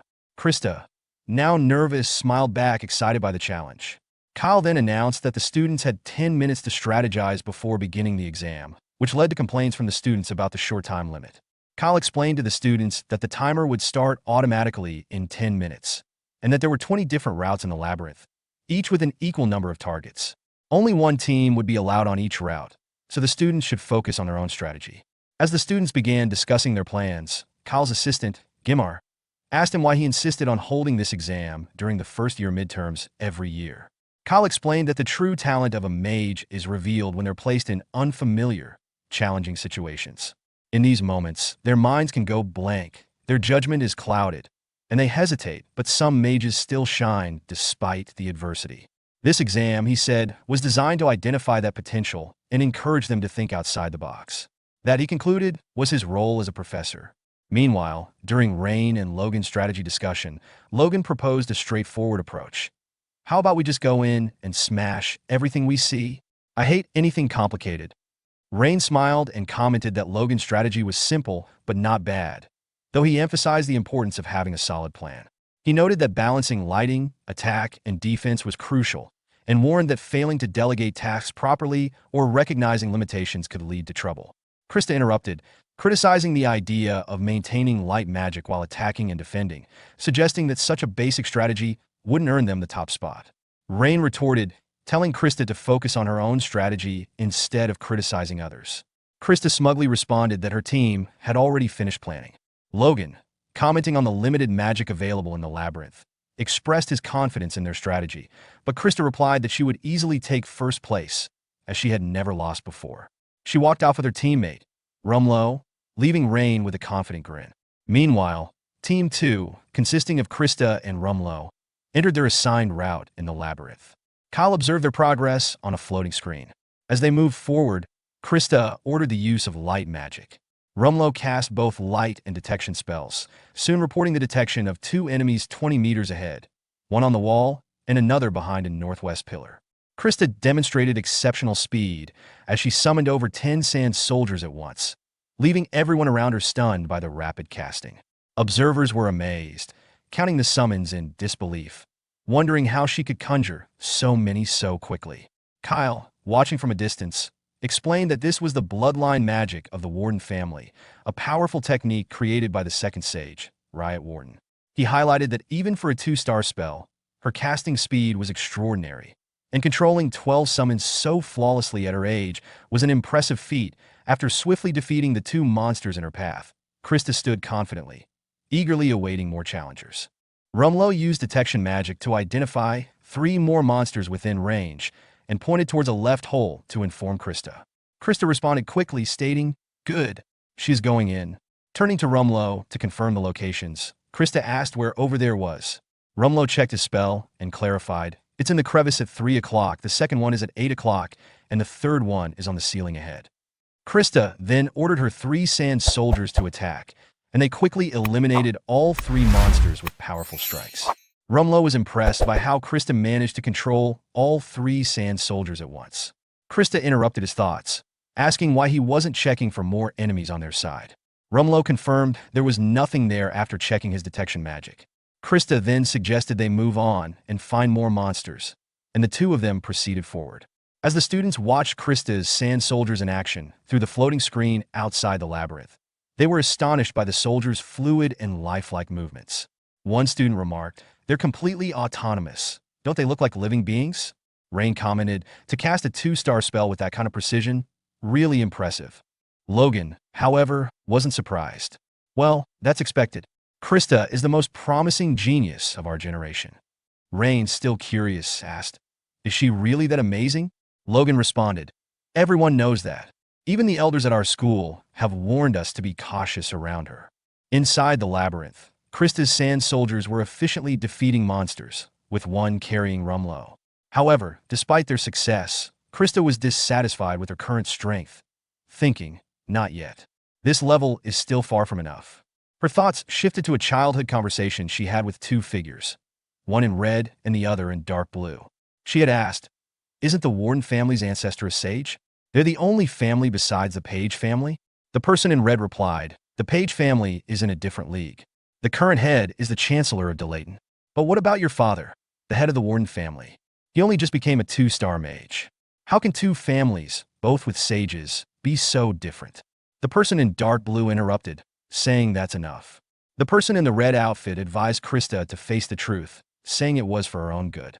He tapped her shoulder and added, "Tell her father that the Warden family isn't fit to be a noble magical household. The weight of the title is too much for them right now. Everyone says so. Her mother and both her sisters can't even use magic properly. It's time to let go. If she keeps holding on, she'll only bring more shame. It's better for everyone if she quietly leave the magical world." In the present, Krista continued to eliminate monsters, thinking to herself, "There's nothing to think about. It's simply a lack of talent." She turned to Rumlow and asked, "Where is the next one?" Rumlow, drenched in sweat, hesitated and suggested, "Let's take a break." Krista quickly dismissed the idea, inquiring who was time for a break. She ordered her sand soldiers to carry Rumlow and asked him to use his detection magic to find their next targets.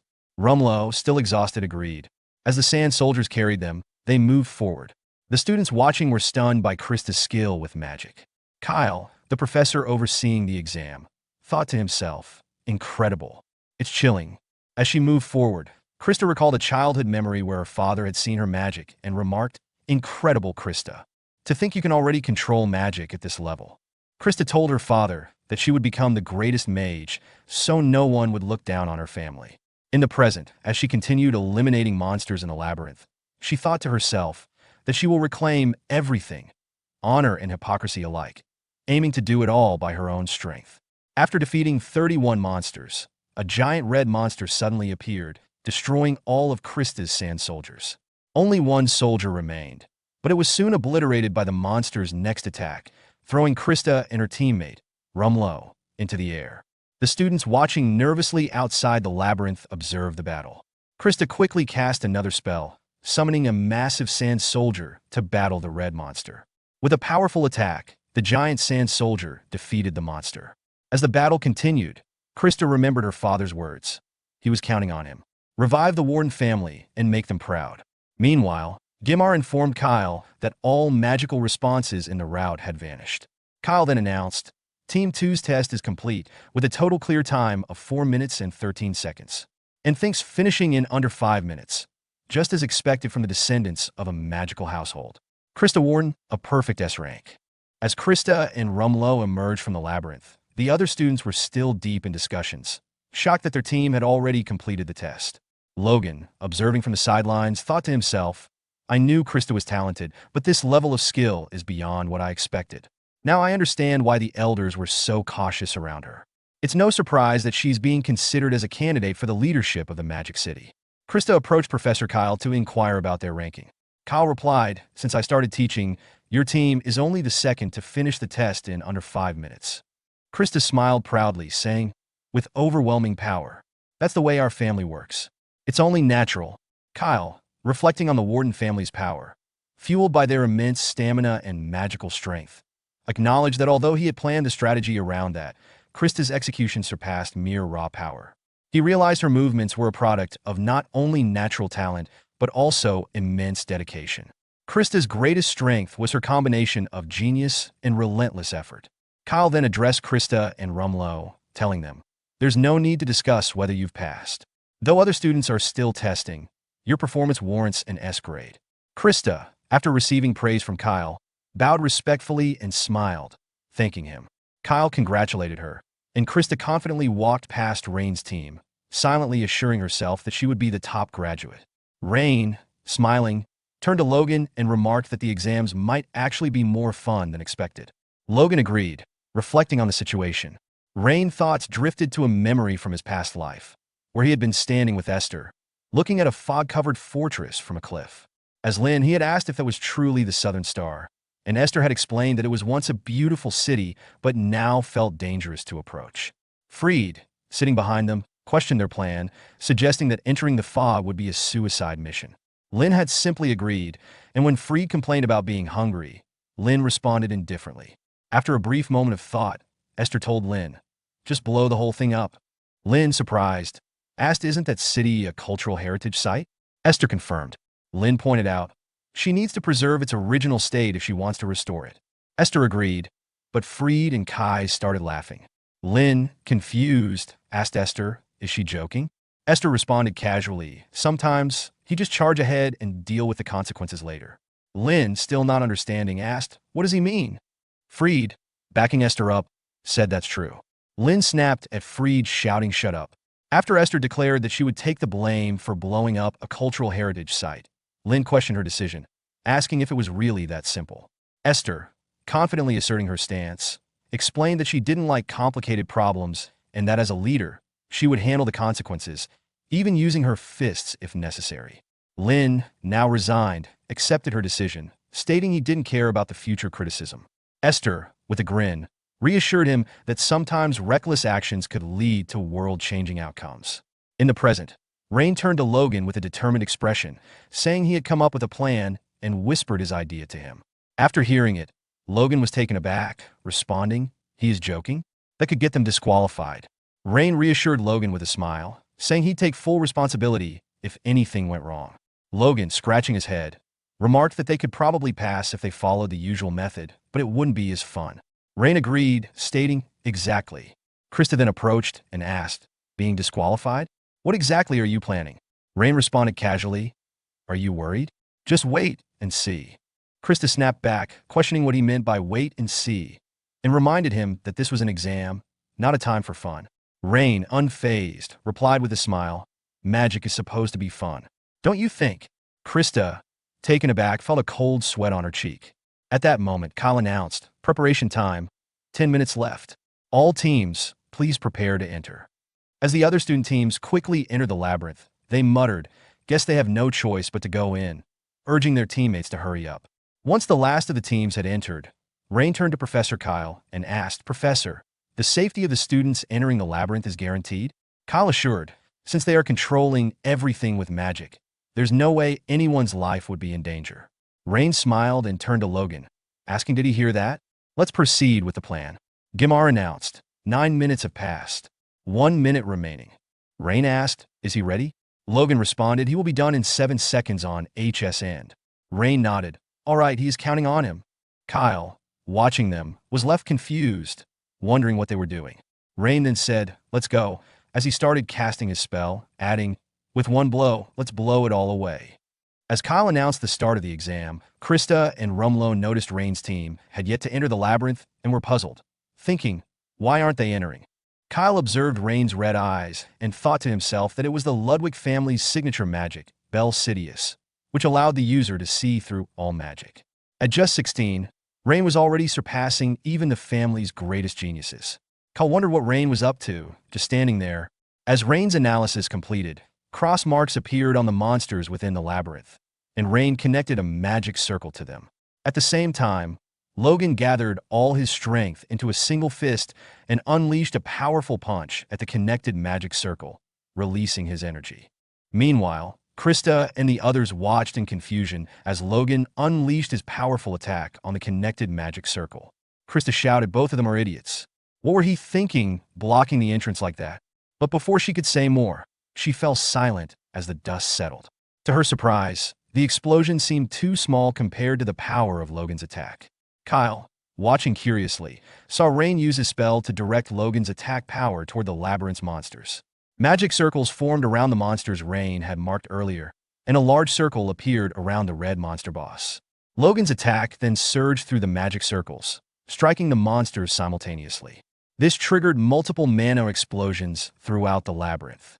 The intensity of the magic explosions caused shockwaves that distracted both those inside and outside the labyrinth, with students and professors being thrown into the air. Despite the chaos, both Rain and Logan smiled at each other, pleased that their combined attack had worked. Krista, knocked to the ground by the shockwaves, wondered what was happening. Gimar, also thrown into the air, exclaimed in surprise, thinking it might have been an earthquake, and noted that the screens had turned off. Kyle, staying focused, asked about the magic reactions inside the labyrinth. Gimar was confused but quickly checked the screen, reporting that the magic reactions were at 0. Kyle, using his abilities to scan the labyrinth, asked Gimar for the time. Gimar confirmed it was 59 seconds. Kyle, processing the situation, murmured to himself about the brief time frame, but before he could finish his thoughts, Gimar interrupted, saying, "Professor, this can't be right." Kyle questioned Gimar about his concerns, and Gimar expressed his disbelief, stating that the exam's purpose was to assess the students' abilities inside the labyrinth. He argued that destroying the labyrinth and relying on luck to eliminate targets went against the exam's purpose and shouldn't be rewarded with an S rank.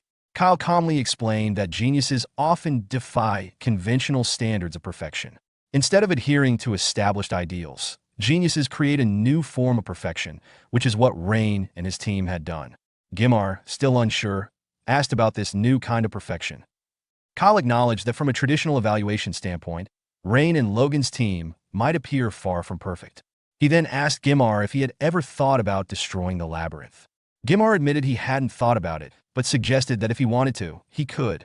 Kyle affirmed this and explained that the key was not in the destruction itself, but in Rain and Logan creating an entirely new path. They were the first to think of such a solution and succeeded where others hadn't, which was the most important part. As Kyle reflected on their innovative success, he considered the deep magical knowledge and understanding it would have taken to transform such a reckless idea into reality. He wondered if this could mark a turning point for them. Kyle then told Gimar to watch closely, as one day these students might grow to be central figures in the world of magic, potentially changing its very horizons. 40 minutes later, Kyle announced the conclusion of the exam and informed everyone that the results had been posted for them to check. This year's exam, more challenging than usual, saw most passing students finish within 30 minutes. Many ran out of mana or struggled to control their magic, leading to numerous injuries, while others had to retake the exam after being hit by the target's attacks more than 3 times. Given these circumstances, Krista and Rumlow's team completing the course in just 4 minutes and 13 seconds was an impressive achievement. Kyle's decision to temporarily award them an S rank was completely justified. However, when Logan and Rain's team finished the course in under a minute, Krista's score was adjusted to an A rank, which left her shocked. The scene shifted to Krista's childhood, where she stood at a prestigious mage family gathering, eagerly demonstrating her magic abilities. A spell illuminated the air, earning her murmurs of approval from the crowd. "Did you hear?" one onlooker whispered. "The third daughter of the Warden family can already use 2-star magic. At just 6 years old? That's incredible." Another replied, their tone tinged with awe. Amid the praises, another voice muttered, "It's a relief. The Warden family was on the verge of ruin. This might help them regain their footing." But the conversation soon turned to another topic. "By the way, how's the Ludwig family faring?" one attendee asked, lowering their voice. "Not well," came the solemn reply. "No one expects any improvement. They call their heir the Disaster Prince. It's tragic, but honestly it's a blessing he's not in our family." Krista overheard their hushed exchange, pride swelling in her chest from the compliments she'd receive, but mixed with a lingering unease from the cruel remarks about the Ludwig family. Determined to confront the issue, she sought out Rain, the boy at the center of the gossip. Finding him alone, She approached with frustration evident in her voice. Why do you live so cluelessly? Don't you care about what people say? Aren't you angry? Try harder. Prove to those fools that they're wrong. Rain, however, remained silent.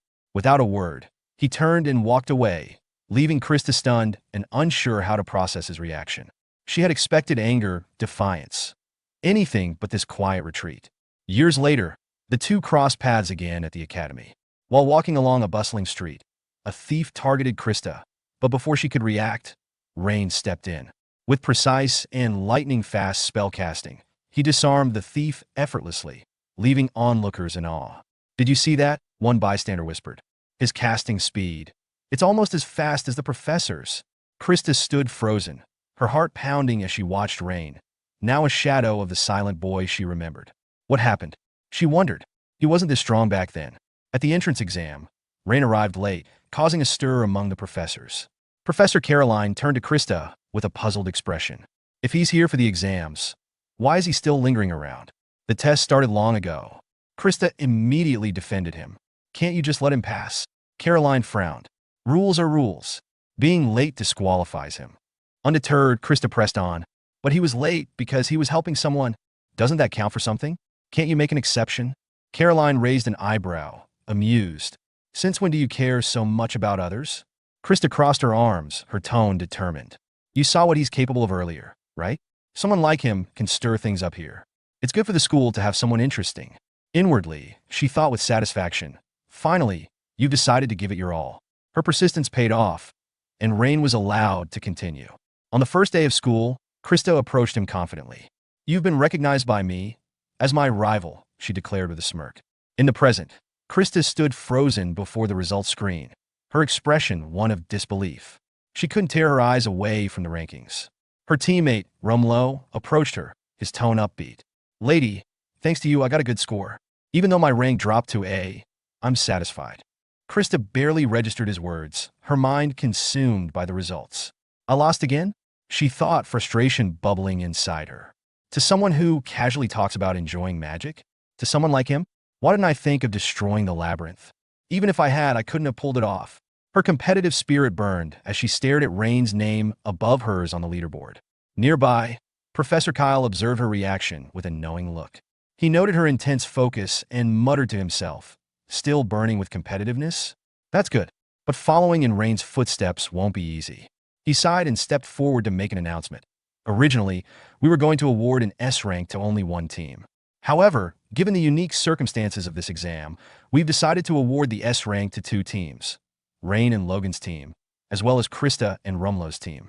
After the results were announced, students whispered in agreement, praising Krista and her team's performance, acknowledging the challenges they had overcome. The professor's right. They really did well, considering the disadvantage. As expected of the top students, they murmured. Krista clenched her teeth in frustration and anger. As she processed the tie, Rain approached her with a smile. So, the exam ended in a tie. You're pretty impressive. I'm seeing you in a new light. He extended his hand toward her. However, Krista, anger and resentment bubbling to the surface, shoved his hand away. Don't come any closer, she snapped, shocking Rain, Logan, and the others nearby. She laughed nervously, trying to mask her pain. Do you think I'm going to accept this kind of result? She demanded. Rain, unbothered, replied calmly. Why not? You also got an S rank. Krista's frustration boiled over. Don't mock me, she shouted, her voice tinged with embarrassment as her peers and professors stared. Unable to bear the weight of their gaze, she ran off before she could finish her sentence. Rain, surprised by her outburst, moved to follow her, but stopped as he turned to Logan. What's wrong with her? Did I say something offensive? Logan sighed, his tone resigned. I don't know. I'm from the 8 schools. I don't really get the Mage family students. Rain wasn't buying it. Don't lie, he replied with a knowing look. It's written all over your face.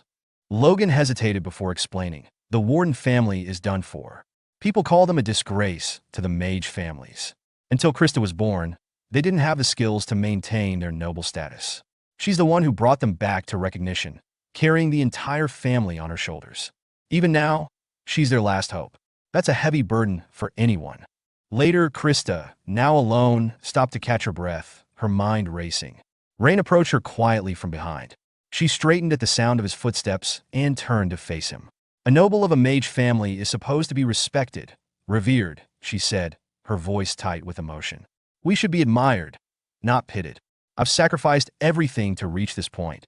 From the age of 6, I've trained to become the genius they call me. And yet you, she gestured toward him, her frustration palpable.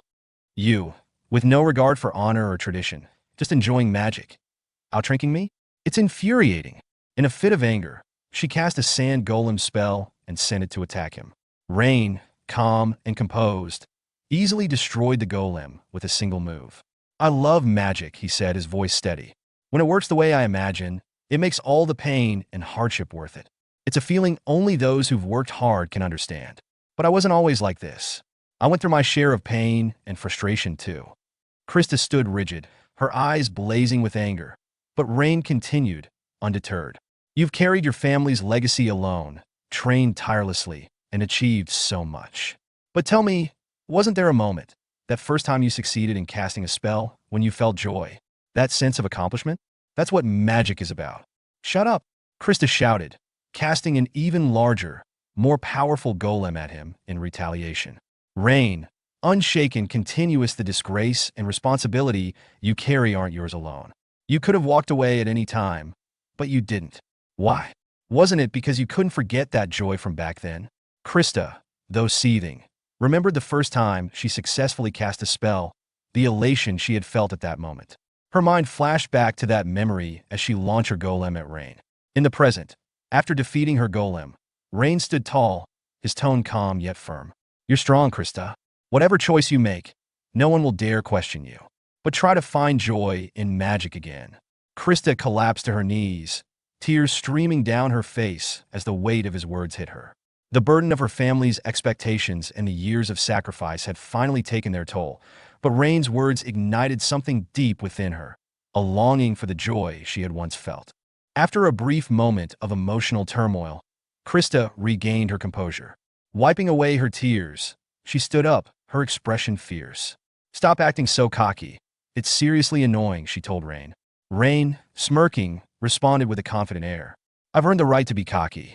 I won this time, didn't I?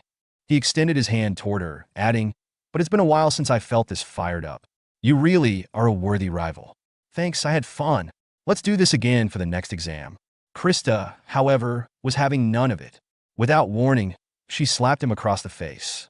I told you to stop being so smug, she snapped. Turning on her heels, she rushed off, throwing over her shoulder. Don't get too full of yourself just because you won once. Next time, I'll knock you down a peg. Rain, now lying on the ground from the impact of the slap, muttered under his breath, that girl, she really packs a punch. Despite the sting of the slap, a hint of amusement lingered in his voice. As Krista ran back to the academy, she felt a small smile tug at her lips, silently apologizing to her father for her earlier frustrations. Meanwhile, Professor Kyle and his assistant Gimar were watching from a nearby bush. Kyle observed the scene thoughtfully, commenting, talent truly shows itself in many forms. Gimar, confused, raised an eyebrow. What do you mean? Kyle explained, speaking more to himself than to Gimar. Sometimes talent acts as a source of motivation for peers. Sometimes it becomes an insurmountable wall to overcome, and sometimes it's a reliable friend. Turning to Gimar, he said aloud, looks like things are about to get busy. Gimar sighed, somewhat overwhelmed. Can it really get any busier than it already is? Kyle smiled slightly. Is that so? I still believe making you a professor at Delayton was one of my best decisions. I truly mean it. Now let's start wrapping things up. Call the students in for the retake. Yes, sir, Gimar replied, nodding. As the students returned to the academy after the exam, an announcement echoed through the halls. There are extra exams coming up, so there will be no afternoon classes during the exam period. Got it? Logan, noticing Rain's swollen cheek, turned to him with a grin. By the way, your cheek looks a little swollen, doesn't it? He teased. Rain brushed off Logan's comment about his swollen cheek with a quick, it's just your imagination. Logan raised an eyebrow, unconvinced. I see, just my imagination then. Rain swiftly changed the subject, eager to move on. So, does that mean we have free time this afternoon? Let's hit the gym. Logan, slightly exasperated, replied, we just finished the exam. Aren't you tired? Rain, still energetic, countered, that's exactly why we should do more. Logan chuckled in response. Well, sure, if you say so. As they entered the classroom, their homeroom teacher, Owen, greeted them with a mischievous chuckle. Sounds like you've still got plenty of energy left. That's good to hear. As luck would have it, I prepared 150 questions each for both the math and magic exams. Oh, and there's a written exam too. None of you are leaving for the dorms until it's all done. Rain and Logan's expressions darkened in disbelief. Logan hesitated, asking, "Do I really have to?" Owen grinned widely. "If you don't want to, feel free to head home.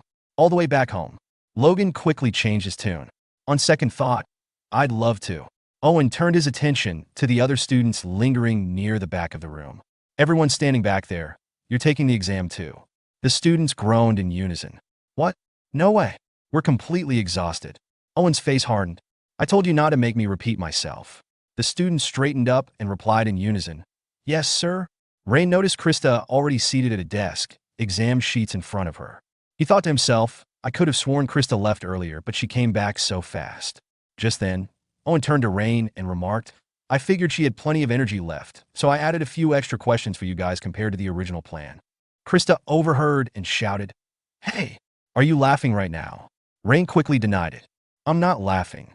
Owen intervened, sternly warning, "Don't even think about slacking off on your answers. These written exam scores will directly impact your evaluation." One student slumped over, muttering, "My brain isn't working." Another groaned, "I have to solve all of this?" Owen snapped sharply, "Shut up, you monkeys. One more word, and you're getting expelled on the spot." Rain sighed internally. Is he testing how well we can solve problems while exhausted? No matter how you look at it, this is way too much. Such a hassle. These are problems we've done 1,000 times before. This is just mindless labor. Maybe I'll take a shortcut. Thinking this, Rain used his Bell-Sidious ability to speed through the problems with precision. 10 minutes later, he stood up and declared, "Professor, I've finished everything." Owen raised an eyebrow, clearly skeptical. "With those monkey-brained answers, you sure wrapped it up quickly. If you're confident, go ahead and submit your paper. Then you can head back to the dorm." Krista, sitting nearby, smirked at Rain. "Are you really sure about that? Rushing through the exam like that? Do you honestly think you'll have a higher accuracy rate than me, Krista Warden?" Before Rain could respond, Owen barked sharply, "Are you out of your mind? Do you not even know how to stay quiet during an exam?" Krista winced and quickly apologized. As Rain stood up to hand in his paper, he glanced at Krista's work and thought, "You're really something else." He then looked at Logan's paper and added that Logan has still got a long way to go. After submitting his exam, Rain left the room, his thoughts drifting to a much-needed shower. As he walked down the hallway, he heard the creak of a door opening. Turning around, he saw a girl stepping out. She had also finished the exam. Rain's gaze lingered as he took in her fiery red hair and eyes that pierced the air with intensity. There was a darkness dwelling deep within them. He recognized her as Lillian Carine, the most highly rated among the students of the 8 schools. It was Rain's first encounter with Lillian. A little while later, as Rain and Logan were exercising in the gym, Rain turned to Logan and asked, "You know that red-haired girl? Her name is Lillian, right? Do you know her?" Logan nodded. "Of course I do. But why are you asking?" "No particular reason," Rain replied. "I ran into her in the hallway yesterday after I finished the written exam. The atmosphere between us, I don't know how to explain it, but something felt off." "What kind of person is she?" Logan's expression grew thoughtful. "Lillian Carine, the secret weapon of the Rivendell School. I heard she could use 2-star fire magic when she was just 5, and by 7, she had already formed a contract with one of the 4. From the moment she joined the school, rumors started spreading about her." Rain thought for a moment. "Rivendell, the school that specializes in fire magic." Logan continued, "As you probably know, red hair is a sign of receiving the blessing of the flame. It means their affinity for fire magic is far greater than that of ordinary people. Among the 8 schools, she's considered a monster, on par with the genius Krista Warden. Even the elders say she has the potential to become a great mage." Rain smiled faintly. "Isn't that a bit of an exaggeration?" Logan shook his head. "It's no exaggeration. Lillian, she's strong." Rain's expression grew serious. "That's really helpful. Thanks. Glad I could help," Logan said. Rain chuckled. "But wow, you seem to know a lot. Do you have a thing for Lillian or something? You two would make a good match." "I'll cheer you on, Logan." Logan nervously asked, "Do we really look that good together?" "Totally," Rain said, narrowing his eyes. "Rivendell's secret weapon, huh?" Delayton never fails to be interesting.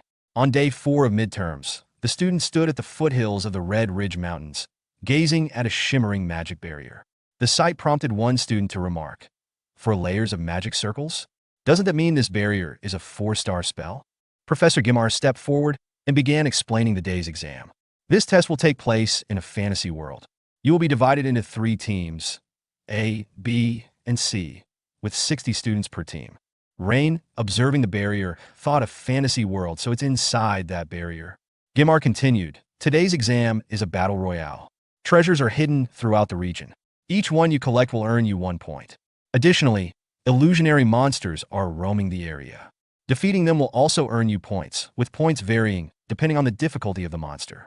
You'll need to decide whether to fight or flee based on your abilities. Krista raised her hand and asked, so the goal is to collect the most treasure or defeat the most monsters, right? This doesn't sound like a battle royale to me. Before Gimar could elaborate, Professor Marina interrupted, there's one more rule to this exam. You can attack other participants and steal their points. You can take treasures they've collected, interfere with their monster hunts, or retaliate against them. All of that is allowed. If you want, you can even eliminate your opponent. The students were stunned, and chatter erupted among them. Marina silenced the room with a sharp strike of her wand on the ground. This fantasy world is entirely created by magic, she explained. Anything that happens inside the barrier is just an illusion. No one will actually get hurt. However, the pain? You'll feel that vividly.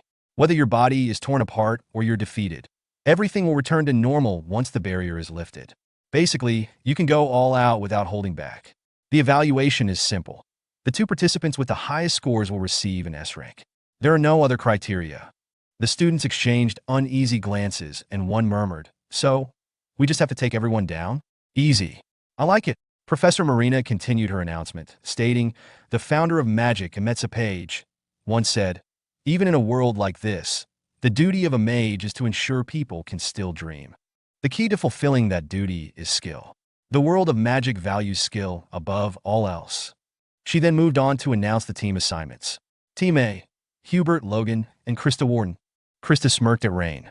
Looks like we finally have a task worth getting serious about. Rain raised an eyebrow. Weren't you serious in the last exam too? You were crying about losing and all. Krista spun around defensively. What? Who said I cried? Why would I cry? What kind of ridiculous lie is that? She spotted Gertrude laughing and shouted, hey, what's so funny? After taking a deep breath to calm herself, Krista turned back to Rain. Anyway, Rain, get your act together and make sure you bring back that S rank. I, Krista Warden, am the only one allowed to take it away from you. Don't you dare lose to anyone else. Rain and Gertrude exchanged amused smiles, which made Krista shout, stop provoking me. Team A, your exam begins now, Professor Marina declared. As Team A started their trial, Marina moved on to Team B. Next up is Team B, Gertrude Pennon, Lillian Carine, and Rain Ludwig. She continued listing the names. Rain approached Gertrude from behind and asked, are you nervous? Gertrude, startled, turned to face him. Nervous? Gertrude, who serves Lady Krista? Nervous? You must be joking.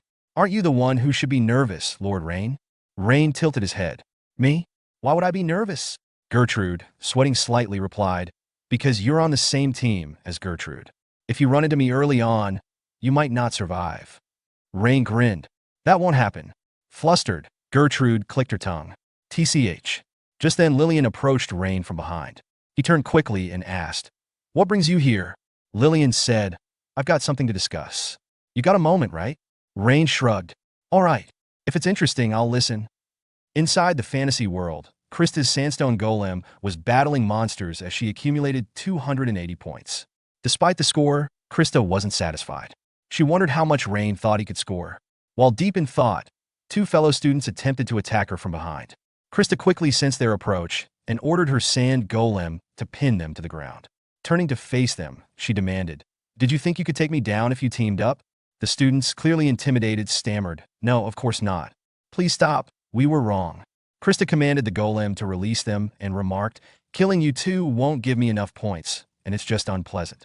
Next time, fight fair and square. The students quickly apologized and ran off. Meanwhile, students observing the exam from outside the barrier commented on Krista's abilities. One remarked on how impressive it was that someone her age could freely control 2-star summoning magic, while another praised Hubert for his strategic use of wind magic to gather treasures and defeat monsters, earning 253 points. Logan, too, was noted for his rough but powerful approach, accumulating 249 points by defeating both monsters and students. Professor Kyle observed, as expected, these three are dominating. His assistant, Gimar, agreed, commenting on the impressive skills of the trio. Professor Marina, however, dismissed their efforts, saying, "But those guys are just small fries." Meanwhile, Professor Ellen silently observed the ongoing test. The scene shifted to Lillian, who confidently declared, "I've never lost. Not even once." Rain, puzzled, glanced at her, and Lillian continued, "Not even once have I been defeated. If I lost, I'd be beaten to death. Why have you been hiding your talents all this time?" Rain replied, "I wasn't exactly hiding them. It's just that there wasn't a reason to show them off." "I see," Lillian said. "Just like a young master from a powerful family." Gertrude, overhearing, chimed in, "Aren't you also from a prestigious family? Why are you teasing Rain by calling him young master?" Lillian smirked at Gertrude's remark about prestigious families, responded, "I don't deserve that title. If anything, you should call me a tool." Rain was confused, prompting Lillian to explain her past. She wasn't born out of love, but rather created for a singular purpose. Her father, Dayton Karain, the dean of Rivendell School, subjected her to harsh and cruel treatment. Locked in a room from childhood, she was forced to learn magic under extreme duress. If she failed a test, she was beaten unconscious. Her father would even torture her mother in front of her, using fire magic to burn her as a punishment for failure. Lillian's father, a master of fire magic, knew how to cause immense pain without leaving permanent damage. Rain, shocked by her story, compared it to his experience at Osiria's school and asked, "So if you don't graduate as the top student, will that happen again?" Lillian coldly responded, "Not anymore. If he tries, I'll kill him first." Gertrude, overhearing, thought about Dayton Karain's 4-star mage status, wondering if Lillian could truly defeat someone of his caliber. Lillian continued, revealing her goal: to graduate from Delayton with exceptional grades, earn the school's recognition, and use that power to expel her father. She warned, "Don't get in my way." Gertrude dismissed her dream, boasting about Krista's genius. Lillian retorted, calling Krista a greenhouse flower, implying she was sheltered and weak. This insult angered Gertrude, but before the situation escalated, Rain intervened. He acknowledged Lillian's desperation but firmly stated, "I can't give up on being the top student. I have a friend waiting for me." Lillian, glaring at him, gave a final warning. "I've explained my reasons and given you a warning. If you still insist on getting in my way, I'll have no choice but to eliminate you." Later, the results for Group A's exam were announced. Krista and Hubert had dominated, earning 361 and 338 points, respectively, securing S-rank evaluations. Exhausted, the students exited the fantasy world, and Gertrude approached Krista with a towel, praising her efforts.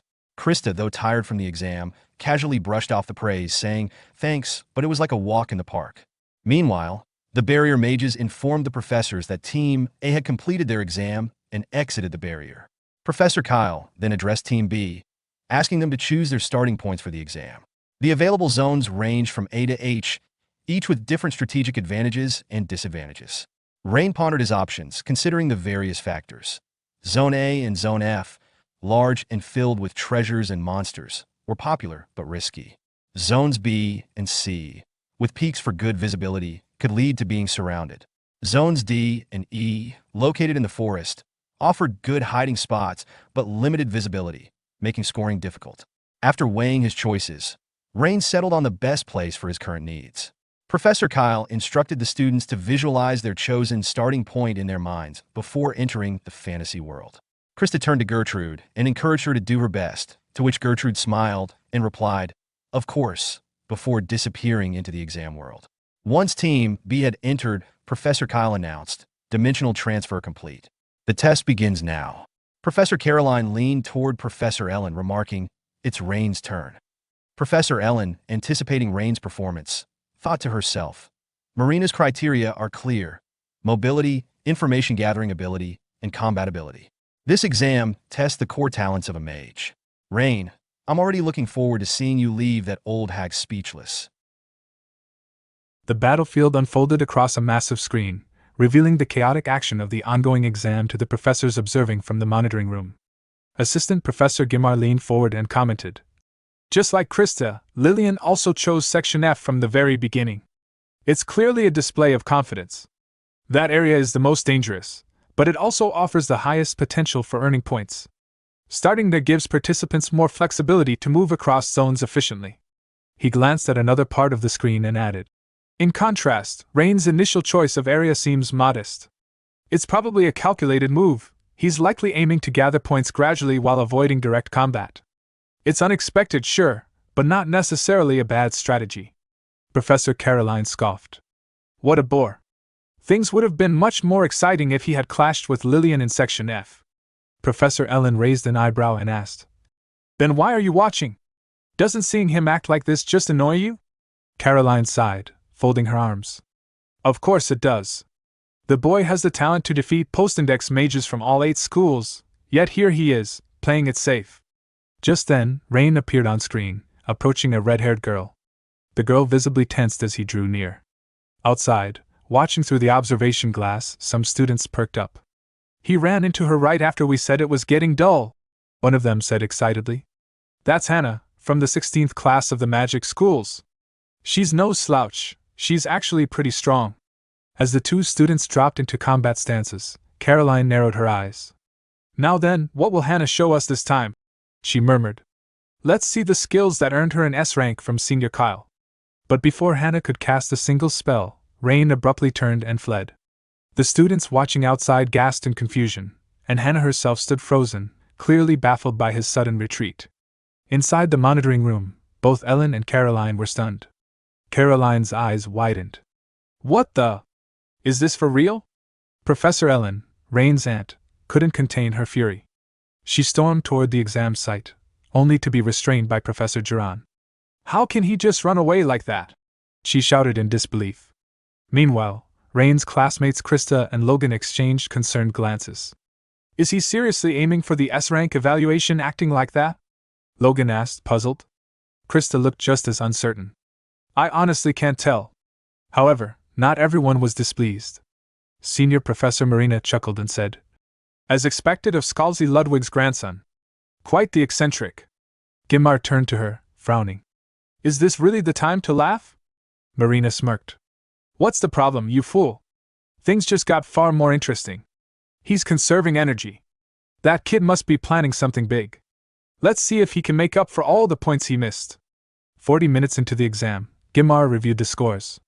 Compared to Team A, the current top score is a bit lower, but still quite impressive overall. Professor Kyle leaned in. So, who's in the lead now? The view shifted to Zona, mid-mountain terrain, where a student grinned, having just discovered a hidden treasure. But her moment of triumph was short-lived. In the blink of an eye, the treasure was snatched away by none other than Gertrude Panton. She smiled at the surprised student just as a monster lunged at her from behind.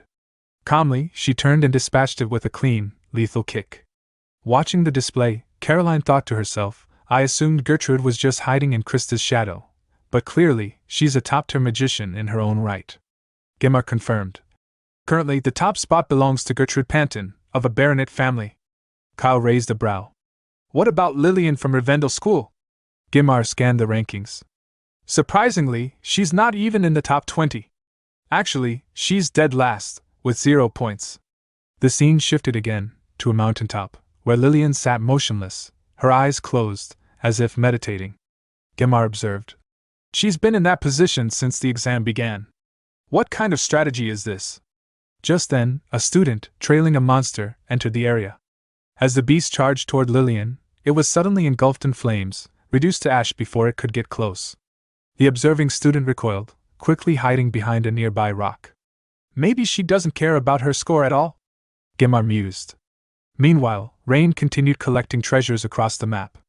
He had only engaged in combat once, during a direct encounter with monsters, and yet, he had managed to climb to 13th place with 198 points. A quiet, methodical rise. Watching his progress, Caroline commented. He's in Section C now, a mountainous area. Seems like he's quite used to climbing. Still annoyed by Rain's earlier antics, Ellen muttered. Maybe he was a monkey in his past life. Caroline shrugged. At this pace, though, it'll be tough for him to catch up with the top contenders. Ellen narrowed her eyes. What on earth is Rain planning? Suddenly, the weather shifted. Rain began to fall across the entire exam zone, both inside and out. Everyone turned their eyes skyward. It's raining! Someone muttered. Rain looked up, then smiled. Perfect weather. Monsters with sensitive hearing will be easier to hunt. And I'll be hunting them. Back on the mountain, Lillian, still seated, suddenly became surrounded by floating fireballs. Slowly, she opened her eyes. Found them. All 10 of them at the top. Shall we begin? With that, she stood and began descending the mountain. Then, without warning, the volcano beneath her erupted. A loud announcement echoed from the speakers. All examinees, please evacuate from the affected area immediately. Gimar's voice followed. This isn't a test you can pass by hiding. With the volcanic activity, safe zones will continue to shrink. Eventually, every student will be forced to fight. Meanwhile, one of the cloak staff overseeing the exam site reported to Kyle. I've put up a barrier to shield the area from the rain. As expected, the top contenders are starting to push harder. Logan commented from the viewing room. If they hadn't lost their rhythm earlier, the outcome could have been different. Krista responded.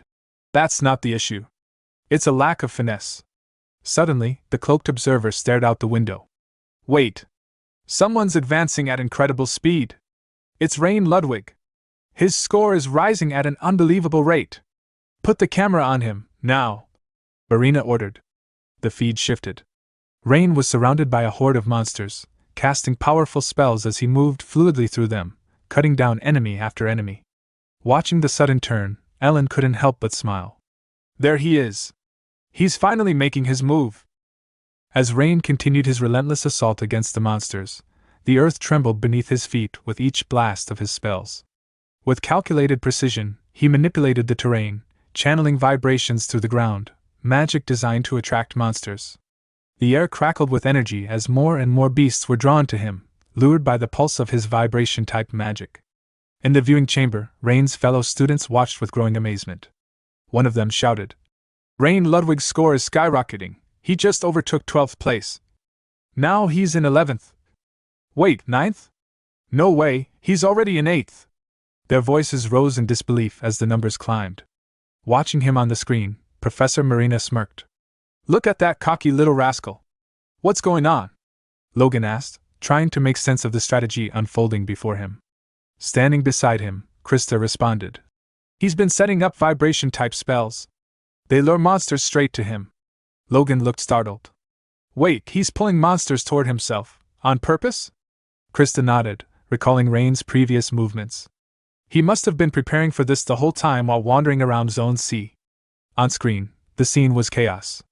Rain stood at the epicenter of a writhing horde of monsters, dodging their attacks with remarkable agility. As the numbers reached a critical mass, he narrowed his eyes and whispered to himself, now's the time. He pressed his hand to the ground, releasing a spell he had been preparing. From the earth, enormous spikes erupted, massive roots of hardened magic, impaling the clustered monsters in a wide radius. The monsters shrieked before collapsing one after another. Krista and Logan stared at the screen, speechless. They watched the jagged roots sprouting from the soil and skewering the beasts. Is that? Krista trailed off, confused.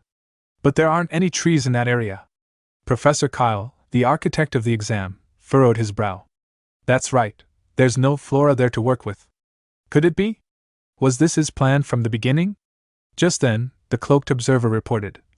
Subjugation points have been tallied. 164 additional points awarded to Rain Ludwig. Caroline raised an eyebrow. Casting a 3-star spell with that precision and sustaining it while surrounded by enemies. Ellen smirked. For him, that's nothing. She glanced at the updated score. 362 points total. That puts him in first place, across both teams. On the battlefield, Rain glanced at his score and gave a small nod. This should be enough. With quiet confidence, he began to move away from the area, thinking, time to slip out before things get messy. But Kyle wasn't so sure. He studied the field and muttered. The terrain is shrinking fast. The lava has spread across most of the map. There are hardly any monsters or treasures left. Gertrude won't be able to catch up at this rate. Suddenly, Gimar spoke up. Senior Kyle! What is it? Kyle asked without taking his eyes off the screen. There's something strange, Gimar said, his tone uneasy. Bruno and N, they were ranked 3rd and 4th, but now they're missing from the leaderboard. Is that a display error? Kyle glanced at the rankings. Losing your vision already? I'm serious, Gimar insisted, pointing. Look for yourself. Kyle leaned in. His expression hardened. You're right. They're completely gone. I told you, Gimar muttered. Kyle's eyes narrowed. There was a major points gap between them and those below. Even if they dropped a few spots, they shouldn't have vanished entirely. Not top 10, not even top 20? That doesn't make sense. He turned to the cloaked observer. Pull up the footage from 3 minutes ago. Show the last known zone they were in. Yes, sir, the cloaked figure replied, fingers already flying across the console. Moments later, the footage lit up the screen. Gasps filled the room. Bruno was shown engulfed in a violent column of flame. His screams echoed before he crumpled to the ground, eliminated from the exam. The caster of the spell stepped into view, Lillian.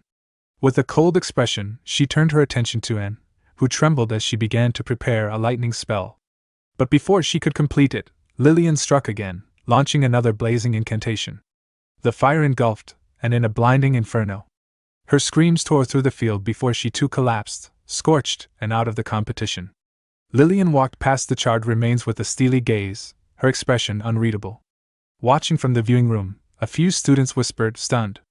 They're monitoring her, right? Just a few more targets left. Lillian muttered under her breath. Taking down either first or second place should be enough. Professor Marina watched closely.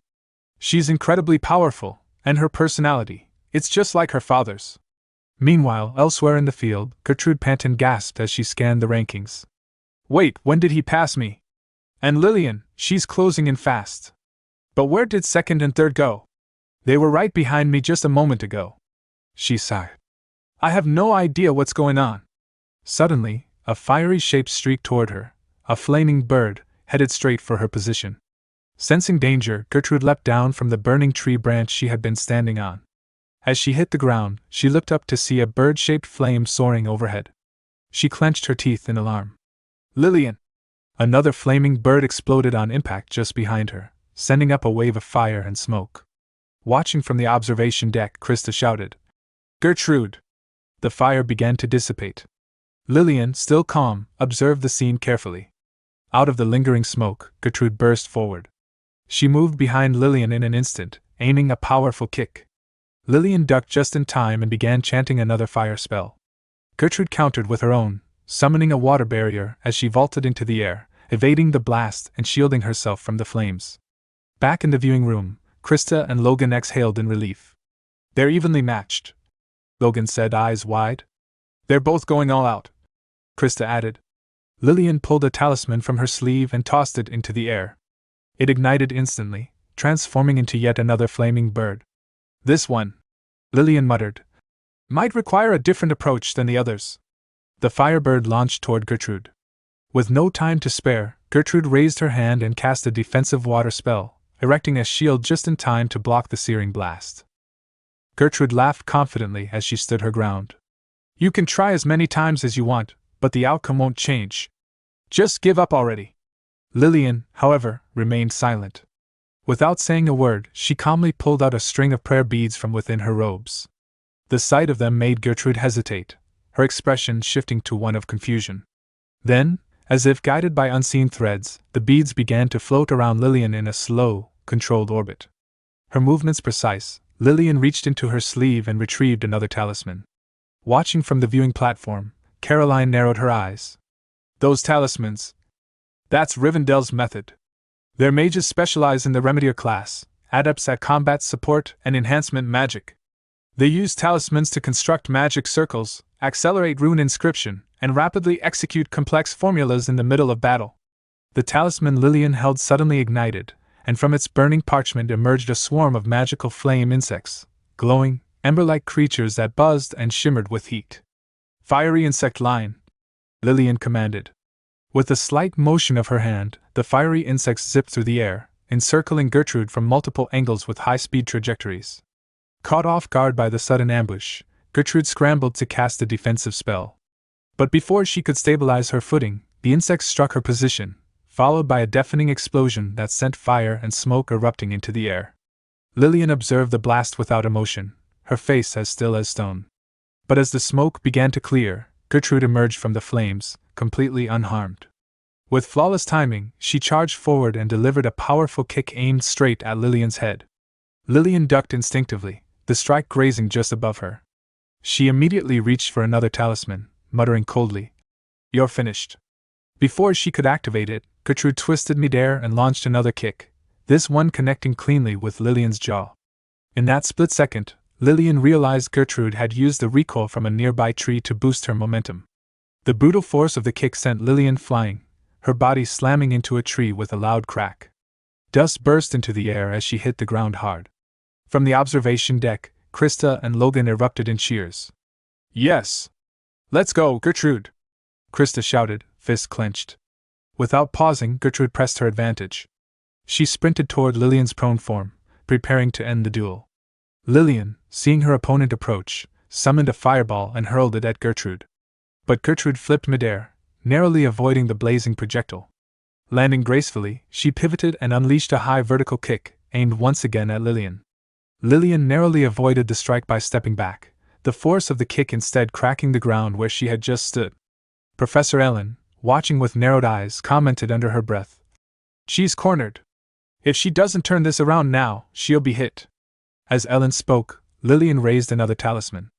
But at that exact moment, the ground beneath Gertrude's foot lit up with a soft blue glow. A magic circle activated, and from the circle, a torrent of water surged upward, flooding the area. Professor Kyle leaned forward, impressed. "An underground water vein? Even the point she stomped on was premeditated. She's more skilled than I thought." As the water receded, the audience gasped at the scene that followed. Gertrude had pinned Lillian to the ground, holding her down with a powerful joint lock and gripping one of her arms tightly. Kyle nodded with approval. "Just as expected from the young lady of the Panton family.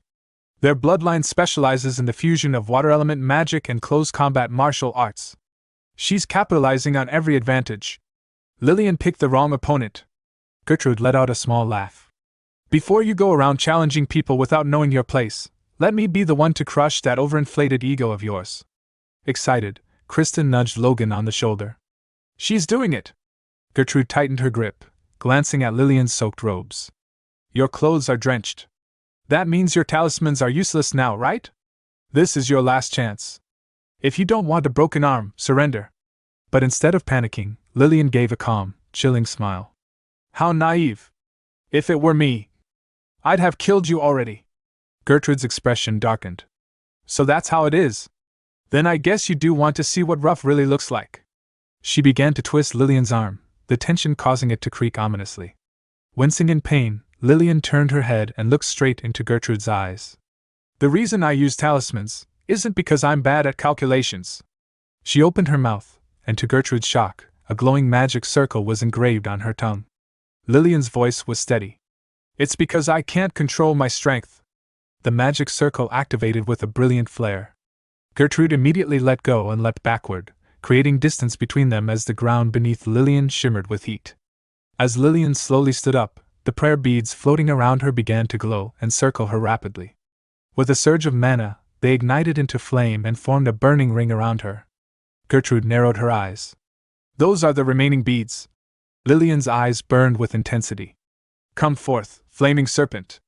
The ignited beads spun faster and faster until, with a blinding flash, they burst outward in a massive eruption of fire.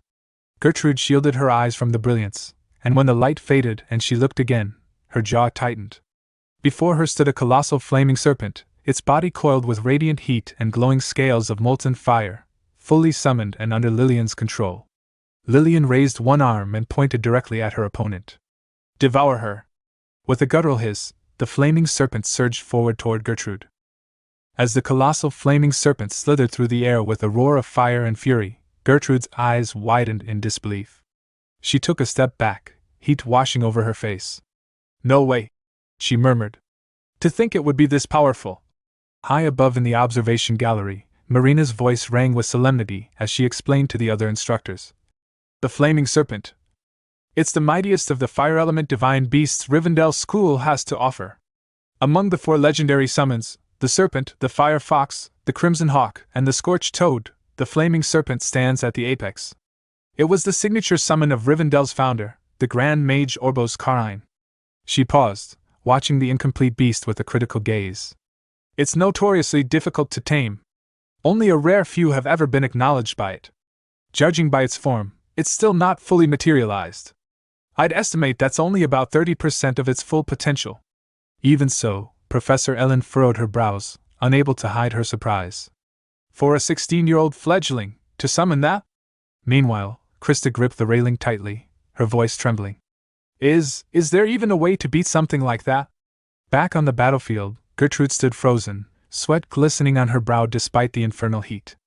Her eyes followed the great serpent as it reared its head, embers falling from its maw like sparks from a forge. This is a real problem, she muttered nervously, her gaze locked on the beast's burning eyes. The serpent lunged. With an ear-shattering hiss, it surged forward, mouth wide open as it aimed to engulf her whole.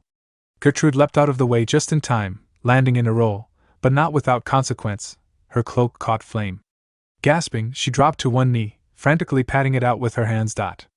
Damn, it didn't even touch me directly, she muttered. She turned her head toward where the serpent had struck moments ago. The boulder that once stood there had not merely melted, it had disintegrated into fine ash. Her breath caught in her throat. That was the power of the flaming serpent.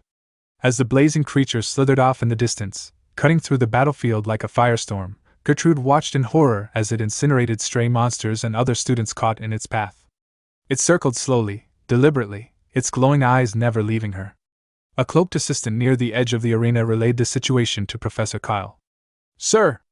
The flaming serpent is encircling Gertrude. It's clearly marked her as its target. It seems Lillian intends to see this through, to the bitter end. Gimar, another staff member, looked visibly disturbed. Senior Kyle, this has gone too far.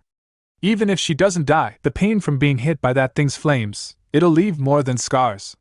If she gets burned, she may never recover mentally or physically. Shouldn't we end the test now? Kyle turned to Marina, seeking her judgment. What's your call? Marina nodded solemnly. I suppose it's time to intervene. But before they could act, a presence entered the battlefield, Rain. Appearing atop a tree branch with his usual quiet intensity, Rain stared down at the chaos, his expression unreadable. His mind flashed back to his training days, and the words of his grandfather, Scalzi Ludwig, echoed in his memory. With your current mana pool, there's a strict limit to what you can interrupt. The higher the rank of the magic, the faster you'll reach that threshold. Once you hit your mana cap, don't force it. You'll collapse. The key is choosing the right moment. Staring at the flaming serpent, Rain weighed his options. I've already secured enough points, he thought. I should just find a safe place and defend until the test ends. After that group hunt, I'm almost completely drained. No point in taking unnecessary risks. But then, he thought of her. Esther. Rain clenched his fist. But if it were you, you'd have left your friend behind. He jumped. Descending from the trees, Rain activated his spell, Bell Queries, his eyes scanning the arcane matrices within the flaming serpent. Magic formula, 5 interlocking triangles. Inscribed runes verified. Ratio configuration and summoning structure calculated. Total length and replication range mapped. Analysis complete. Calibration commencing. Blood trickled from his eyes as the sheer strain of analyzing high-rank magic tore at his body. After fighting Logan, and that damned rat spider queen. I know it now. His breath came short, but his mind was steady. Every time I break through, my mastery evolves. The stronger the enemy, the faster I reach 6-star magic. This isn't about saving Gertrude. His gaze hardened. This is about me. Don't get it twisted. The serpent lunged again, its flaming maw moments from consuming Gertrude. Boom! In a flash of intricate runes and spiraling sigils, Rain invoked his trump card, Bel Sidious. A powerful wave of counteractive mana swept the arena. The flaming serpent screeched, its body beginning to disintegrate, unraveling into ribbons of fire and flickering motes of magical residue. In mere seconds, it vanished, completely dispelled before it could touch Gertrude. The entire field fell into stunned silence. Students gasped. Professors leapt to their feet. Even Marina's eyes widened, unable to hide her astonishment. On the battlefield, Lillian's expression twisted in disbelief as she stared at the empty space where her grand summon had just been. My flaming serpent disappeared? She whispered. Her voice trembled with disbelief. Though the examination didn't award points for aiding others, it had another purpose, one less obvious but equally important. Under the pressure of limited time, scarce resources, and the chaotic nature of a battle royale, this test also measured something intangible: the ability to make choices that went beyond pure self-interest. Professor Ellen narrowed her eyes. So this test, it's testing character as much as power. Marina, watching Rain step into the fray, smirked. Scarl, this has your fingerprints all over it, doesn't it? Her gaze followed Rain's battered form. Still, this one's going to end up as one of the highest scorers, no doubt about it. Meanwhile, Rain doubled over, coughing violently as fresh blood spilled from his lips and eyes. His vision blurred, but his thoughts remained sharp. Forcefully canceling a 5-star spell takes more out of me than I'd calculated. I still lack the capacity. I'm not a complete vessel yet. Through the smoke and fading embers, Gertrude spotted him, wide-eyed with confusion. Prince Rain? Rain snapped his head toward her, his voice strained but commanding. What are you doing? Move, get out of here, now! Snapping to her senses, Gertrude staggered up and retreated, leaving Rain to face Lillian alone. The girl stood motionless, her breath shallow, blood staining the corner of her lips. As the wind swept past her, so did a series of cruel memories, voices of doubt and judgment. The Pension family's magic, it's fundamentally incompatible with yours. She bit her lip. I don't even have the mana left to summon the flaming serpent again. Then her eyes locked on Rain. It was him. He's the reason the summon failed. That boy interfered, again. But whether or not he stopped it. She began walking toward him, her glare sharpening with each step. I will find out. Meanwhile, Rain's body screamed at him to retreat. I've got nothing left. No mana, no defense. I need to get out of here.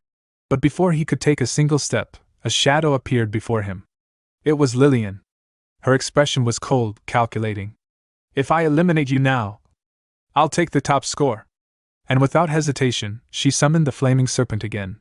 From the professor's gallery, the cloaked assistant's voice trembled. She summoned it again, but this one's smaller. Still, its heat signature is intense. That thing's still dangerous. As the serpent lunged, Rain leapt aside, barely avoiding the blazing fangs. But another flame shot toward him, Lillian's follow-up spell. Rain, get out of there! Ellen's voice rang from above. He tried, but his legs were sluggish, his body numb. Too slow. But then, boom!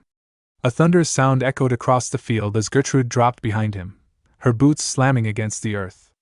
Lillian turned toward the noise, her expression twisting in alarm. But it was too late. With a roar, Gertrude charged, her fist pulled back and glowing faintly from the strain. She struck Lillian square in the gut with brutal precision. The force sent Lillian flying, her body crashing into the weakened flaming serpent, shattering it in an explosion of burning fragments. Rain blinked, stunned. Gertrude? What the hell are you doing here? She dusted off her knuckles, breathing hard. Lillian's my opponent. Besides, if young Master Rain got expelled, Lady Krista might throw herself off the tower from heartbreak. A stunned silence swept over the spectators. Heads turned toward Krista. Her face turned beet red. What? No! It's not like that, she stammered.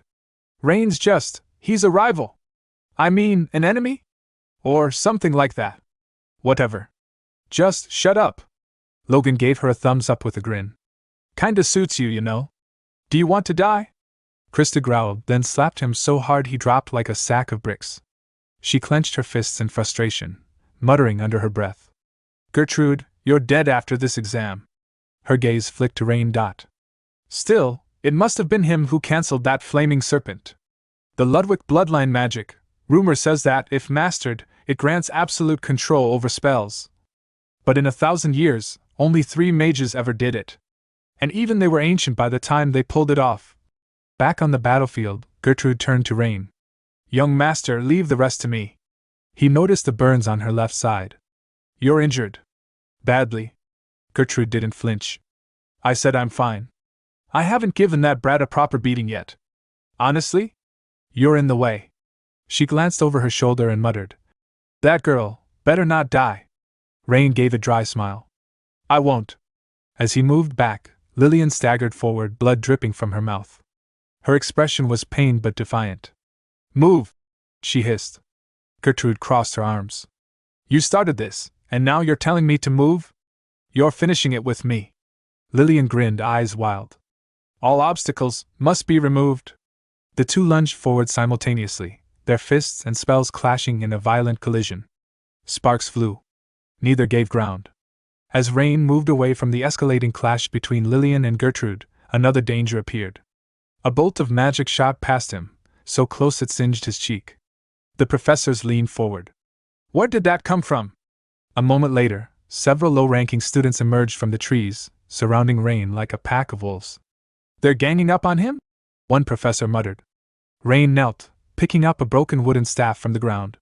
My body's at its limit. No mana left. I can barely stand.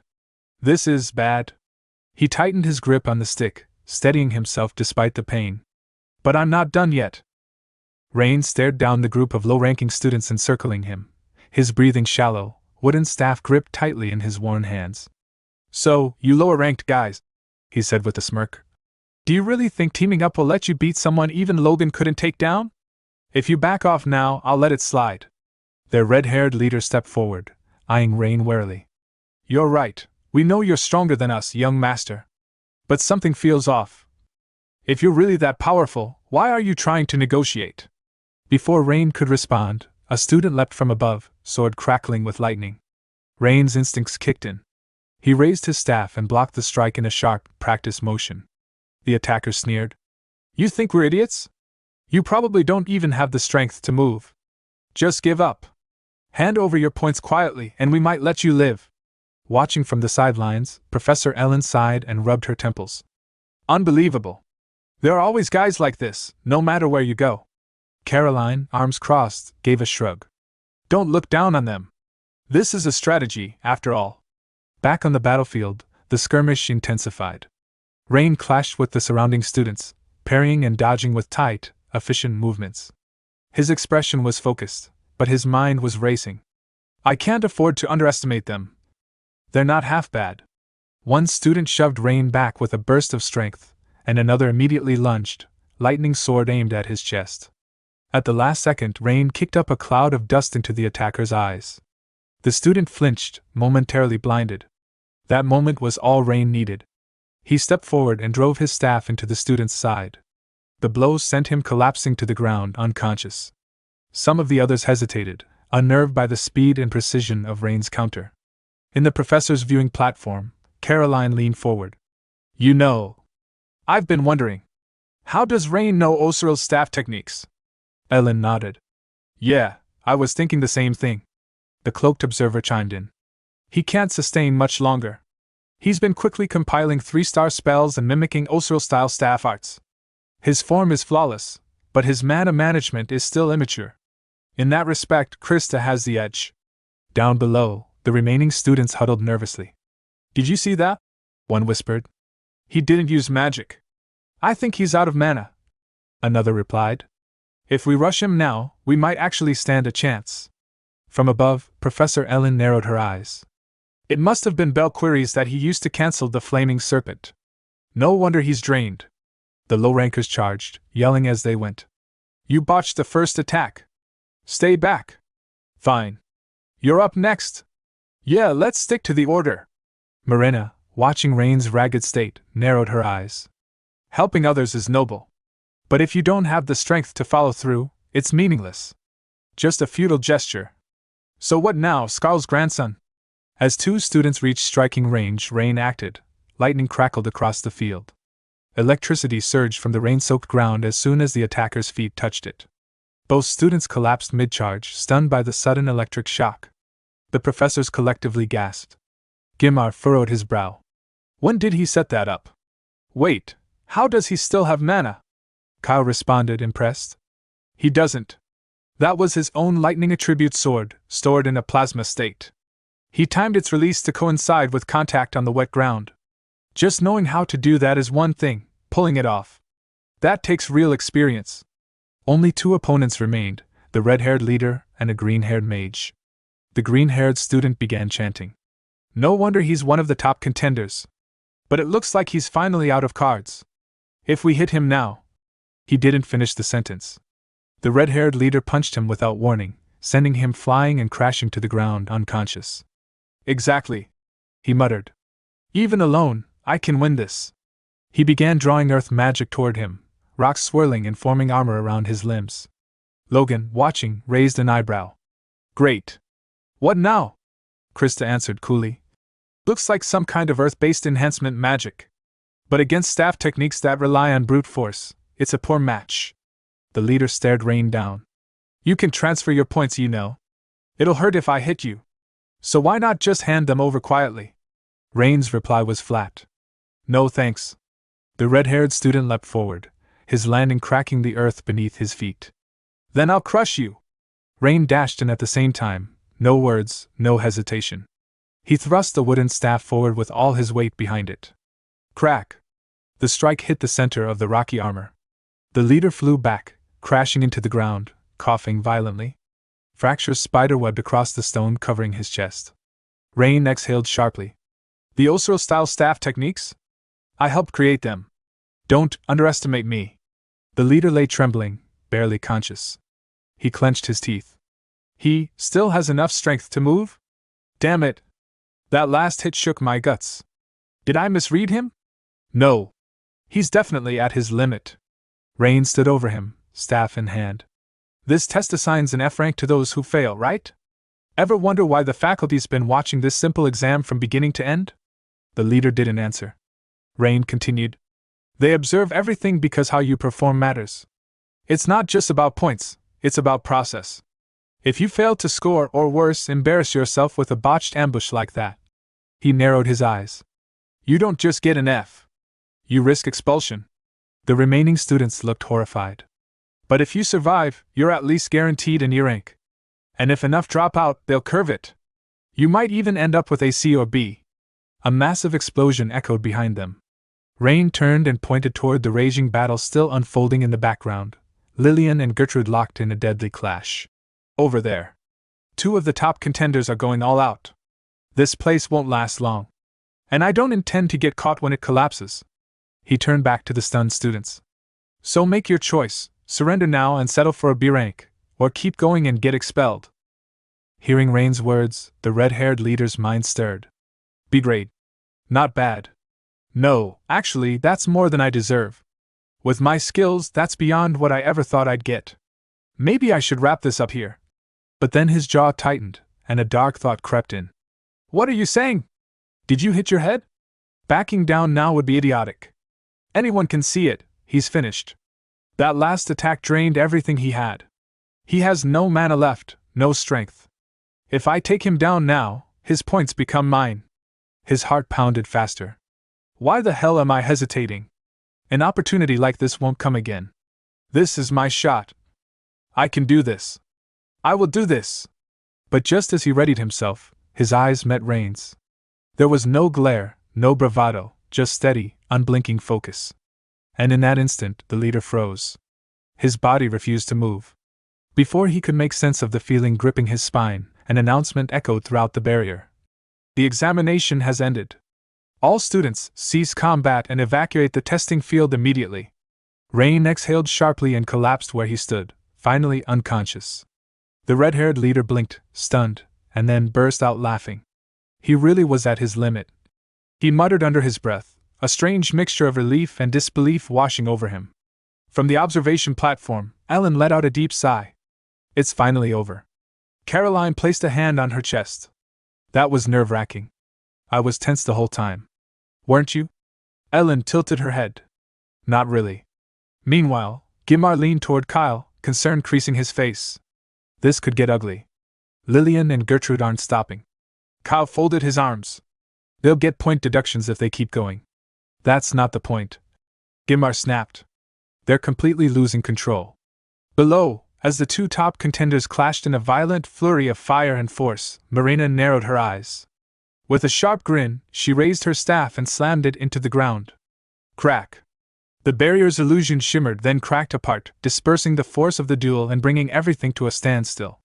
Marina's voice rang out, clear and commanding. Skill is worthless without control. You're just fledglings flailing around. The exam's over. If you don't want the lowest rank possible, leave the barrier now. Gertrude stumbled back and instinctively checked the side of her face and her arm, both of which had been buried earlier during the intense fight. Her eyes widened. The wounds are gone. Wait, this whole time, it was all an illusion. This is an illusion barrier? Lillian, realizing the same, checked her condition and narrowed her eyes at Gertrude. The two locked gazes, exhausted, but still defiant. Then Marina's voice cracked again across the air like a whip. I said get out, while I'm still being nice. How many times do I have to repeat myself, you little brats? At that moment, the brown-cloaked proctor responsible for maintaining the barrier cautiously stepped up. Lady Marina. They called out. What now? She snapped. You forcibly broke the barrier, but the C group exam still has to take place. Then just reset it. The proctor blinked. Understood. Then do it. Now. Yes, ma'am. Meanwhile, the other students had begun exiting the testing field. Among them, Lillian approached Rain's unconscious body, a faint trail of steam still rising from the scorch marks left by her earlier spell. She turned to the remnants of the flame serpent and glared. What did you do to him? Rain, eyes fluttering half open as he was helped up, replied hoarsely. I don't know. Lillian stepped closer, her voice sharper. Don't dodge the question.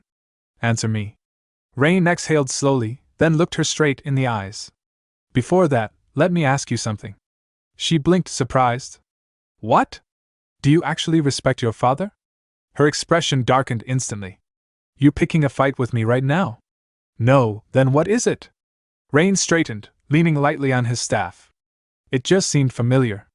The idea of needing to take first place, to drive your father out. No matter the reason, you're climbing up, while burning everything in your way. Is that really the life you want, or just the one he wants for you? He took a step past her. The way you tried to incinerate everything for your goal, it's no different from what I've heard about your father's past. If you're okay with becoming that kind of person, then nothing I say matters. He paused, his voice quiet but firm. I'm the one who defeated the fire serpent. And if you keep going down this path, we're going to clash again. When that time comes, I'll show you exactly what that means. So be ready.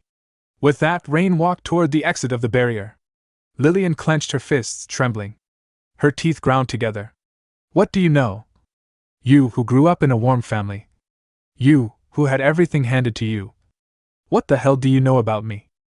A little while later, as the exhausted students emerged from the barrier, Krista spotted Rain and Gertrude and made her way toward them, a bright smile lighting up her face. Gertrude returned the smile warmly. Young lady! Ready to go all out next time? Without missing a beat, Krista playfully punched Gertrude's forehead. Well done, she praised, then turned to Rain with a teasing shout. You there! You really know how to run your mouth, don't you? Spouting nonsense non-stop. Rain glanced at Logan, curious. What's her deal? Logan shrugged casually. Nothing much, really. Krista huffed dramatically. Earlier, everyone's eyes were on me. I nearly died of embarrassment. Gertrude chuckled. But it was true. Don't you dare. Krista shot back, pointing at Gertrude. I'll shut that big mouth of yours.